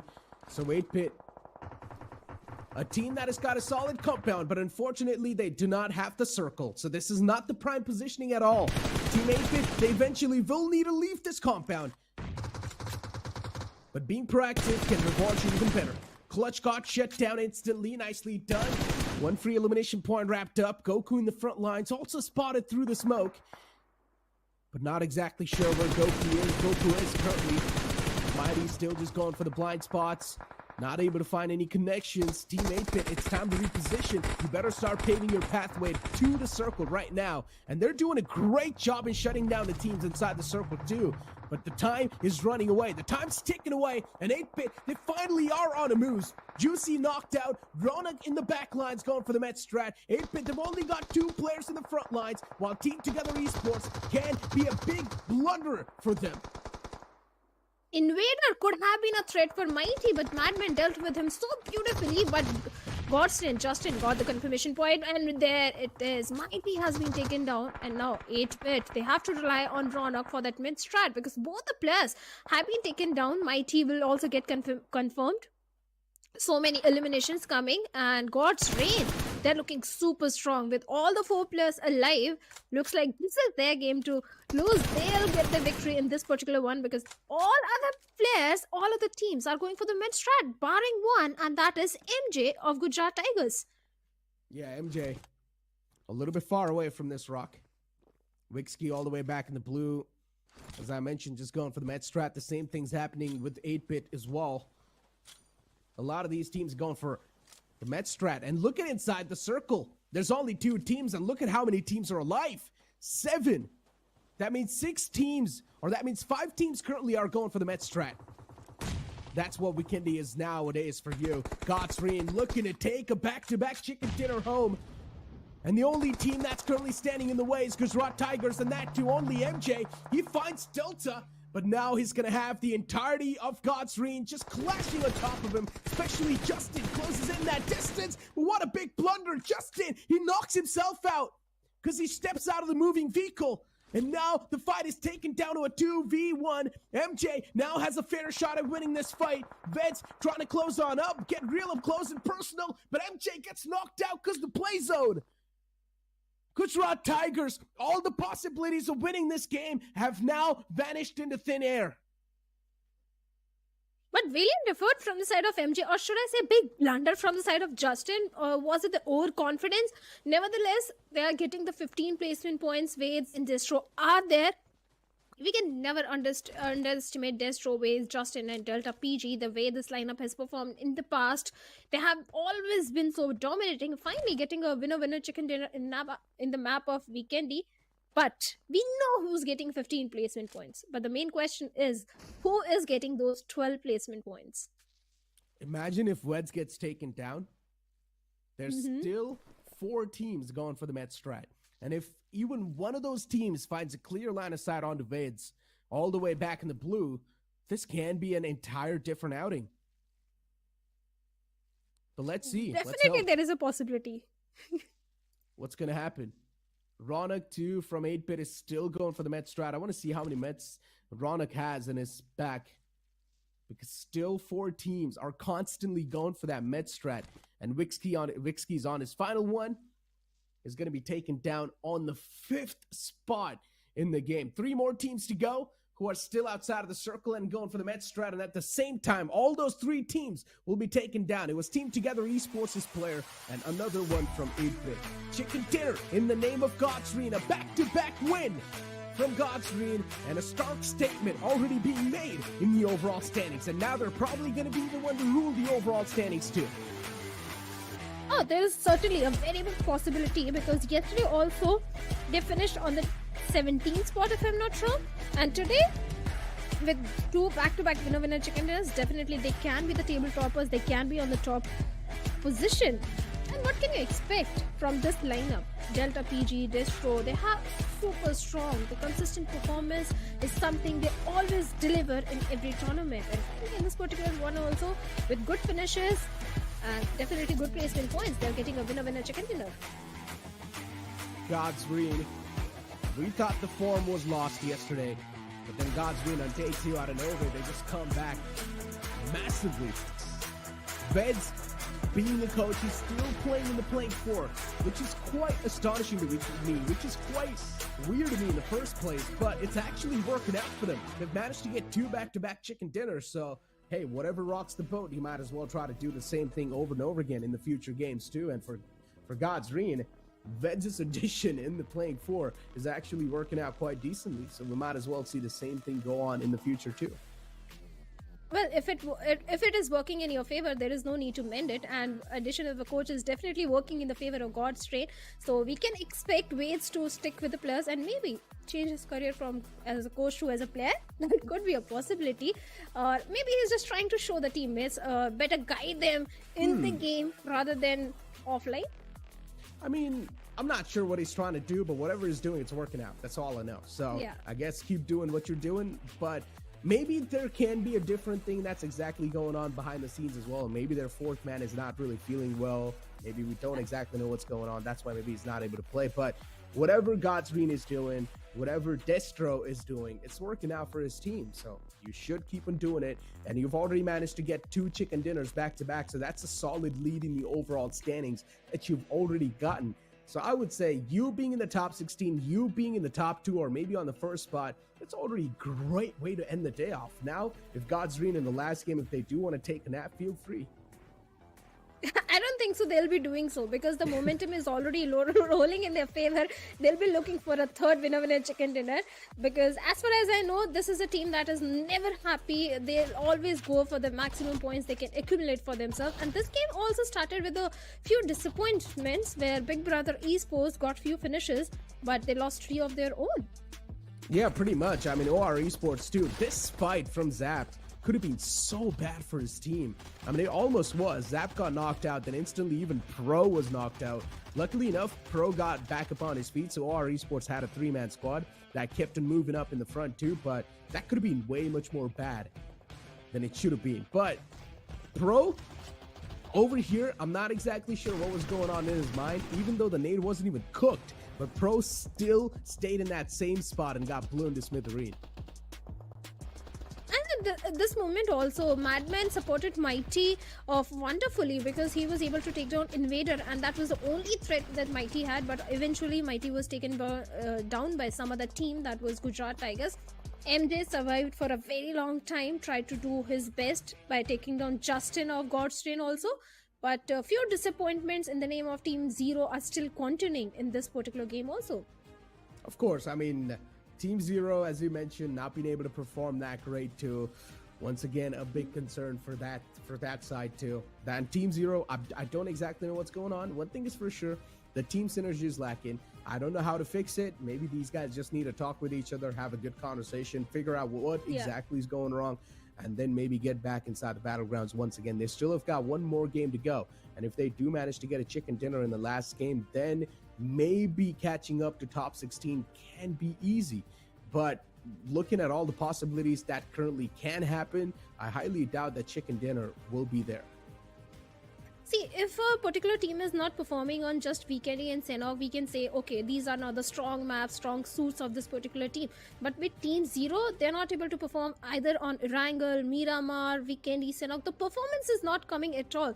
So definitely something is wrong within the team. They need to figure it out and work it out as soon as possible because, hey, agreed, there are many games left, and looking at the MVP, it is MJ from the side of Gujarat Tigers. 5 finishes and 83% finish contribution. Interesting, 83% finish contribution. That means Gujarat Tigers were not really able to get that many eliminations, but MJ was the one to get the most amount of eliminations in his hands. Solid stuff from MJ himself. But as I mentioned, right, the teams that are still in the worrisome factor are 4Shot Esports, Team Together Esports. Team Zero is way too much in the worrisome factor.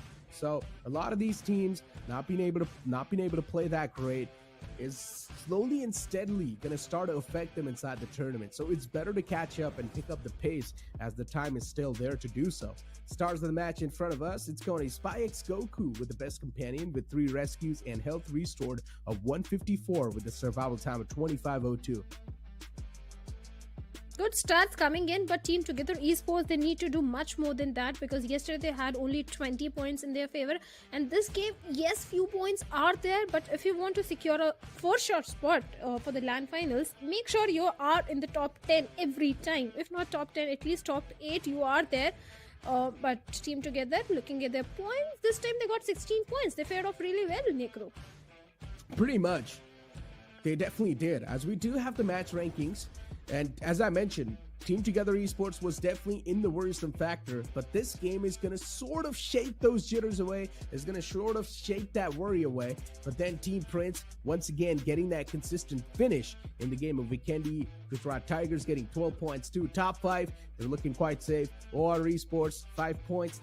A bit of a worrying factor. Team Godlike also getting 5 points. I would say that's better than nothing. It's better to get at least those average points because Jonathan was all by himself and they couldn't do anything in that situation. Yes, few mistakes were made before that when they were engaging in a fight, when they rushed onto the compound, but nevertheless, maybe Godlike will perform good because in the overall standings, a decent spot. This is a team that is full of a lot of capability and mechanical skills, so we can definitely see comeback. Of course, we can definitely expect comebacks from a lot of these teams. AUTOBOTZ too. First game of the day, not doing that great. Second game of Vikendi, not doing that great. Blind Esports as well, another big name, not being able to play that well. Entity Gaming too. Yeah, in some games they're able to showcase. In some games they're just completely disappeared. I'm not sure what's going on with a lot of these big names. And Big Brother Esports too can chime inside the same category. Some big names, a lot of these big names are definitely struggling, but hopefully maybe in the last game of the day, in the game of Erangel, where it's sort of like the classic grounds for every single team, maybe they can once again strike back. You never know. Anything can happen. the possibilities are definitely going to be there. At the same time, it also matters how much homework you have done when you went back home after day number 1, how much read you have onto the opponent teams, because you have to fix your own mistakes. At the same time, you have to have a little bit of the read on the play style, because so many changes are coming in. So play style has also changed. Few of the aggressive teams have suddenly gone passive, few passive teams have suddenly gone super aggressive. So there are changes that you need to study and come prepared. Of course, changes are something that really are there for you to adapt onto. And as a player, if you're not really able to adapt onto the changes, well, then you cannot really call yourself a professional player, right? But let's move on forward and take a look at the overall standings. Godsreen right now currently top of the charts, as I mentioned, with 70 points. With total finishes of 27 and placement points of 43, Godsreen, of course, they have performed exceptionally well, and they still have one more game left over. This dominating streak from Godsreen, it doesn't seem like it's going to be stopping anytime soon. And so for the players of Team Prince also, because they have also one match left and they have got 60 points.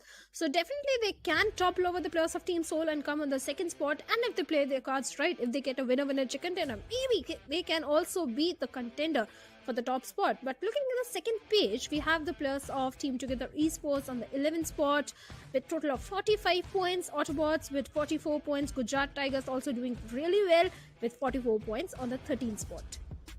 Pretty much. FS Esports with 43 points on 14. Team Godlike, at least those 5 points from the previous game is still keeping them in the top 16. Team 8-Bit on the 16th spot with 42. Being anywhere near 12 to 16 spot is way too harmful, because you've got too much pressure on top of you and your position can be compromised anytime. Just look at the points difference. It's not even that much, because Carnival Gaming, OR Esports, even Reckoning Esports, Team X Spark, they can make a pounce anytime. And all of that is needed is just one single game. In one single game, your position can be easily taken away. So nothing much can be said, especially in the mid-pack. The positions are always going to keep on fluctuating. Because we have a lot of games, so overall ranking is very volatile. It's just going to be volatile tomorrow also. But few teams who have completed all the 6 games, like Skulls Esports, Hydra officials, they're still on the last page. And few teams with single-digit total points. That is Team Zero with only 7 points. I don't know, maybe they're trying to experiment something. That's all we can hope for. But Big Brother Esports also undergone that major roster shuffle, only 19 points in their favor and sitting on the 34th spot. Exactly. I mean, now we also saw the overall standings, and as I mentioned, you still have got one more game to go. And this final game can be a glimmer of hope for a lot of the teams that are currently on the last half of the board in these two groups. And I'm also mentioning and talking about Big Brother Esports, Team Zero, even 4Shot Esports. These 3 teams currently are at the bottom 3. And that is definitely not good for their mental health at all. That is not good for their mentality at all, because as a team, you need to have a clear mindset. But hopefully before moving in to the last game, they're going to pretty much clear their mindset. They're going to have a clear mind before moving into the last game, and maybe just hope for the best. With each passing day, yes, the point standing is volatile, but with each passing day, if you are not staging a comeback, if your performance is not coming in, the pressure is definitely going to mount on your shoulders, and that is going to affect the mentality, that is going to affect the confidence with which you will approach the game. So definitely all these teams, it's very important to stage a comeback in the very first week itself.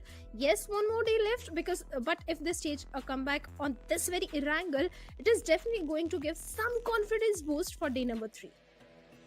Without a doubt, it's going to be given some confident boost. But as we now know that, considering there's only 3 more games left, 4 more games in total. One of the games is going to be played after this one instantly. And then tomorrow, there's only 3 more games left. Teams need to start to understand that, yes, it is a long marathon. It's not a sprint. It is a marathon. But still, they need to treat this tournament, or they need to treat this marathon as every single week is a sprint. You need to make sure that you're at least getting closer to that top 16 and making sure that teams in the top 16, they're not really running away with that big of a lead.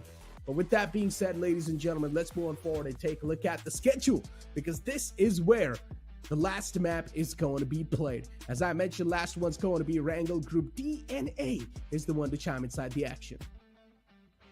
certainly Group D and A, where we have OR Esports, Team Together Esports, already OR looking very strong, God's Reign looking super fantastic, Team Prince. I think this game is more important for the players of God's Reign and Team Prince because they are fighting for the top spot. God's Reign is fighting to acquire and hold on to the top spot, and Team Prince is looking forward to topple over all these teams and come on the top. So it will be interesting, and it will be more interesting if someone takes a head-on fight and go on the drop spot of Team Prince or maybe God's Reign. I mean, Team Prince, they've got a solid firepower, so you cannot really try to go for a drop collision against them, especially Prejual. I mean, he has been the assaulter for the team. He has been getting a lot of elimination points. He's sort of like the man in the front line, so you cannot really just mess around with Team Prince like that because they used to be the X lineup of Gujarat Tigers, and they do pack a lot of punch, and they also do have a lot of experience. Maybe the teams that you can potentially go for a drop collision can be Team Zero if you really want some free points. I mean, because so far inside the lobby, they're not really doing that great. So you might as well try to go for a fight against them because once you know if a team's mental is all-time low, you might as well try to take the advantage as a competitor. I think complete opposite of it. Yes, I do agree that if a team is taking a drop clash with Team Zero, the chances of coming out as a victor are pretty high. But I want teams to target those teams who are sitting on the top of the leaderboard, because when you bring those teams down, that is when your chances of going up in the overall leaderboard is going to increase much more. So I'm always looking forward for such kind of a fights. Pretty much. I mean, taking fight against some of the top dogs is going to be way too tough, man. The odds of you coming out on top are even low, though. So I'm not really exactly sure. Being the top dog yourself and going for the fight against the top dogs, it doesn't sound like a good idea to me. Yeah, the odds are definitely not in your favor, not in the favor of the team taking a head-on fight with them. But maybe sometimes if the luck is favoring you, like was favoring the players of Medal Esports in the previous Erangel, I think the chances can go in their favor, but it's too much to ask for. It's a very big risk. But now there is a certain change on the casting desk, and Necro will be taking lead, and we have Sahi Shanu with us. Sahi Shanu, how are you? And what are your expectations for the last Erangel of today? Thank you so very much for that introduction, Shadow. And honestly, at this moment, I am very excited to see how things will eventually pan out for the teams who are not been doing that great. How are they going to end this day? Because again, tomorrow is going to be a new day, but for every new beginning, you need to have a very solid ending. So all of these teams are just going to focus on that as of now. And again, it's the map of Erangel. We have seen how God's Reign have been performing on Sanhok as well as Vikendi. We might as well see them making a triple and get another chicken if in case the zone is kinda in their favor. Because looking at the plane path, it's a very southern oriented flight path, only going in towards the north when we've reached the western part of that map. So we will see the teams going in towards 70 or maybe Stallber. Not very difficult for them to reach that space. Even Yasna or Liana will be reachable. But how the circle is going to pan out will pave the way for those rotations. 8-bit again, taking the early drop, dropping towards the Primo, not having any major problems. But MJ, oh my. Starting things off in a fashion where Raiden has been taken down. That's the way. That too with a knife. When you find an enemy handicapped with no weaponry at all onto him, you tend to go for a little style points. And that's exactly what the players of Gujarat Tigers MJ did. And WSP not going to be so happy at all as they lost one of their own. And recently on day number 2, WSP, this is not the first time that the minute they step onto the main land, their player gets taken down. And for now, Zeref is trying his level best not to give any sort of sound cue, although he has an info 1-6. But a 1v4 situation all by himself with no armor, I don't think he is up for that fight. He cannot. Even if he's got an M4 in his hand. Oh my god, I just want to see how his heartbeat is going to go. Right, he actually moves up, takes the fight, tries to get a knock onto Vixky. Could not do that. Now every attention and all the eyes are onto him. He had a nade, a few of them, so just dropped off one. But the push is coming to shove, and he'll be taken down instantly. The shorty, that too. Zeref. He'll just be dropping off those M4s and UMP9s to the members of Gujarat Tigers. Trying to wrap up a few of those extra elimination points. Where is Necro when all of this action is happening? I mean, man loves those fights.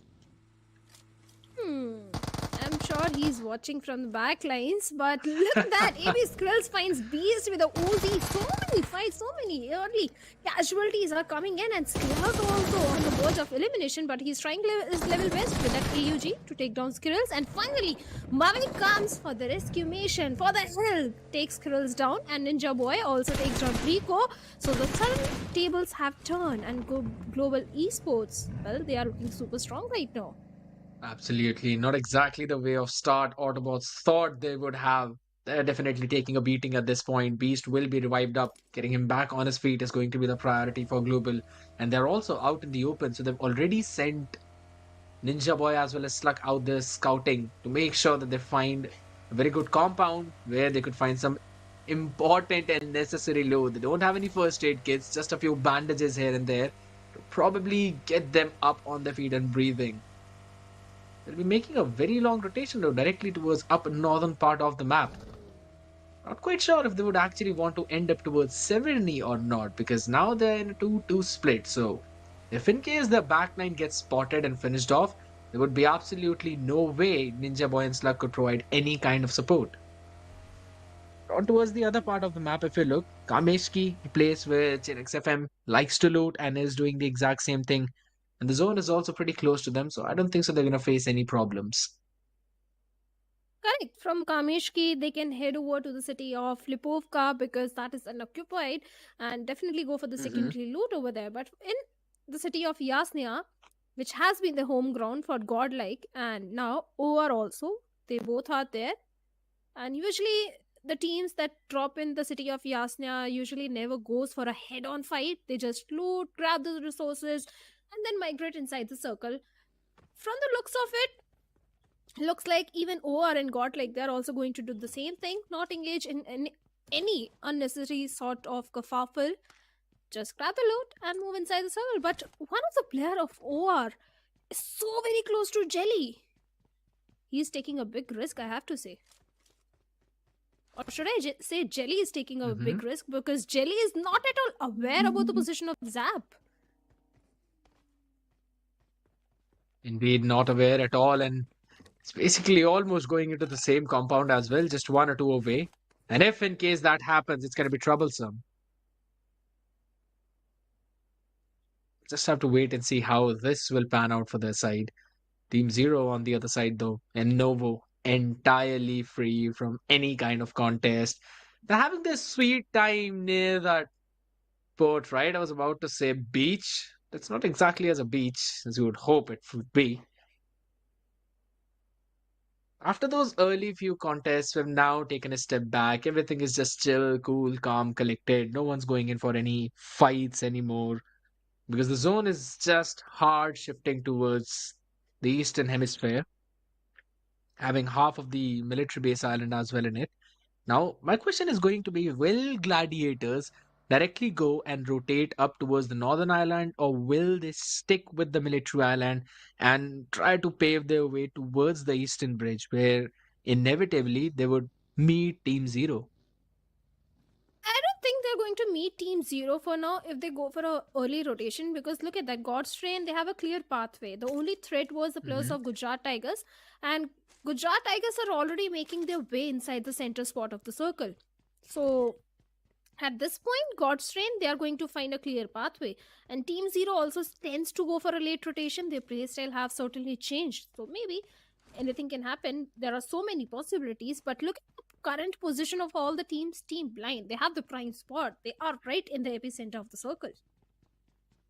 But if you're in the center, you're going to attract a lot of attention too. And with the way they've been performing right now, this is something that could probably change. Ashian gets picked off already. Honey as well, taking heavy fire and also brought down to his knees. This is just Goku out lurking in his own vehicle. Is he going to go in for that slam? Is he going to continue fighting?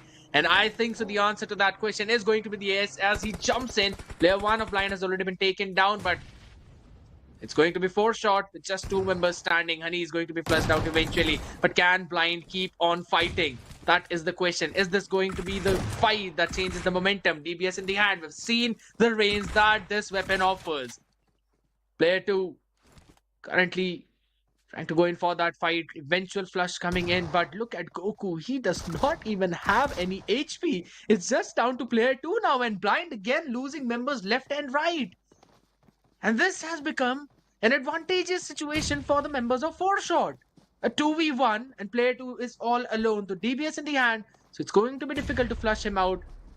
But nades could potentially help. And that is exactly what player 2 is trying to do so, but no connection is coming through as it's a 1v2 scenario. Looks like Goku has got no first aids whatsoever, and that's why he's resorting to those grenades to take down player 2.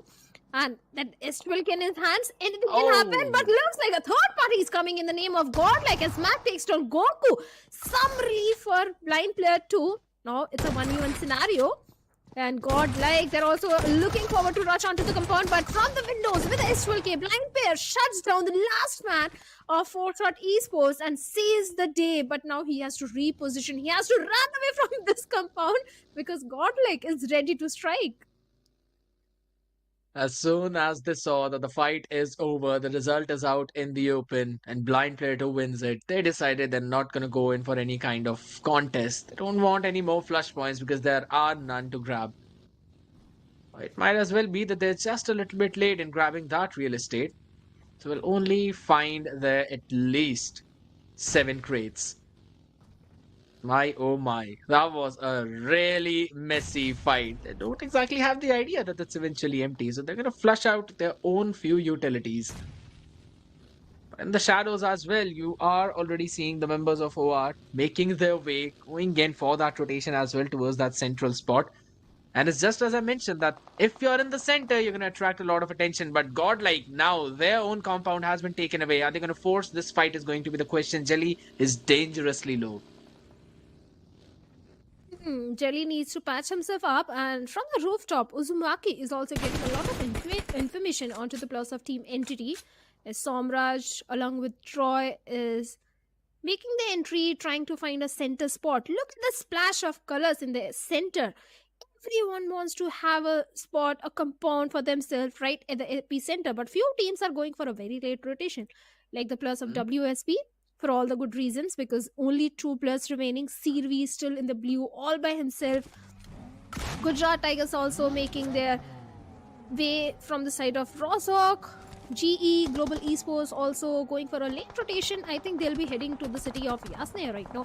In all this situation, I think Jerex FM, they are looking super strong. Indeed they are. Gen X FM, yes, they've been fairly quiet today though. Might as well want to change that fact and move forward with a flashy ending at least, because they're also making their way towards the center. Now here's the thing, right? Almost the entirety of this cluster is yet again towards the center and just a little south of the center, making a C formation wherein you know eventually every team is going to go for that third party. So entire north is empty, where Global Esports would be looking to take the entry from, and also the members of Gujarat Tigers. So it's possible that they both might find each other and go in for that fight. And no other team is close enough to try and go in for the flush of those points or try and get a third party in place. But Gladiators in the meantime going in for their very late rotation will be taking the entry into this northern island directly from the eastern bridge. No resistance there whatsoever. Some of them being found for Team Zero's Dark Lord. Team Together Esports up in front of him. This team has also not been very flashy today, but getting those crucial points, those numbers on board, so not falling too far behind as well. Staying in the top 16 is something that they need to go forward with, and that's what they're doing. The thing is, Team Together Esports, like you said, at least they're getting those average points. But Team Zero, they're getting nothing at all. Just single or zeros is something they're talking in the binary language since 2 days. That's something they need to change. But Team Together looks like their backlines were not clear. And we have Team Prince peppering few bullets. But now looks like he's the one getting shots. So he needs to make a safe escape from the situation. Even Invader having an off angle. I love how Invader has positioned himself, because if any teams rush onto the plus of Team Together Esports, Invader will be the one to flush out the enemy, and that is exactly what he's trying to do. So, trying to take the plus of Prince down, but Krunal not intending to leave those rich areas, not trying to overcome it in this situation. So Team Together, they need to be cautious because now Team Zero and Team Prince, they both are aware about this spot. Exactly, and that's the main point. They could be flushed out. They're literally in the middle of a sandwich. They do not want to get third party, especially when they're so out in the open. There's little to at least no cover out there. Talking about cover, Blind Player 2 has a bunch of it, sitting inside the warehouse and lurking up above. Over those cliffs are going to be members of Gen X FM, who we were just talking about a little while ago, as to how they have been fairly quiet, but would want to end up in a flashy way. But still, as of now, not making any kind of move. This part of the map, it kind of remains in the exact same way. Not quite sure what Godlike is planning there. Maybe a buggy drag race out in the open, though. That's how they parked all those vehicles. No way you're going to put a car out there to block it, but well, that's how teams play. I still kind of like the position of Godlike Shadow because it gives you a lot of area to watch out for. Yes, you gather a lot of information, and you also always have those escape routes with the smokes and the vehicles that you have parked. They're also pretty safe from the fire. 100% agreed. In these kind of circles, in this particular circle, holding on to that shelter, height advantage area, you have those caves where you can hide if so many fights are happening, if you're surrounded by too many teams. There are always so many possibilities. At the same time, like you pointed out, you can get all the information from that height advantage. And Godlike, the position is good, but they need to make full usage of that position. But Big Brother Esports, the last game was entirely not in their favor, but this time they are going for a little slow approach. They have collected all the good resources and now just holding on to the compounds. Not too many teams are there. The backlines are mostly clear. The only threat they could have are the players of 8-bit because they are also present in the nearby vicinity. They've got Entity up north of them. Still would not want to risk taking any fight because still have to wait and see when would WSB decide to actually jump inside the zone, because this game is not supposed to be played outside in the blue. Or maybe they've just decided to go for a heal battle right from the get-go. Might have find a lot of them in the George Paul apartments up north. But again, a central shift of the zone, not creating any major problems for any of these teams, as God's Reign also deciding to go in. They should be welcomed by the firepower coming in from Team Together, who are on the eastern side, or either at least from Team Prince, who are on the northern side. And we've seen the potential of Team Prince already, but the third party is definitely going to happen in this kind of zone. And for now, we're going to see Gujarat Tigers starting things off. Entity Sombra has taken down already.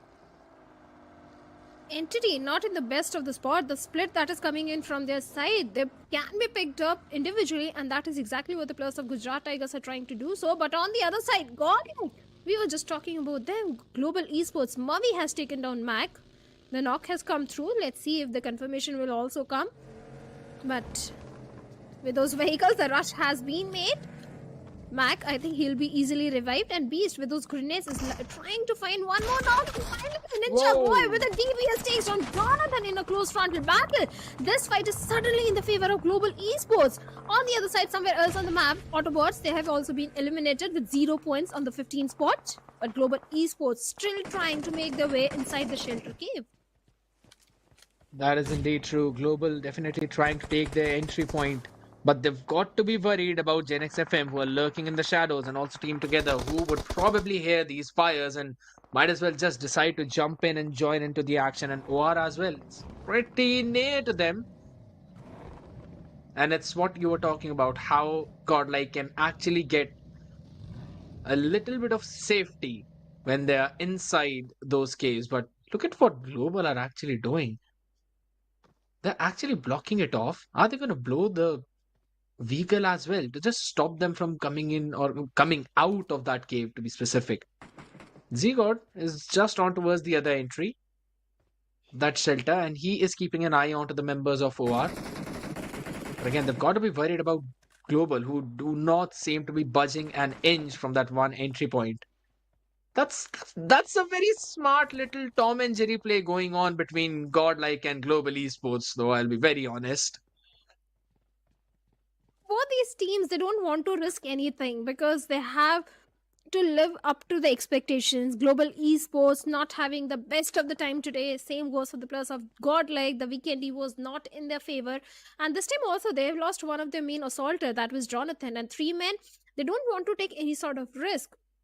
That's where little safe approach is coming from both these sides. But Jelly, well, let's see what sort of decision making is going to come through at this point, because we have few other teams also lurking nearby. Like you pointed out, one of the player of Gen X FM was there. He scouted the area, went back to his own teammates. So they also have that information that the two teams are fighting it out. And so do the players of Gujarat Tigers. So for now, everyone is just holding on to the compound. Or all the information, all the intel that has been collected by them is going to come handy in the next circle shift.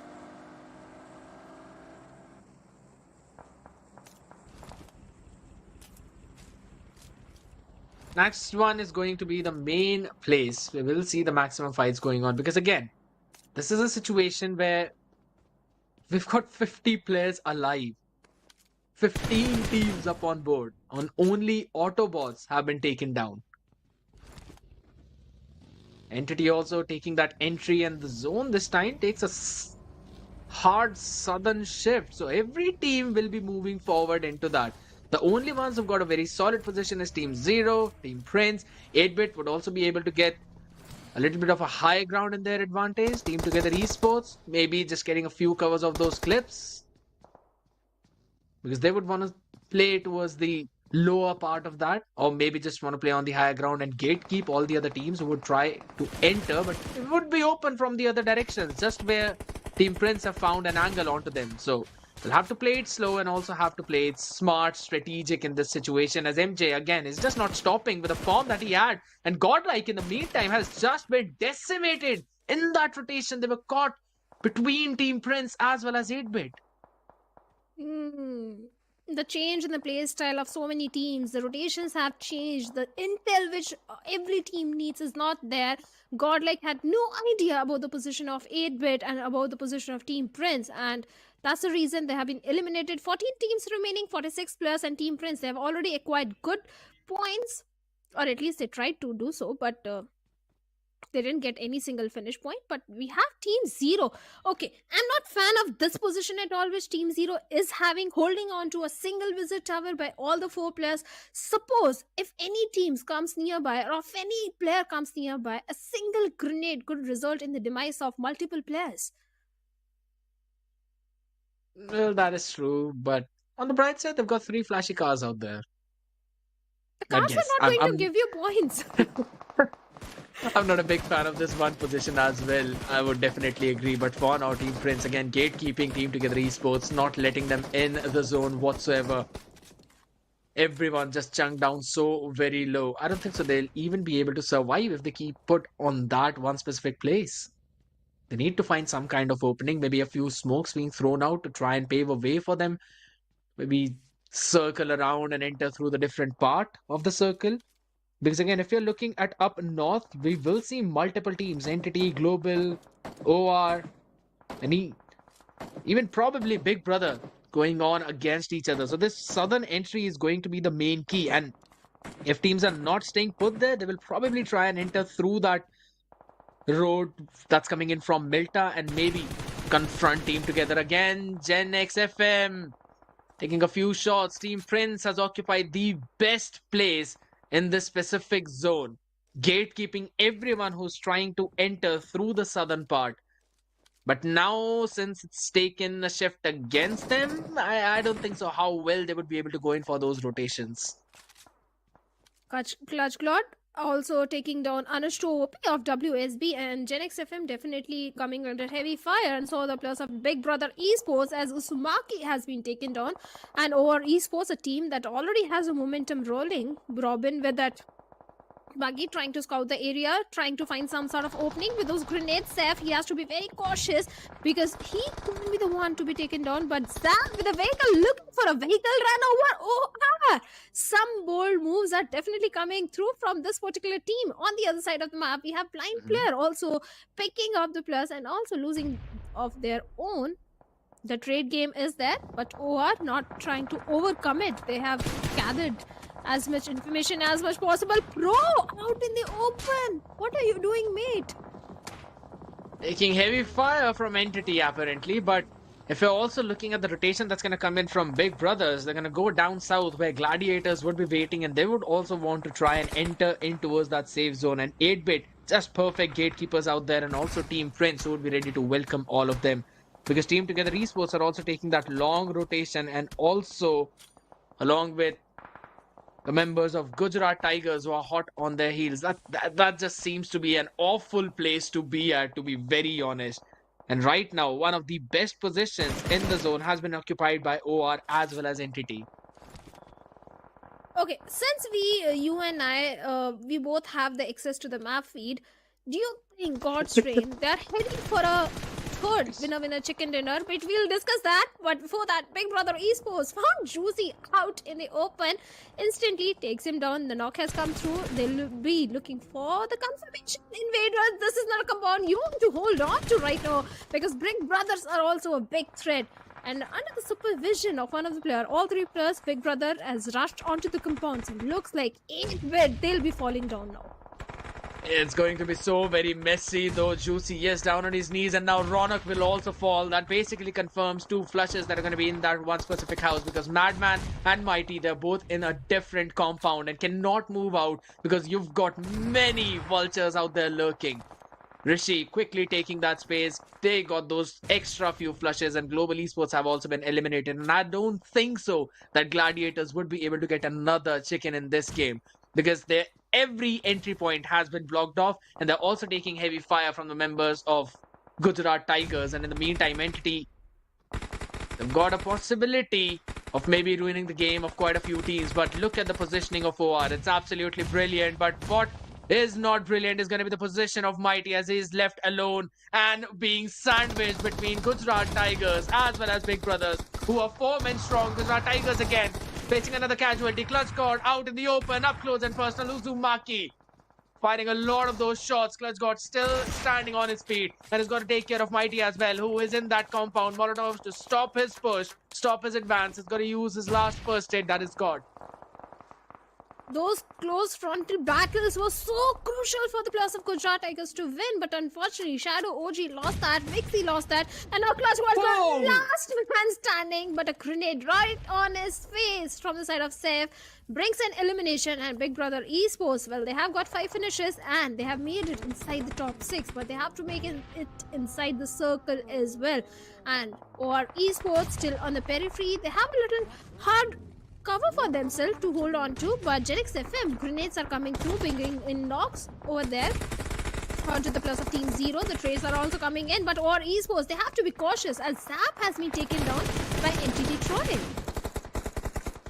Exactly, and the circle, my oh my, this is just a relentless zone. It's basically got a player phobia at this point, not having even a single player in that. And Pro will be taken down as well out in the heavy fires. Everyone's in the open. There's absolutely no cover out there. Just a few rocks and a couple of trees, that's all. Entity, Troy has been brought down to his knees too. Zap and Robin still surviving from OR. I don't think so if they would be able to survive from this onslaught that's gonna come in, especially from the team up north. That's Entity, and the team on south, that's going to be Team Prince, who still managed to survive. I want to see how many finish points they've been getting at this point.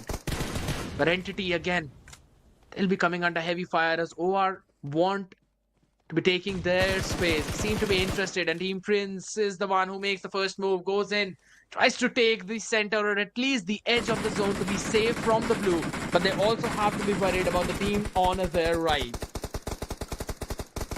Team Prince definitely, or they have to worry about them, because the circle also is in the favor of Team Prince.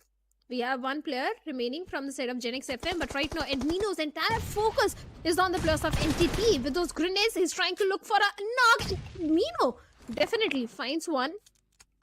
Might be looking for another one. And the blue, the wall of death, is also closing in. So that means Troy, Ronak, both will go down by the play zone. But Edmino, he also needs to go on the rescue mission on to Robin over there.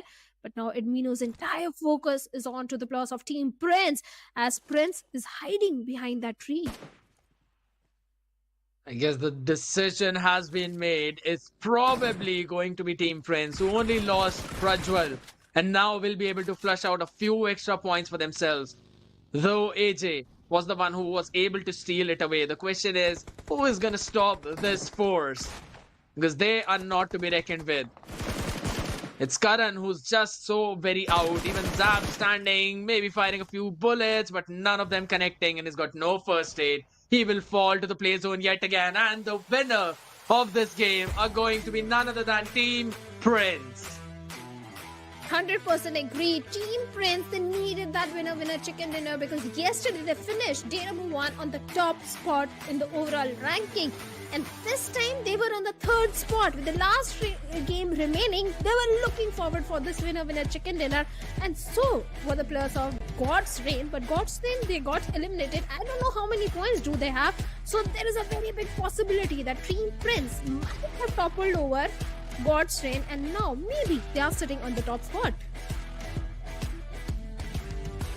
Could be possible, but I love to see the fact that Gen XFM were the ones who secured those 3rd spot. And honestly, we also saw this time Team Zero up at least when there were 7 or maybe 8 teams remaining. So that's one step at a time, because they were not being able to grab those possession points at all. But this time around, they were able to do that.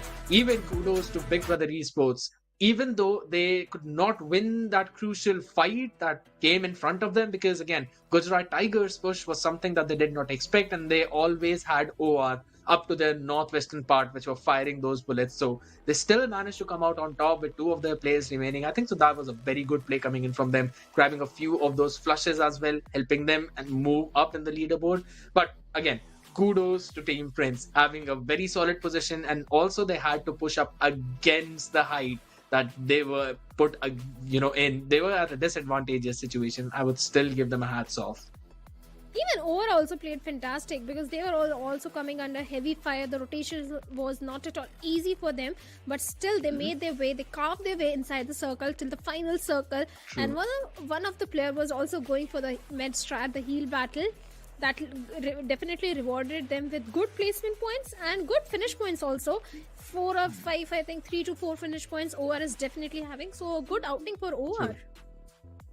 A very good outing indeed. And again, this was the match wherein we saw most of the teams who were not performing very well come out on top. Even if they were not able to grab that chicken dinner, they were at least able to reach in that top 5 or even in that top 8 position, because that is the place where you're going to get at least over 1 point, maybe 2, 4, 6, 8, depending on the ranking that you have received. And I really love the fact that we did not see a lot of heal battles, unlike the match of Vikendi. I want to see the action till the last second. And since we are talking about action, we're going to have a look at how it all unfolded in this last map.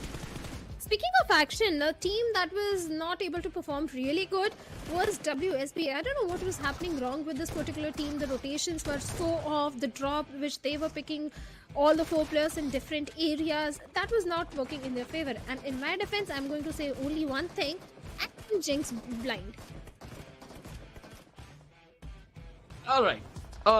I'll not say it out loud yet again. But yes, there does seem to be a problem with Team Blind. Even though they have a pretty solid position, if they're pushing someone, they are the ones who are getting eliminated. If they are being pushed on, even then they are being eliminated. But seriously, the way this nade came out, oh my, that was mind-blowing. I mean, literally mind-blowing, because he blew him apart. But on the other side, OR as well, getting a few extra points, trying to wrap it around the members of Team Entity, trying to finish them off as well. Definitely helped them grab a few extra points. And eventually, Team Prince is the one who got that chicken dinner. But all in all, I would still say the fact that, yes, it was a game that Blind could have been able to, grab a few more points in. Because just as we were talking about, they were the ones being pushed on, and they had the numbers advantage too. And if not just numbers advantage, I would still say that Godlike, since they were doing the third party, they kinda held blind in that situation just because of the fact that one of their members survived and the onslaught was taken on by the team that pushed on to them. But still, they need to work on how they're going to take these gunfights. And Godlike, they have been doing too many third parties. 4-Shot Esports definitely not going to be happy because that was a fight which 4-Shot was winning. Blinds, only one player was remaining. That is when Godlike did a third party and eliminated the entirety of 4-Shot Esports. But speaking of MVP, we have Clutch God with 4 finishes and 31% finish contribution. I'm just trying to do my quick math to figure out how many finishes that this team even have, because if 4 is to 31, then probably somewhere around 13 finishes maybe his team has already got. So that definitely shows how aggressive they were trying to play, how many points they were trying to flush in their favor, because even if they could not grab that first position, they definitely managed to get at least in that top 3 or maybe top 4 just based on those finish points that they secured. And seeing the stars of the match, Clutch God, we saw him finishing with 4, knockouts 6, and the damage of 587. That is actually pretty high. And we have best companions as JD Gaming from Gen X FM with 2 rescues, 2 assists. Gen X FM also played really good. They had a good outing in this particular one. Yesterday also they had total of 28 points, I think, and they finished on the 10th spot. So today was not entirely in their favor, but at least they got those average points which they were looking for. So a good day overall for Gen X FM as well. And let's have a look at the match ranking to see exactly which team got how many points. Team Prince, the first chicken that they got was with 32 points. This time around, they've got 19, but still very solid. 15 placements, 4 eliminations. They kind of stayed away from those fights. But OR as well, just as you were talking about, they had almost 4 or 5 elims, so they had 4 finishes and getting a total of 16 points. This match was the one in which teams did not score a lot, but still they were able to get quite a decent amount of points for themselves. And there we go, Gujarat Tigers, 13 finishes. Woohoo! They were super aggressive. They didn't get the chicken dinner. And look at that, only 2 placement points. So that means they were super aggressive from the very get-go of the game. 13 finishes, Yes. but an early elimination, still in the top 5. A good way to approach the game. Big Brother Esports, this time they also fared off really well. 11 points to their name. Team 0, well, at least they are in top 8 this time. A step in the right direction. The only thing that I can think about Team 0 is maybe they're just trying to experiment few things at this stage, because this is not a team that tends to go for a passive play style. And this time they're super passive. Maybe they're just trying to experiment something since we have like a marathon of games. Highly possible. Maybe they just heard Necro that he was about saying it time and time again. And it actually is true, because Team 0 needs to take only crucial fights that they know that it's going to bring some kind of meaning in their gameplay. But talking about meaning in the gameplay, we did see, God's Reign members, they were down south in the military base island and then moved in a very late rotation. And even after that, they only managed to secure just 1 point for themselves. They could not get anything apart from that. And one of the reasons for that is because of the fact that they had Team Together Esports as well, rotating directly from the eastern part and moving towards the south. And they were basically being chased by Gujarat Tigers too. So they had to basically make a choice, either to fight there or to probably try and get into the zone, or maybe just try and fight the teams who were directly up northwestern part of them. They were basically in a pinch, and that spot is something where you do not want to be at. Well, decision makings are always so very important, because Godtrain also were looking so fantastic as they were trying to come from the southern side. For a second, it looked like they are going to hold on to the southern periphery of the circle, but looks like the rotation that time, the way we're trying to migrate inside the circle, they were taken down pretty early. Otherwise, Godtrain was also looking fantastic. I think till stage 4 circle or stage 5 circle, they had a very good spot. It was just the moment the circle was taken away from them that they were taken out. Otherwise, this could have been a good game for them, but nevertheless, Team Prince is going to be happy. But we have something special for all our viewers, that is an interview. So let's directly head over to the interview. Oh, maybe. Good things Just a make few you seconds wait. later. Good things make me Yeah. wait. It always do. It always do. I mean, good things take time. That's how everyone thinks about it. And That's one of the things and one of the reasons why even God's Reign were not on top of the leaderboards, right? Because it's a very good thing and they took their sweet time in that. But honestly, just as you also mentioned, I want to see if in case Team Prince were able to overtake them. And I think that they were able to. It kind of seems to me that getting those 19 points on board, that definitely overtook Seoul. But yeah, question about God's Reign, I think so they would have been able to. But here's the thing. Yes, you're being on that first spot, but you cannot be lethargic in that situation whatsoever. You always have to be very solid and very vigilant regarding what's happening around you and what kind of strategic changes are happening down in the leaderboard, because you do not need to be worried about the teams who are hot on your heels. You need to be worried about the teams who are literally on the 17th, 18th, 19th and all till 25th spot, because all of them have the opportunity to move up in the leaderboards. They're trying their best to go in for that qualification. So they will definitely bring something out that will catch everyone off guard. See, the thing is, all these teams, they're not worried about the position right now because the overall standing is so volatile that one good game from the side, they can be in the top 5, top 8 easily. They just need one chicken dinner and they'll be in the top 8. So at this point, they're not worried about their position. I think week number 1 is the only week where they can experiment as much as they can without worrying about the result, because all these players, all these teams are so mechanically gifted that week number 2, definitely there is going to be fierce competition and they'll be staging a strong comeback.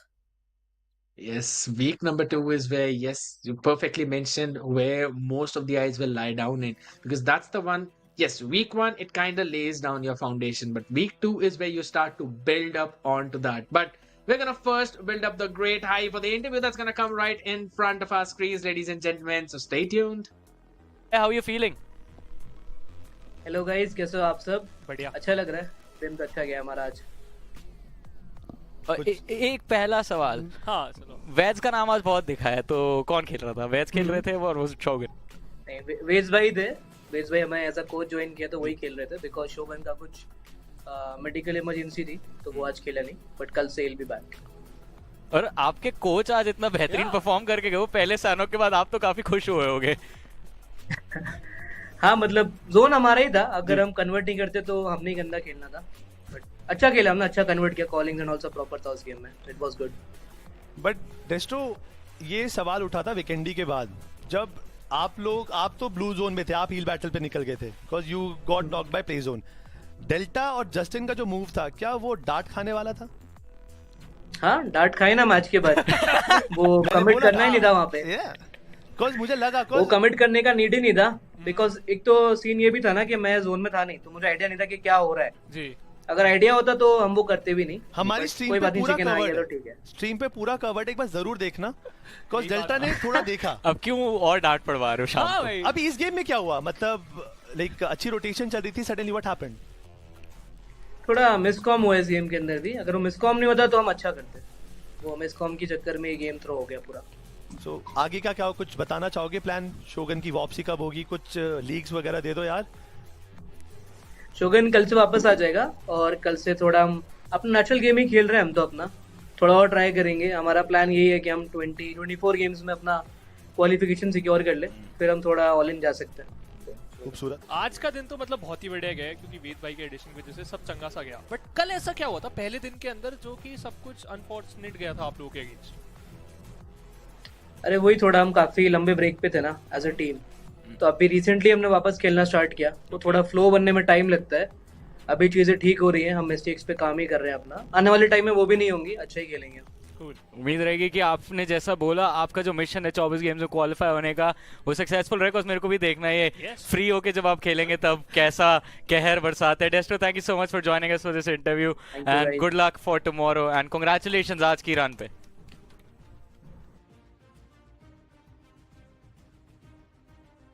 Wise words being said by one of the wisest IGLs out there, and I really like the fact how on his shirt it's written loading future, and if this is the way they're going to continue to play in the future, I think so everyone needs to be worried about what's more to come. We also have the answer that why the coach was playing, because the player was not healthy enough, or there was some medical going on, but nevertheless he'll be joining God's Reign remaining players tomorrow. And so many things are there. They realized what happened wrong. He knows perfectly what happened wrong in the map of Erangel. The way he said it was a miscommunication issue. That's why they lost in the Erangel. Otherwise, the rotations were so perfect.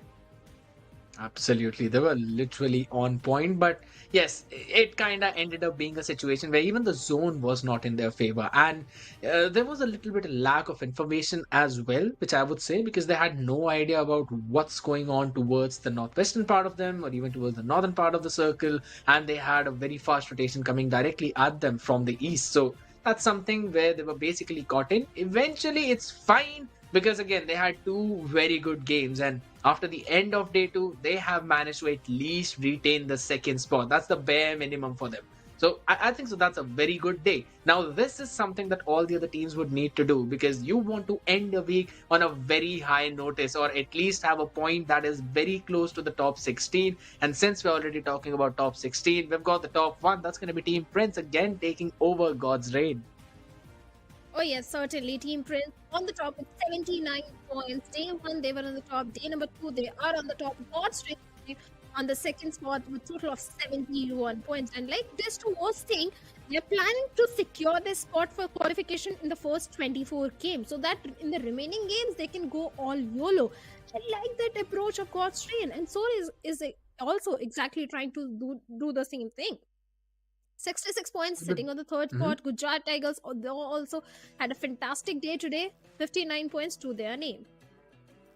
Absolutely true. And Seoul as well. They had a few hiccups here and there, but these are the top 3 teams, Prince, God's Reign, Seoul, that have got 2 chicken in their name. All the other teams below them, till Alibaba Raiders, they have not got even a single chicken yet, are basically hot on their heels. Yes, a gap of 15 to 20 points, but nothing that cannot be covered up. And they're already in the top 16, so they should not have a major problem. But one thing that I really love is the fact how Team Forever was able to perform so very well that even though they were on the bottom of the leaderboard, if I'm not wrong, they started in the bottom 5 and now are literally in the top 10. At exactly the 8th place. That's kudos to them.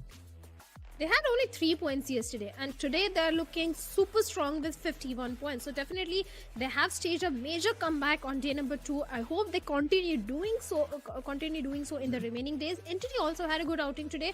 Total of 50 points on the 9th spot. Gen X FM.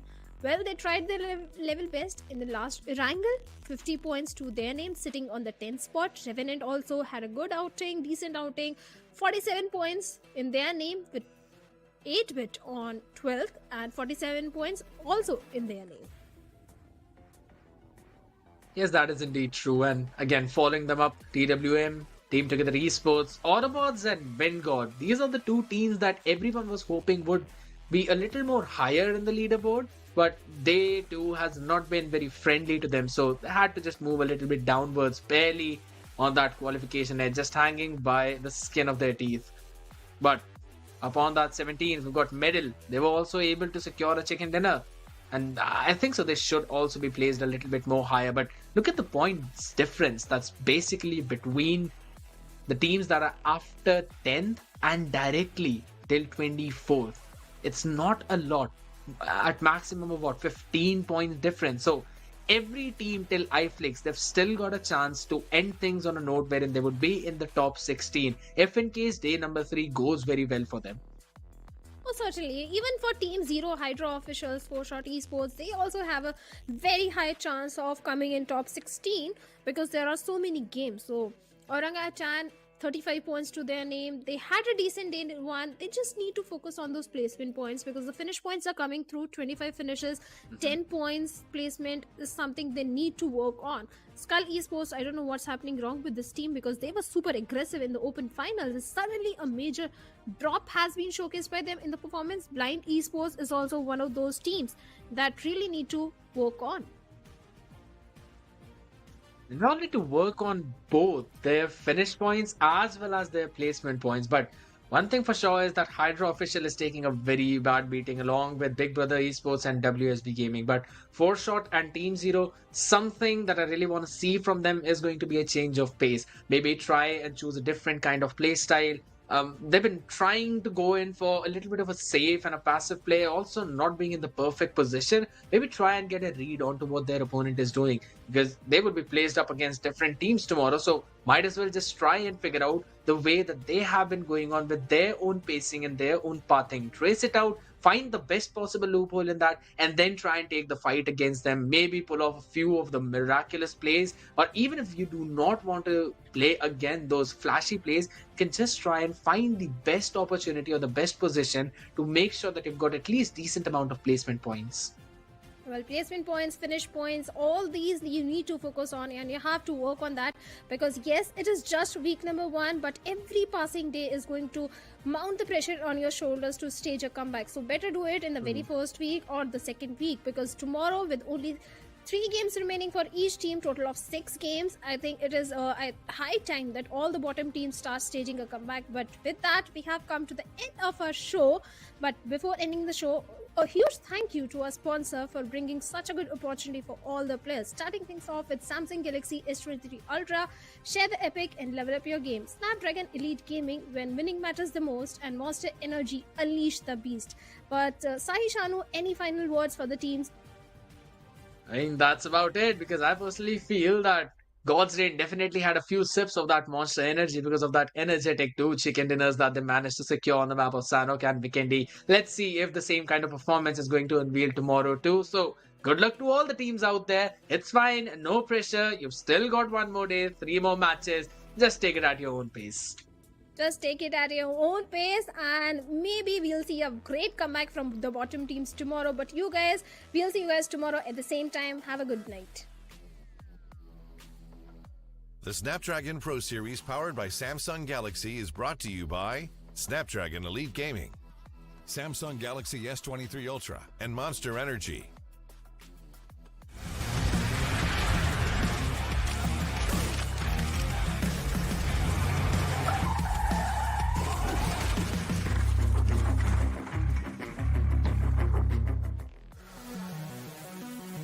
Look, I don't want anyone's sympathy. I understand what it's meant for me. I give my focus and energy. If it's meant to be, then it's meant to be. But mentally, I'm undefeated. They hear that and say I'm conceited. Like there's no reason. Like I don't beat them and come back again just to teach them that when you work under pressure, you reach higher measures. They'll try and bring you down, but you cannot let them, and only get better and focus on cheddar. Eye on the prize and you'll become a legend. Like, when I'm in the room, it's a red alert. You want to compete, well, get better first. I got 10 toes in the dirt. Push through the hurt just to show them my work. I'm the best. Yeah, I'm the best. I never stress. I know what's next. I'm who they test. Like we playing chess. But I'm unimpressed. So now let me flex. Yeah, I'ma work through the struggle and hurt. Cause I know my worth. And I gotta be first. Yeah, I gotta be first. They don't know what's gotten into me. How'd I turn pain into energy? Through all the struggle and hurt, remember my worth, and that's why I gotta be first.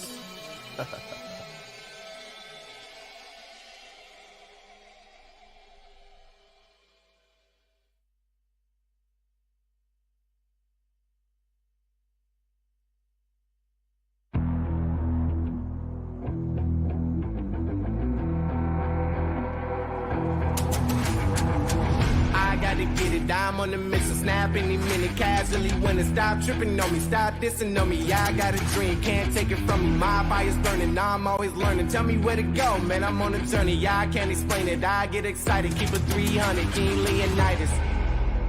Strap in, cause it's gonna be a long ride. Working on me every single day and night. There comes a time when your worlds will collide. If it's holding you back, push it right to the side. Ain't got no time for no fear. I work too hard to get here. Ain't got no time for no fear. I work too hard to get here. I don't got the time, put me in, coach. I've been going hard, time to let it show. Everything raw, give it to me now. Let me have the spot, man, it's going down. Gotta get it here, I don't wanna wait. Take what I want, then I go train. Gotta get a win, I won't lose the game. This is my year, I ain't gonna break. strap in, cause it's gonna be a long ride. Working on me every single day and night. There comes a time when your worlds will collide. If it's holding you back, push it right to the side. On another level, I will never settle. Mind over matter, get the gold medal. On another level, I will never settle. Mind over matter, get the gold medal. Ain't got no time for no fear. I work too hard to get here. Ain't got no time for no fear.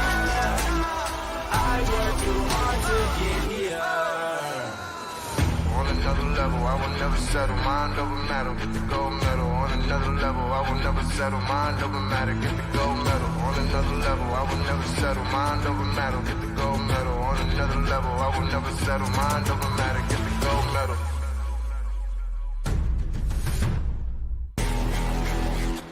Ain't got no time for no care. I work too hard to get here. Ain't got no time for no fear.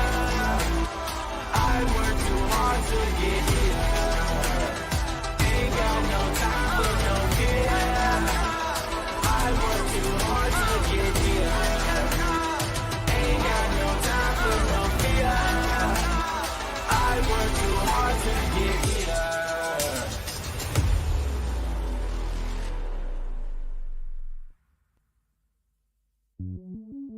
Welcome to the place where dreams come true. Where everything you want can be yours.